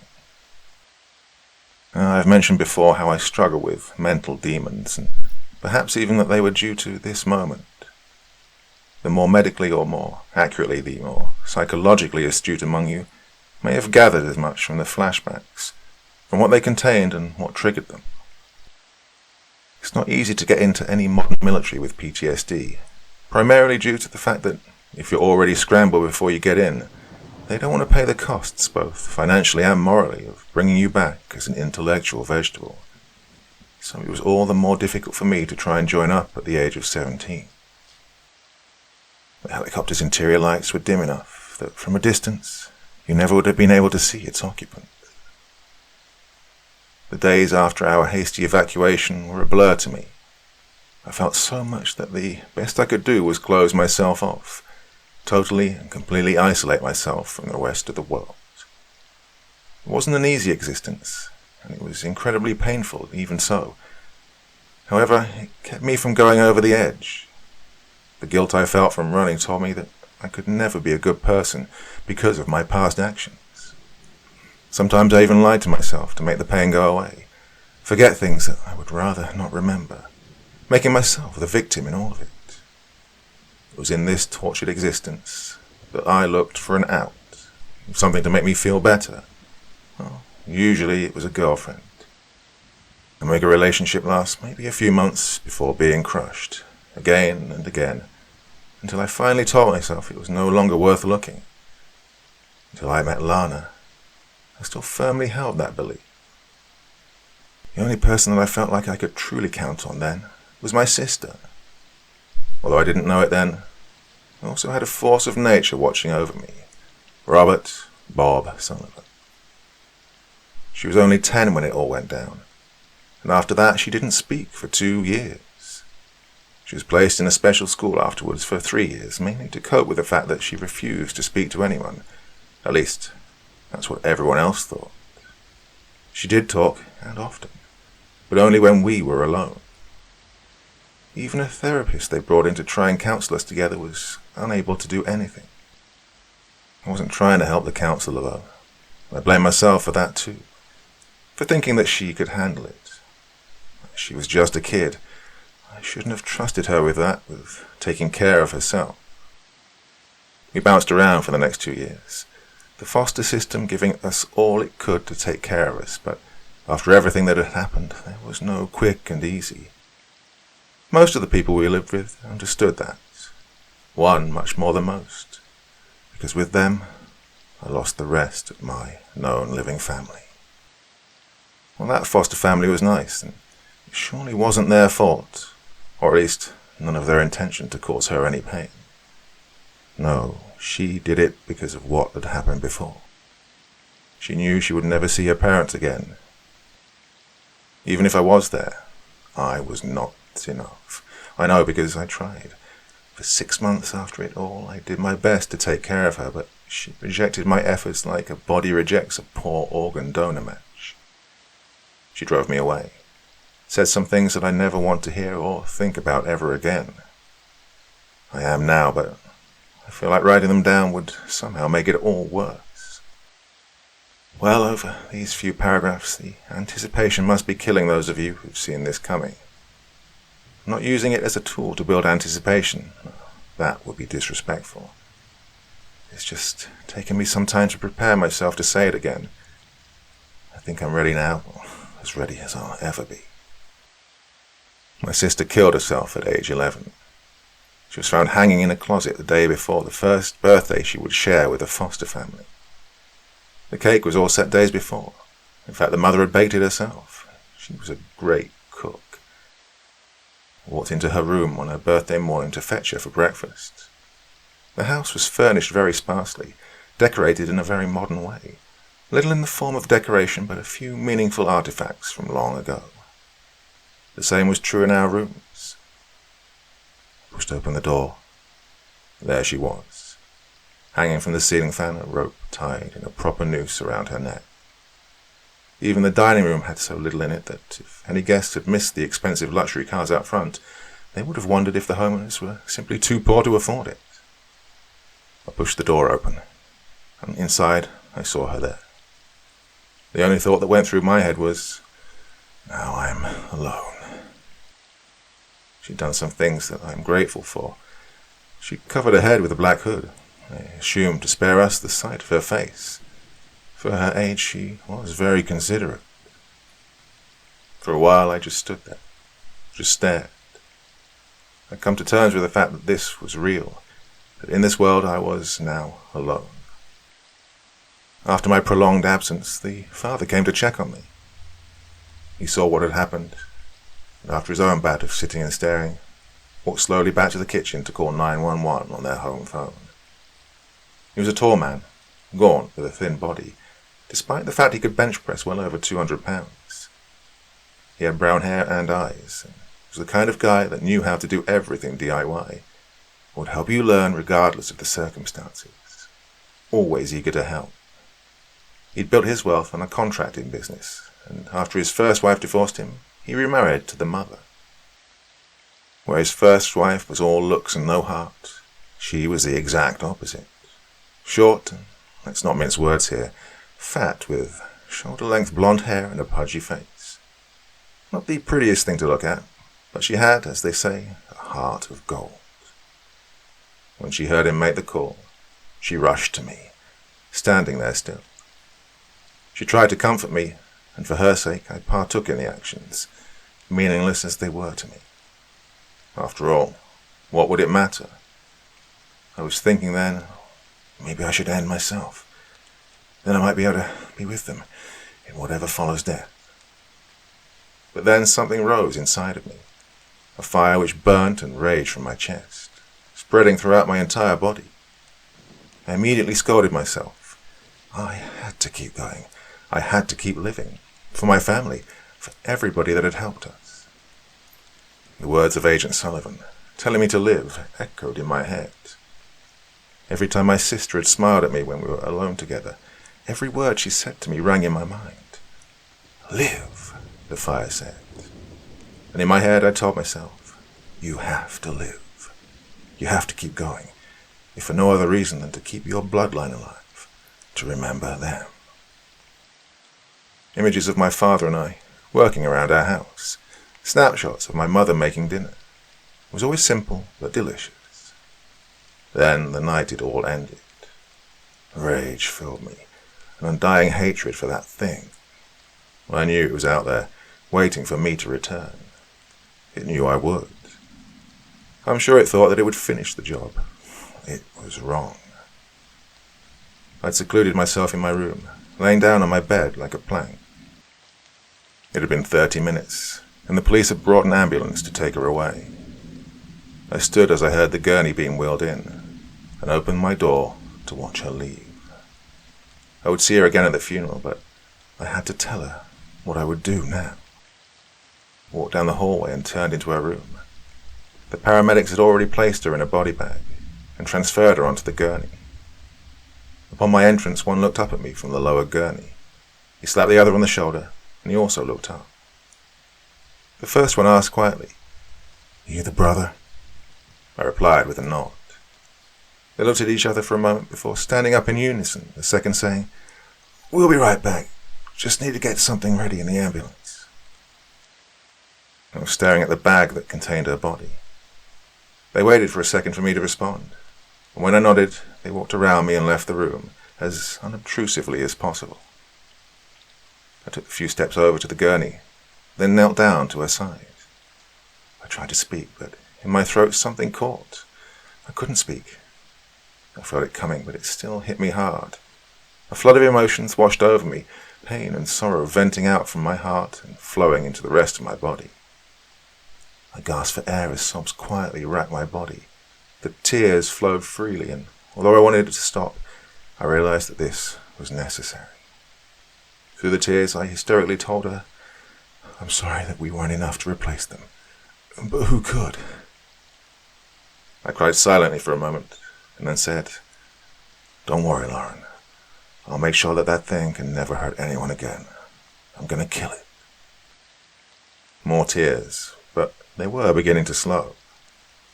My previous hysteria was gone entirely from my voice when I said, "I can't bring you back. I can't bring them back, but I am sure as hell gonna make that thing pay for what it did to us."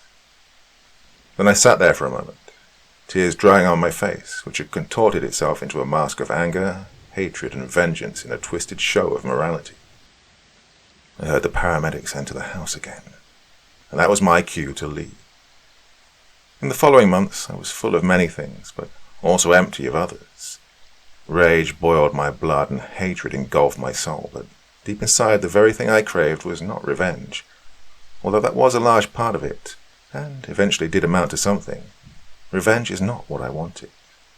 No, I wanted my family back.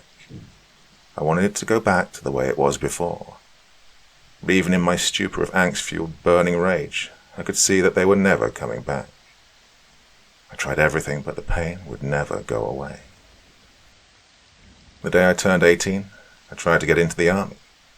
However, based on my previous psychological counseling, they rejected me, and I was devastated. So I did everything I could to prepare, remembering those words, "You'll know when you're ready." So after 2 years of living comfortably on my own, hard nights spent in the wilderness with nothing but a gun and my wits, and a hell of a lot of thinking, I came to the epic realization of what he truly meant by, "You will know." I was sitting in a tree.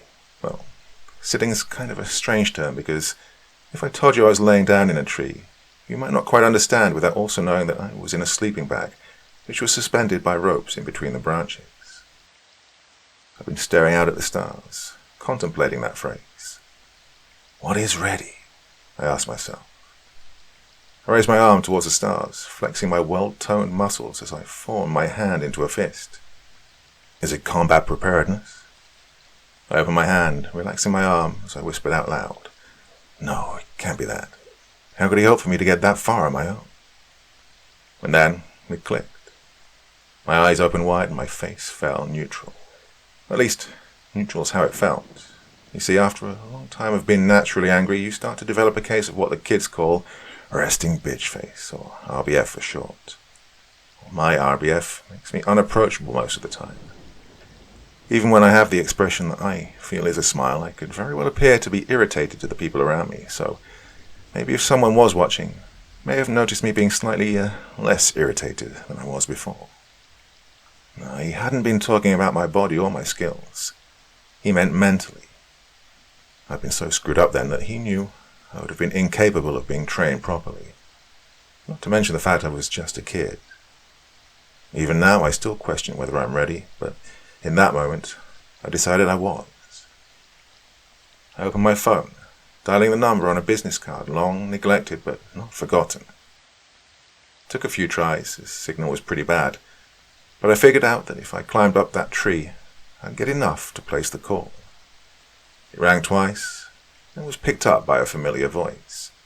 He said, without hesitation, without even asking who I was, "So, you're ready." And from that night on, my life changed. I no longer dedicated myself to vengeance, but to a higher goal, to ensure that I would be there, like Bob was for me. I would save every life I could. I would protect humanity with my life, if need be. A few days later, I met an agent of the organization in a local airport, where a private jet took me directly to the training course that made me a soldier. From there, things grew exponentially to where I am now. I stand, figuratively of course, before you, trained well, motivated well, and as experienced as any agent in the organization. Well, That's all for now, but look for more very soon. Baba Yaga's story is coming to a close. I have a feeling you guys will like, maybe hate, the twist that's coming.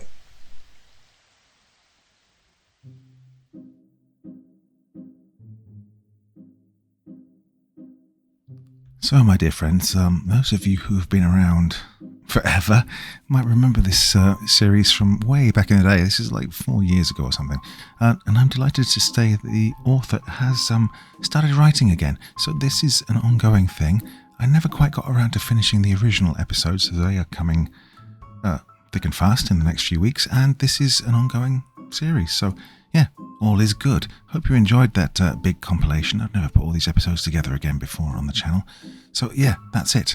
It's back, and it's as much fun as ever. So this will be more and more in the next few weeks, couple of months, and I hope you enjoyed it. Any thoughts, feelings, anything you want to say in the comment section below the video, and as ever, I will do my best to join in.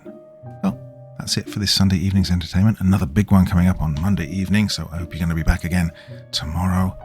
So then, my dear friends, very, very sweet dreams, and bye-bye.